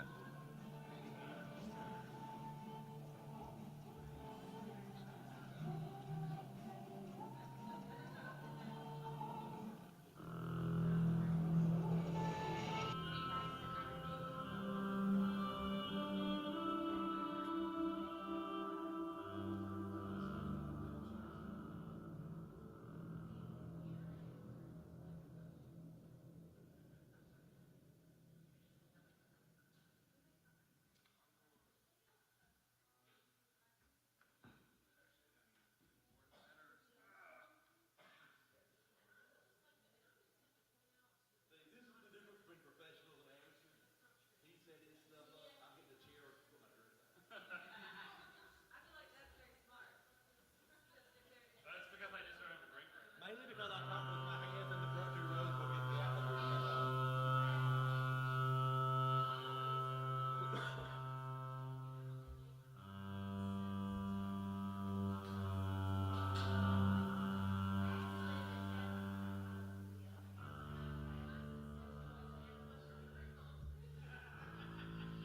You want me?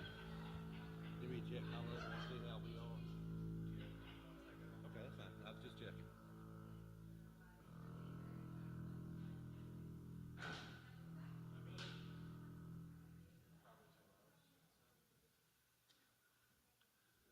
Karen, we need more people.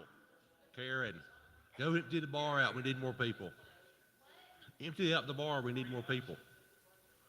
I want to pack the entire room. I want everybody. Okay. This is the sound check part of the evening. This is the part that will put you to sleep before we start. Can you hear me back there? Okay.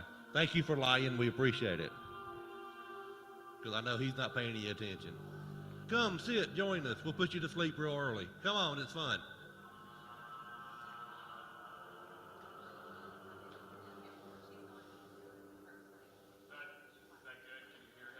Yeah, I was going to say, you hear him? Okay. Okay,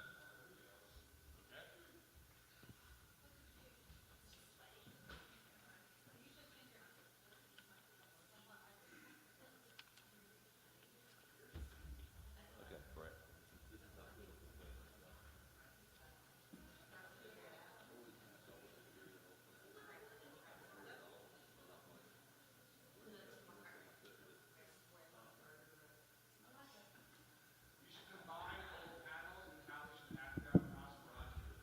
We should. I feel like Lemmy from Motorhead. That would be nightmare fuel. All right. So, but I wouldn't need makeup. Me and Max Drake separated at birth. I think so. I just cut my fingernails better than he does because I bite mine. So before we get started, I have to ask: Can we make it even darker in here? Is that okay? It's ghost stories. I think it's like. If you snore, I will sit in your lap, and I weigh 600 pounds. Please snore. I want to see Tally sit in your lap. And if you don't do it, because I will paralyze you from the neck down, because I weigh 14 tons. Don't Thank go you to guys sleep. so much. Mikey will snore anyway, because that's how Mikey is. Next year, me and you are doing these just because I want to torture you. Yeah, but I'm going to play, and you're going to...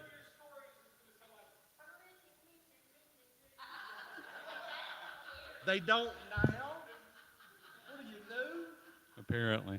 Hey, ConCarolinas, welcome to Ghost Stories 2022. No doubt. That's what they sound like. I'm Braxton. I am one half of Valentine Wolf, your friendly neighborhood gothic metal band. To my left is my very good friend Tally Johnson, who is an amazing storyteller, paranormal investigator, author, generally badass human being that I am very, very lucky to share the stage with. So before we get started tonight, I just want to tell you all a little bit about what's going on. I'm not going to talk that much because Tally is fantastic. He's the one you're here.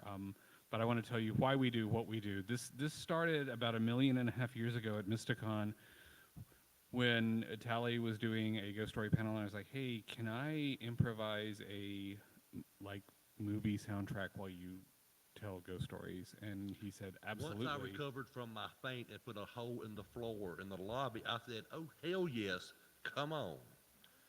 Funny story. They put us in a regular room. We were in like a suite. It was like the most random indie film thing ever. We were like, there were like 3 people and like there was like no bed in there, and it was I was like, this is like experimental art house film or something. It was very bizarre. Yeah. I can't wait for somebody to start throwing hot dogs at the screen. It was. And when I say this was very bizarre, this was very bizarre by convention standards. So we had 40 people at the end. So what we're going to do tonight, though, for you is there is a phenomenal quote that I will mostly just paraphrase for you that spawned the title of one of my favorite records. There's a record a few years ago by a project called The Parlor Trick called A Blessed Unrest. And that quote comes from an exhortation to keep the channel open. And I think that when we talk about ghosts or we talk about the stories, Tally said something actually years ago. He was on a panel that he later found out really profoundly affected me. What I love about these stories is these are the stories of the people the headlines forgot. And I'm not going to talk about whether ghosts are real or not. That is, frankly, a very little concern to me. But what I think is very cool about this is this. What we hope to do for you all, and we hope to do for your entertainment pleasure, is to bring a method of storytelling kind of to life, to like really bring something unique. It's one reason we don't record these. It's one reason that, you know, we started talking about these on Facebook, and I said each apparition is unique. When he tells the story, I feel like my job is to keep the channel open and to hopefully create a space with my music that kind of takes you right.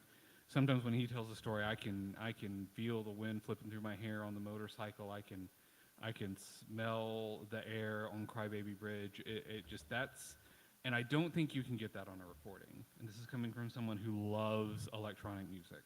So I'm about to stop yakking, and we're going to start. And when he tells his story, I'm going to improvise a soundtrack for you. If you love what you hear, my beloved is right over there. She would love to sell you a book or a CD, or if you are so moved, sometimes you have to tip your bartender. I would like you to, you know, consider tossing a coin to your storyteller, because this isn't a promotion. We want to make these things unique just for you right here, right now, 2022 ConCarolinas. So at one point, we may ask y'all to pass the hat if we pleased you and your economics situation allows. You know, a buck or two would sure help us out at the bar later. So with all that in mind, welcome to Ghost Stories. And I just want to bounce off what Braxton said about this being improvised. I have a set list, kinda. No, really, this is how most of it goes. BSNC, TY, CLT, BL, BML. Gibberish. Yeah, gibberish, right? These are stories that I'm thinking I'm going to tell. As Braxton does his saying, 60% of this will get left in here. I won't tell him, because he'll hit a note, I'll be like, well, what about this one? And I will say this, if you're coming for nightmares, you're probably in the wrong room. Because this is more about the story. Like Braxton said, it's not whether or not ghosts are real. Nobody really cares. You come for ghosts for stories, and that's what I'm going to try to give you some of. I come by this natural. When I was about 6 months old, my mom and dad rented a mill house in a mill hill called Welford near Spartanburg, down I-85 about 4 hours if you drive it. And back then, it was a 4-room house, living room, kitchen, 2 bedrooms in the back, and a bathroom stuck on the side, with a central hallway. It had a front porch that was open with brick steps and a screen door. one TV, and one night about 11:30, Johnny Carson has just started, who was kind of like Jimmy Fallon back for the old people, to give you an idea. I'm laying on the couch. Dad's working second shift at the mill. He'll get home in a few minutes. Me and Mom are in there watching Johnny Carson. I'm in a diaper laying on the couch. All of a sudden, the front door flies open. And we hear this scrape on the hardwood floor, like someone's dragging something behind them. Then my mom's bedroom door flies open. And after about 10 seconds, we hear it coming back up the hall. The front door slams. My mom has turned pasty white, grabs me, gets in the car, drives to my grandmother's house. My dad comes home from work, wonders what's going on, the whole thing, and she says the next day, "We're moving." I don't care, we're moving, as only a Southern mama can do. So we moved out the next day. It turns out that in 1929, a man named Herbert Jeffries worked second shift at the mill. His wife, Alice, worked first. He was in his 50s, she was about 30. She was very cute according to the picture from the paper. Her and her boss decided to hook up as people did back in the day. And they would meet at her house because her husband was gone. One day he got off work early and came home. Caught them in the act. Grabbed the axe off the front porch for the firewood for the fireplace, drug it down the hall, kicked open the bedroom door, whacked them both a couple of times with the axe, drug it back up the hall, threw it back on the wood pile, and sat down on the steps. Because her scream had awakened all the neighbors and the cops were on their way. The house is still there. About 10 years ago, I went back to my old high school and told that story. The people who live there still hear the dragging of the axe, and they've carpeted the house. And they've given up on trying to keep a door on that master bedroom because it won't stay shut. So, after I get done, we're going to get in the car. You're going to drive down 85 because I don't do it anymore. And we're going to check it out, okay? No? How about the next one? You'll like this one.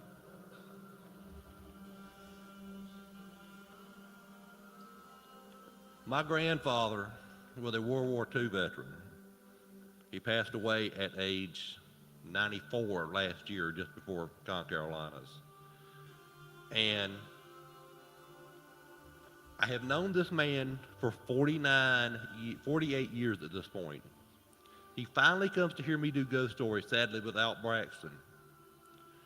Sits through the whole thing and says, "You tell lies pretty good. I even believed a couple of those." Then he says, "Did I ever tell you about mine?"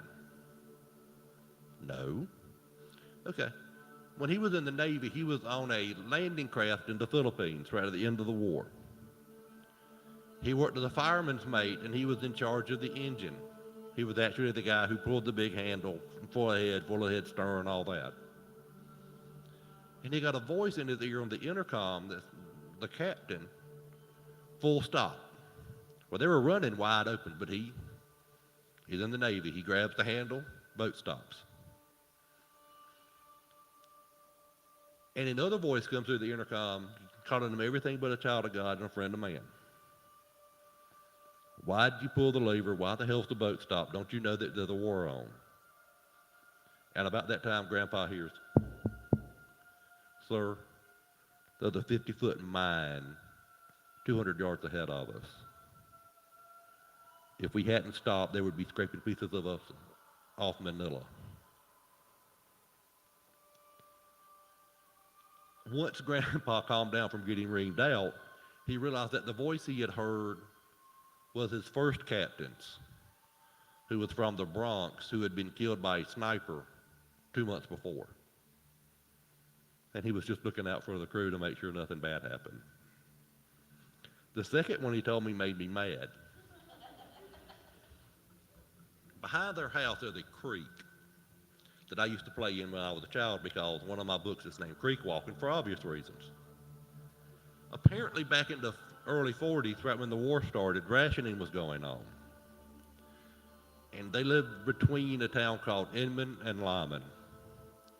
And on that road over Tiger River, there's a really sharp S-curve. And the train stopped in Lyman, but the the big USO stop was in Inman, so they'd have to go take the stuff there. The owner of the USO thing sent one of his guys in his car to go pick up a shipment from Lyman. But this is like a 38 Ford, fully equipped, wide open, runs like 300 horsepower. It's a supercar for the time. And it's been raining on a crappy southern road that was mostly mud. According to the coroner's report, he hit the curve going about 90 and landed upside down in that creek about 300 yards from my granddad's back door. It's an African-American guy. Supposedly, if you saw this gentleman in the woods behind the house, you would die within a year.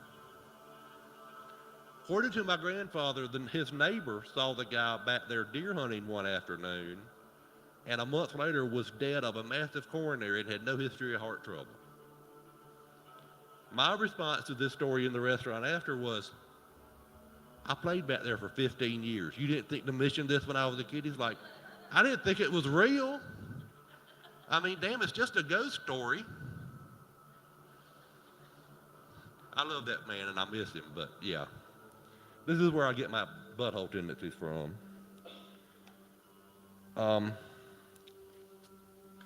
Braxton and Sarah have a little bit of a tie to a haunted spot too.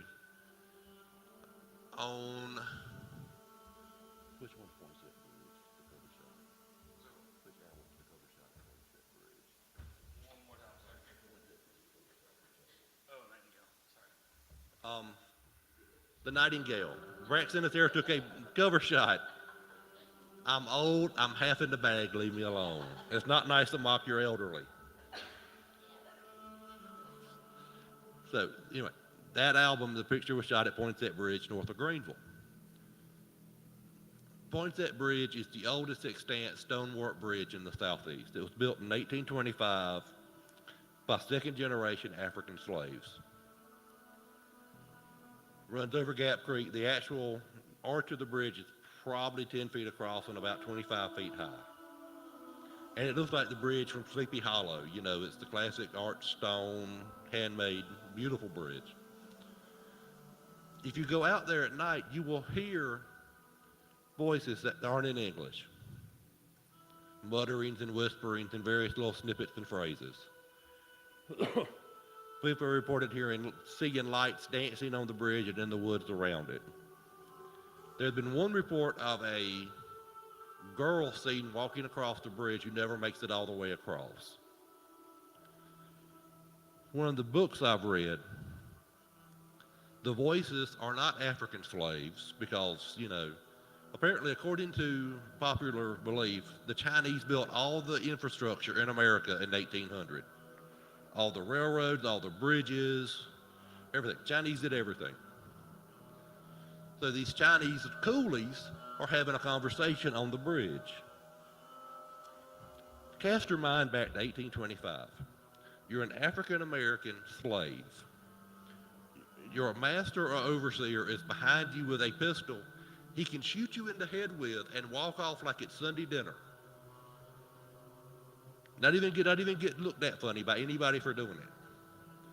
Are you going to talk crap about having a workout in August in 100 degrees and 100% humidity in English where he can hear you? No. But if I'm second generation African and I speak a native tongue like Igbo, and I know you don't speak Igbo, I'm going to talk all the shit about you I can stand. Because you're not going to get mad at me for, you know, grumbling in general. But if I call you a sorry son of a bitch who needs to be slapped in the mouth with a stick, and you don't understand it, I'm good. These are the voices you're hearing. I've been at Poinsett Bridge probably 100 times. It's a beautiful spot, day or night. When I was a kid, about y'all's age, I would go out there and just sit, cross-legged on the bridge, listen to the creek run underneath, and I'd hear these little snippets, these phrases and one words, and I would just sit there.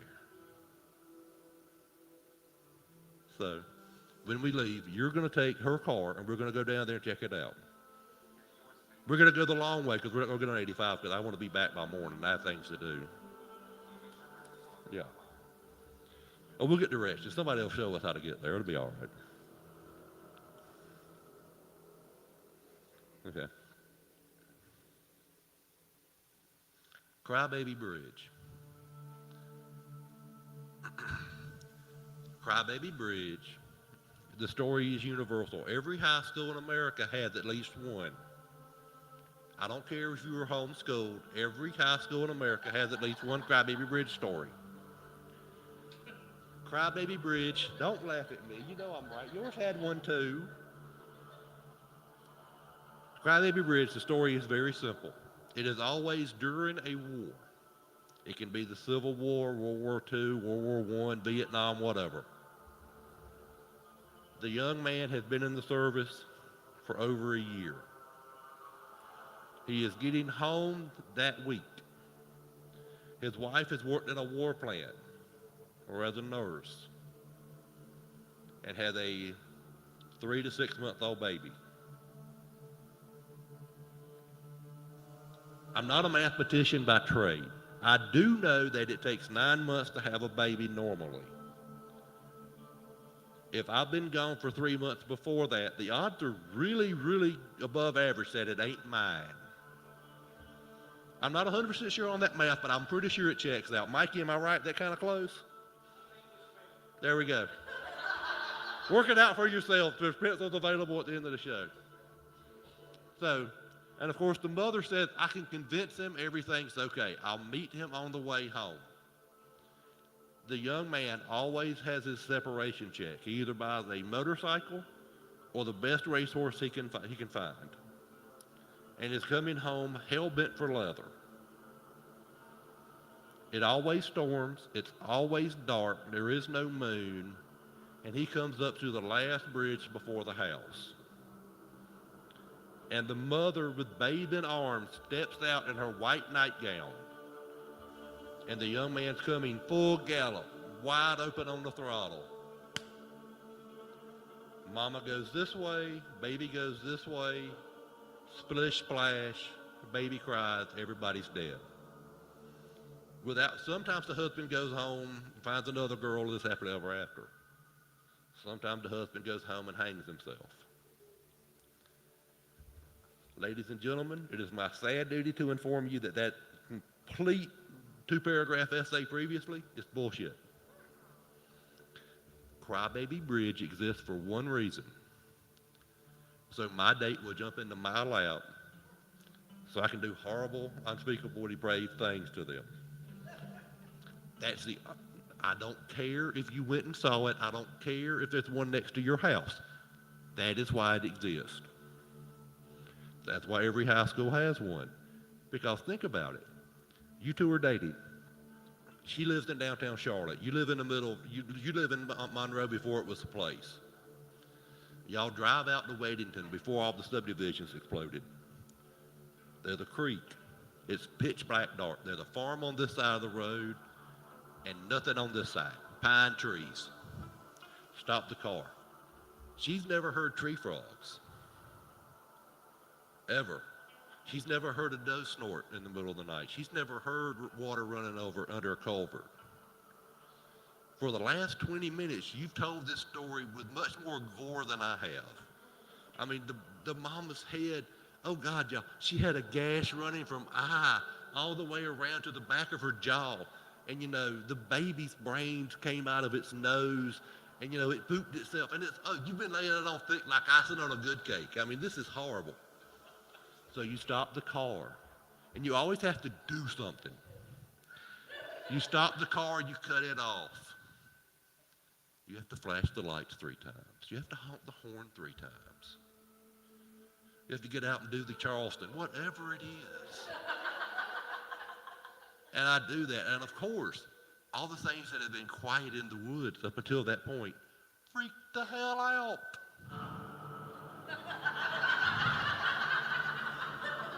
What would you do if the only thing that could protect you was him? Another satisfied customer. That's all it is. Now, if you go to school, not Monday, of course, but if you go to school after Labor Day and they ask somebody about Crybaby Bridge, they can tell you kind of, sort of where it is. They can never tell you, go down to Highway 49, hang a hard right, turn the next left, cross the bridge, take the first dirt road to the left, and it's at the bottom of the hill.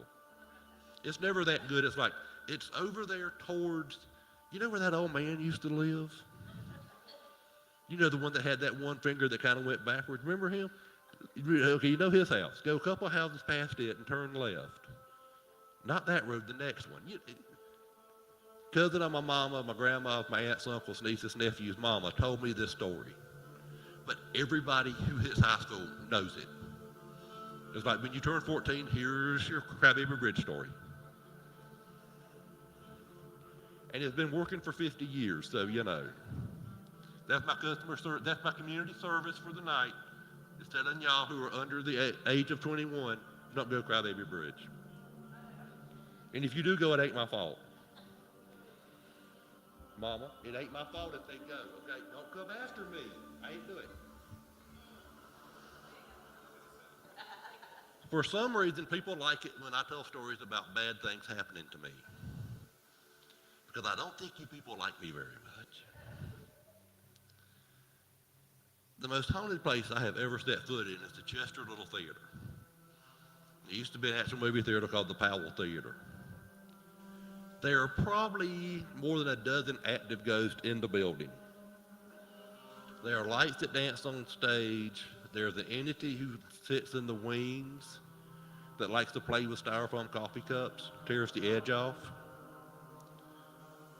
Lights and voices have been heard and seen backstage. The backstage bathroom where you wash the makeup off. The door locks from the inside, and there's the pull chain light. It's big fun when you're a male who doesn't wear makeup trying to get like eyeliner off with cold cream, and the pull chain behind your head goes click, and it's pitch black dark, and you try to open the door to get some light on the subject, and the door's locked from the outside. And while you're standing there like this, you hear, because about 30 years ago, a lady's in the theater working on costumes for a show, and she hears that on the back wall of the theater, and the next day, they find a body in it. Some unknown homicide victim from Charlotte got dumped in the middle of Chester. They still have no idea who killed her, who she was. But if you're in that bathroom at the right time, you'll hear when that body hit that back wall before it fell in that dumpster. Voices have been heard in the auditorium. I've seen one of the old theater managers, tall man, thinning hair, standing like this, in a green shirt, khaki dress pants, with a light fixture like that coming out of the top of his head. Literally coming out the top of his head. My sister-in-law almost got pushed off the little narrow stairs that go up to the top bank of lights. That's barely wide enough for one person. It's not all creepy and horror, though. Went on an investigation one night with some friends of mine. In the old projection booth, you can hear the slap when the old film reels used to run out. The projector's across down at the old jail, the Historical Society Museum. But you can hear that smack. You can also see and smell the rancid pipe tobacco that the projection has smoked in the booth for 40 years. So we're going on the investigation, we're checking it out, and never go on a ghost investigation that has more beer than people. I made that mistake. The guy leading the group said, we're going to shed some light on the subject. The main power is out. There's no power in the building. He politely reaches up and cuts on the light. From a recessed light fixture, every pigeon in the history of the free world comes out. A dozen grown people run downstairs through an auditorium in the pitch black darkness, screaming like the devil himself is coming for us. A cop rides by and says, what are y'all doing? We explain the situation as the flock of pigeons swoops out the door. And the cop just says, y'all are stupid, and drives off.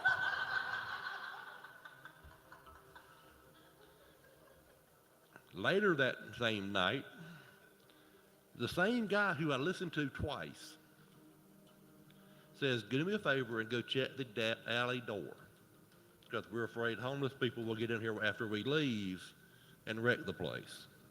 So just go down and make sure it's locked. We're talking 4 concrete steps with a little thick metal lip, a 4 by 4 foot concrete landing, and then 4 more steps to a little raggedy wooden door. Big deal. You know, you just trot down the steps, jiggle the knob, and come back up. Have you ever watched WWE back in the day when The Undertaker was doing his thing? And the guy walks into the choke slam and he's still walking, but he fell off the ground? Yeah, that was me. I wasn't as big as I am now, but I was not, you know, $150. And I'm this far off the ground. And as I stand there, turning blue, because I'm being choked, my face is turning red, after about what seemed like an hour and a half, across the face, complete with handprint. The fool that led me to this little fool's errand is dying. All the hyenas in Africa have crawled into his soul. He is laughing like he's lost his mind. The Joker's like, dude, calm down. It's not funny. It's a lot funny. At the time it wasn't. Now it's funny as hell. He reaches out and grabs my belt and pulls me back. I turn around. You can use the F-bomb. It's every part of speech. The comma, the period, the exclamation point, and everything in between. Because I did. Between sobs of giggles, he says, I just wanted to make sure she was still here. Who? May 29th, 1947. An article in the Chester News and Chester Reporter. Little small write-up, talking about page 3A. Name redacted, 27. Found dead on staircase at Powell Theater. She was assaulted by an unknown male. Cause of death, a skull fracture. What actually happened was she was assaulted and raped on those stairs by an unknown white person. During the assault, she hit her head on that metal strip and fractured her skull. She still doesn't like white men. Because the next time we did an investigation, I'm not going down those damn stairs again. I figured this out. I'm not stupid. One of the ladies that's with me, I say, hey, can you go check the alley door? Pop, pop, pop, pop, jiggle, jiggle, pop, pop, pop. Well, damn. So, Mikey, when we get done, we're going to go to the Chester, okay? You have to check that door for me. Can you handle it? Okay. Michael, you're driving. Get ready. It's fun. Y'all play along so nice. I love it. You'd think you were paying attention. Yeah. You trained them well in my absence, apparently. Apparently, I zoned out for a minute. You actually laid it to them. Okay. I have had requests for one of my girlfriends. I have an approved list. I'm a married man of a certain age. I have an approved list. My wife has one. People like Ewan McGregor, Cillian Murphy. All these folks are on there. Adam Driver. I don't know why. He's got a great nose bigger than my head, but whatever does it for you. And a bowl cut, and a bowl cut. But if you like homely men, and she married me, yeah, you know. Anyway, she has her approved list. If they come to Chester, hall pass.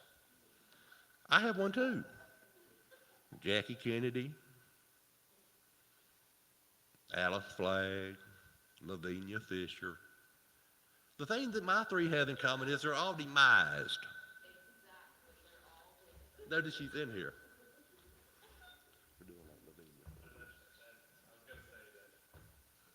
These stories are good because it's very difficult for you to get me to crack. Every once in a while, I manage to get Every now and then, I have to break character. I wanted to say that out loud. We haven't done the one about the beer yet. Everybody. Yeah, we haven't done the one about You're beer. nothing to be upset about yet. Give me a minute, then I'm going to upset you. So we're doing Dead Girlfriends? Yeah, dead girlfriends. You want to do which one you want to do first? Murderous or Poor Thing? I'm in a goth band. Dead Girlfriends are kind of relevant to my interest. We'll do Alice. Let's go to the beach. Come on. We'll go to the beach. It'll be fun. All right. 1945. Alice Flagg is a beautiful 15-year-old girl who happens to be heiress to one of the biggest rice plantations in South Carolina. 50,000 acres of prime Waccamaw rice land. Got 1,000 slaves and probably a couple of cool million in the bank. She's an orphan, her and her older brother, Dr. Allard B. Flagg, who's the older brother, and when Mama's not home, the big brother's in charge. It's a Southern thing. It's a law. It's written down somewhere. I promise. You're the older brother? Yeah. So you know how this works. So, Alice is gone. The parents are gone. Her older brother says, we have to train you to be a proper plantation mistress. He sends her to Madame Tavan's school in Charleston to be trained in how to manage books, how to run a dinner party, the whole bit. His job up at Pawleys Island is to find Alice a suitable husband, meaning somebody with as much land as they got, as many slaves as they got, and as much money as they got. Notice I ain't said nothing about being 15, handsome, in love, any of that. Remember the rules. Alice is in Charleston, first time without adult supervision to speak of, goes to the market and falls in love with a 45-year-old Irish carpenter named O'Brien. In love like only a 14-year-old girl can. First love, puppy love. Oh, Cupid has not only shot arrows, he shot the entire battleship North Carolina at this child. They run around every time she can sneak away from school. They're together and all this. Finally, they go to St. Finnebar's Cathedral because he's Catholic. He's a good Catholic. They get married without the banns. They don't publish a notice in the paper. They get married. He gives her a ring, to my beloved Alice.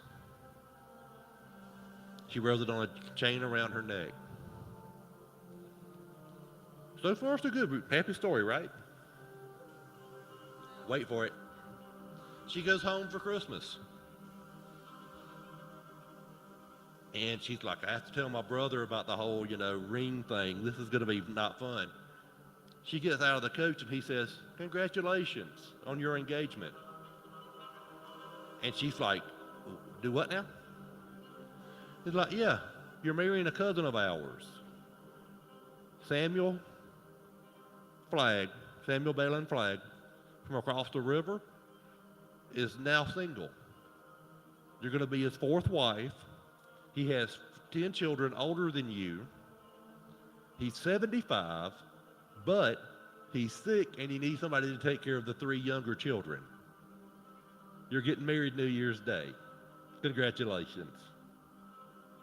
Now, again, math's not my strong suit, Last time I checked, you can be married to one person at a time. In South Carolina in 1845, for damn sure. This isn't Utah, Braxton. Focus. One at a time. Exactly. But she's already got one. She can't have another one. She's going to tell her brother Christmas, Christmas. It'll be great. Nothing bad ever happens at Christmas. Wait for it. She gets yellow fever. One of the end-stage symptoms of yellow fever is you start hallucinating. Dr. Flagg is her doctor. He opens her gown and finds this ring and sees the inscription. Dr. Flagg's not dumb. In his rage, he throws the ring out the window of the Hermitage plantation in the rice fields behind it. Anna spends the next 3 days clawing at her neck. My ring, where is my ring? She dies New Year's Eve and is buried in the family plot at All Saints Episcopal Church in Pawleys Island on New Year's Day in her wedding dress. After that, slaves working that back lot in the rice plantation when the water was up would report seeing a lady, free-blowing, brunette hair, in a white gown, walking above the level of the flooded fields. My ring, have you seen my ring? When they would speak to her to say, I'll help you find it, no, I don't have it, whatever, she would wail and vanish.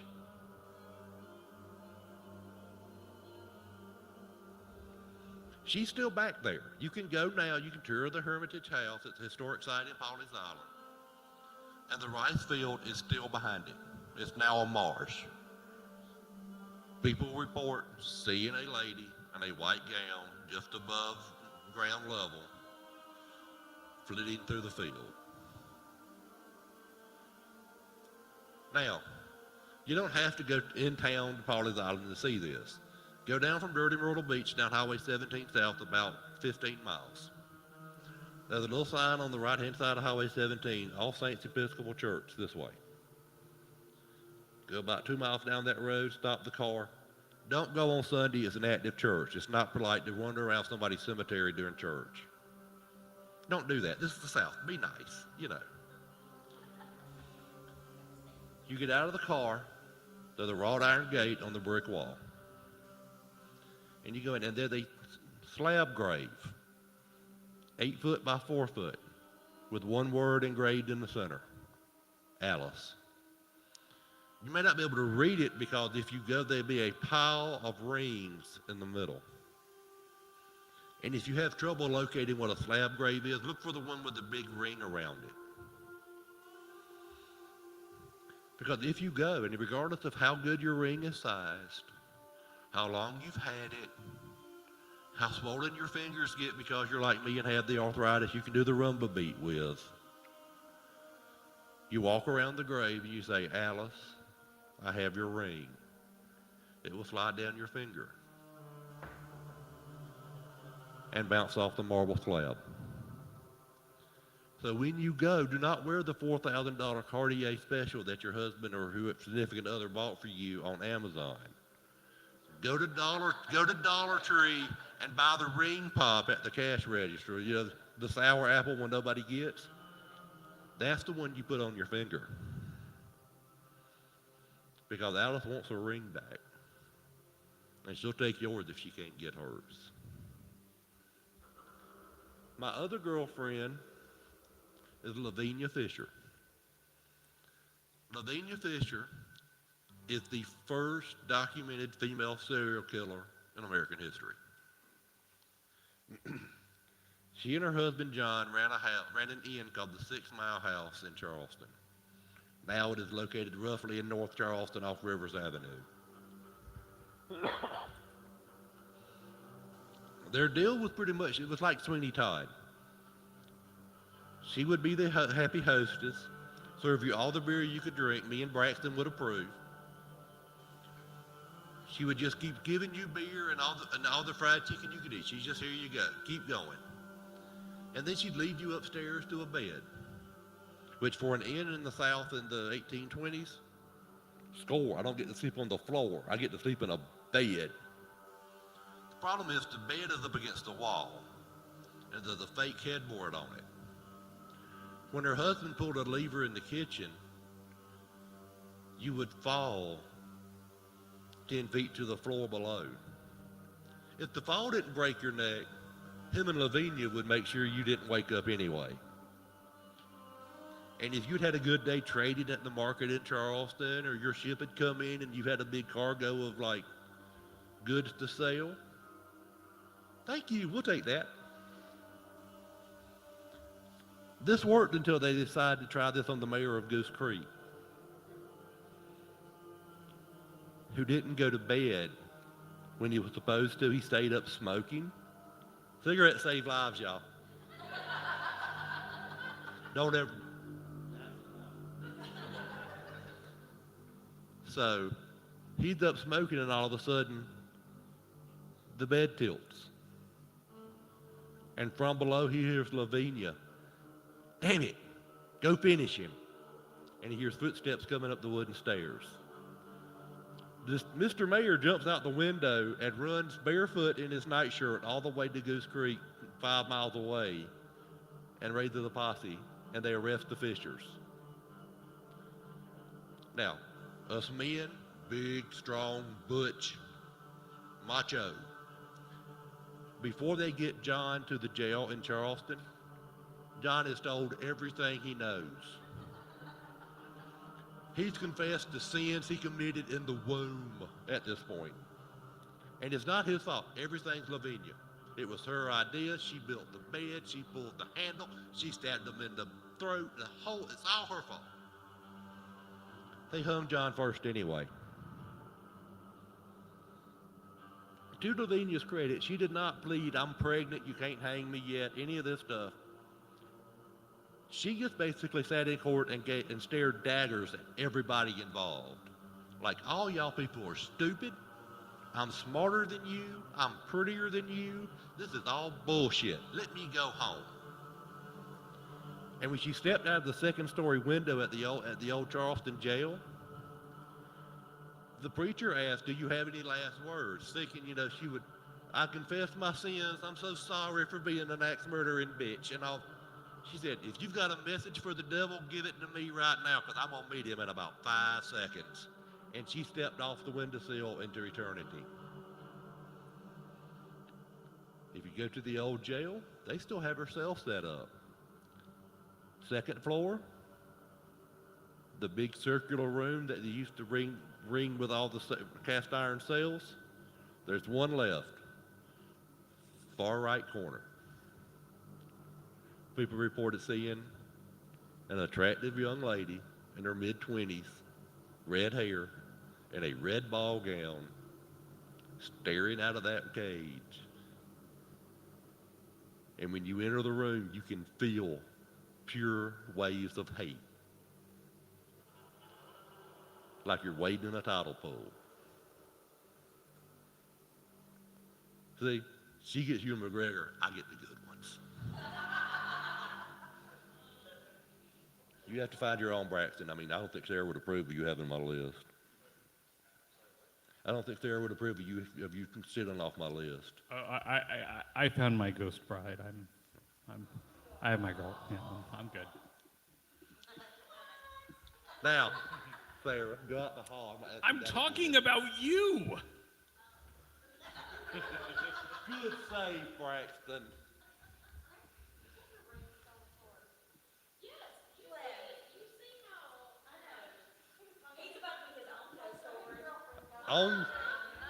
On the bright side, this is carpeted.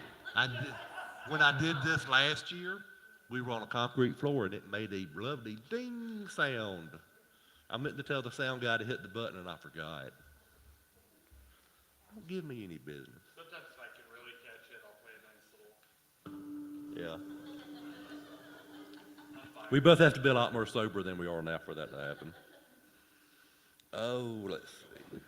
But before you tell this next one, regardless of what the next one is, I would like to announce that for the record, I'm going to improvise the next story in the key of B flat minor. Because Mikey Mason is in the room and I am improvising, and I now have a rule that that's just a thing that happens. Well, it could be worse. I mean, when we did this for the folks at 12th night in Atlanta, I said, what was it, F sharp minor or something? We did And something. you gave me this look like, I'm going to stab you with my bow. This was weird, yeah. F sharp minor is not so bad. I do. All right, you're legit? In that case, let's go get some beer, y'all. We are going to go back to October 1780. General Cornwallis is camped out at Trade and Tryon, downtown Charlotte, with 6,000 men. Major Patrick Ferguson has taken 2,000 loyalist militia and is sitting on top of Kings Mountain, out going towards Gastonia. Major Ferguson is a grade A American dumbass. He comes over here, makes a name for himself as probably the best irregular militia leader in the British Army. He comes to South Carolina and makes an announcement to the Over Mountain men, the people who live beyond Spartanburg and Greenville up in the Tennessee. Swear allegiance to King George, for I will lay waste to your settlements with fire and sword. I will slaughter your livestock, molest your women, and burn your holdings to the ground. Basically, he told a whole bunch of hillbillies with rifles, y'all go to hell and do what I tell you. To his dismay, 1,000 crack shots are coming down the mountain to whoop his ass. There's 6 A's and 14 S's in that word, by the way, ace. It rhymes with grace and gaze. Ferguson is on top of Kings Mountain. He's well defended. He has a couple of wagons scattered out. He has his men in prime position if he's going to fight the French army at Waterloo. Rednecks with rifles go rock to rock and come up the hill and kill every damn body. Literally. 39 people survived on the British side of the battle. Before this, Ferguson arrives about October 14th. On the way in, they stopped at an inn somewhere on the Catawba River. While they're there, the owner of the inn does not respond quick enough to a request for a refill of beer from 2 militiamen. So they kill him.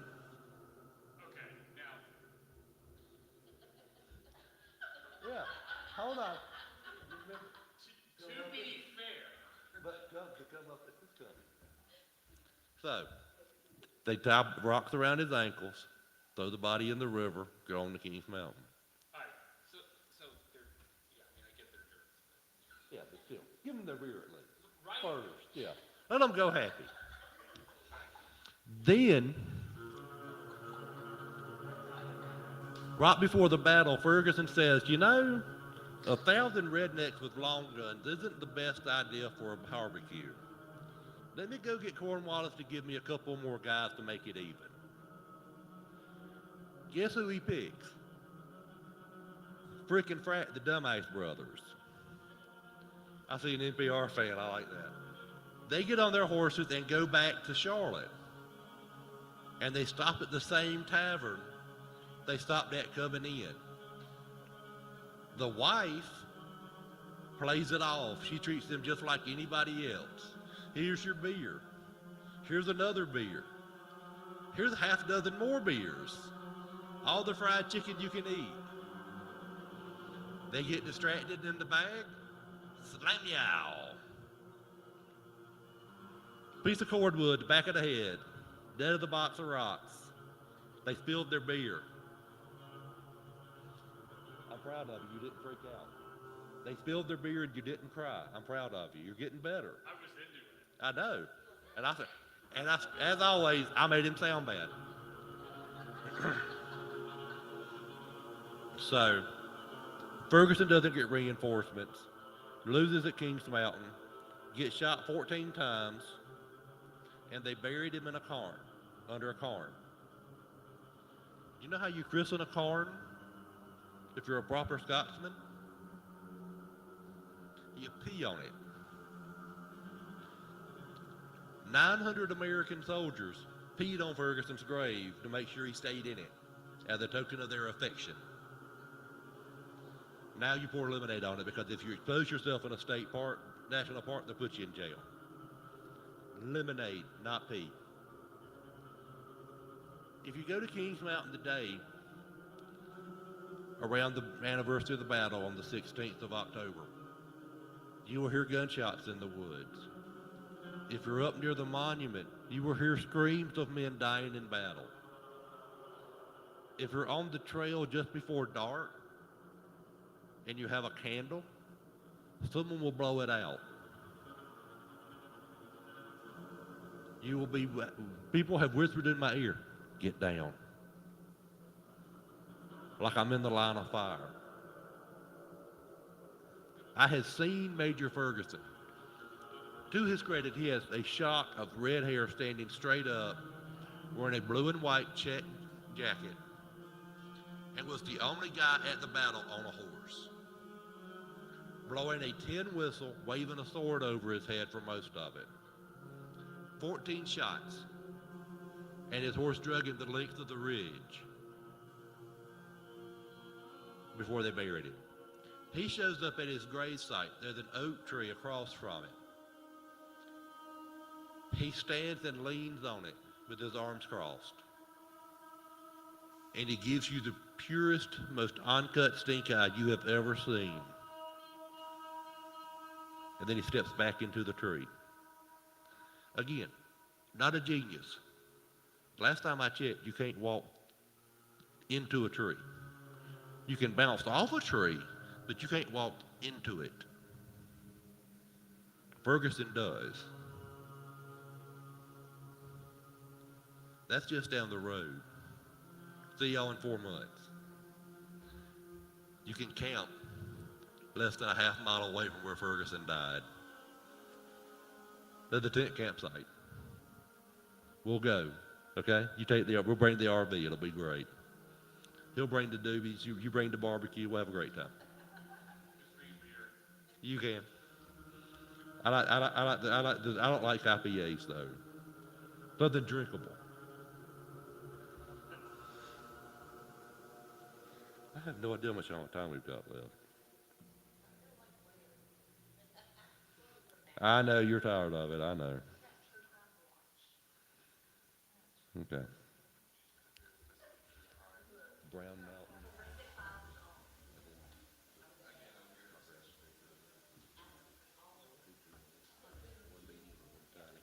Okay, 2 more, then we'll hush. I'll hush. You can listen to him all night. Like I said, I've said this in a couple of panels this year already. If you go to any state or national park in North or South Carolina, any national park in America, there are no such thing as ghosts at any national park site or park service site anywhere. That's a lie. But they ain't no ghost, except for the Blue Ridge Parkway. Go to mile marker 418 on the parkway, Wiseman's View Overlook. There is no ritual. You don't have to do a dance. You don't flash the headlights. You go up just before dark, any time of year, and you park your car. There's a historical marker on the site that explains what you're about to see. Pro tip, right here there's a flashing red light. This is not a ghost. This is a cell phone tower so you can Facebook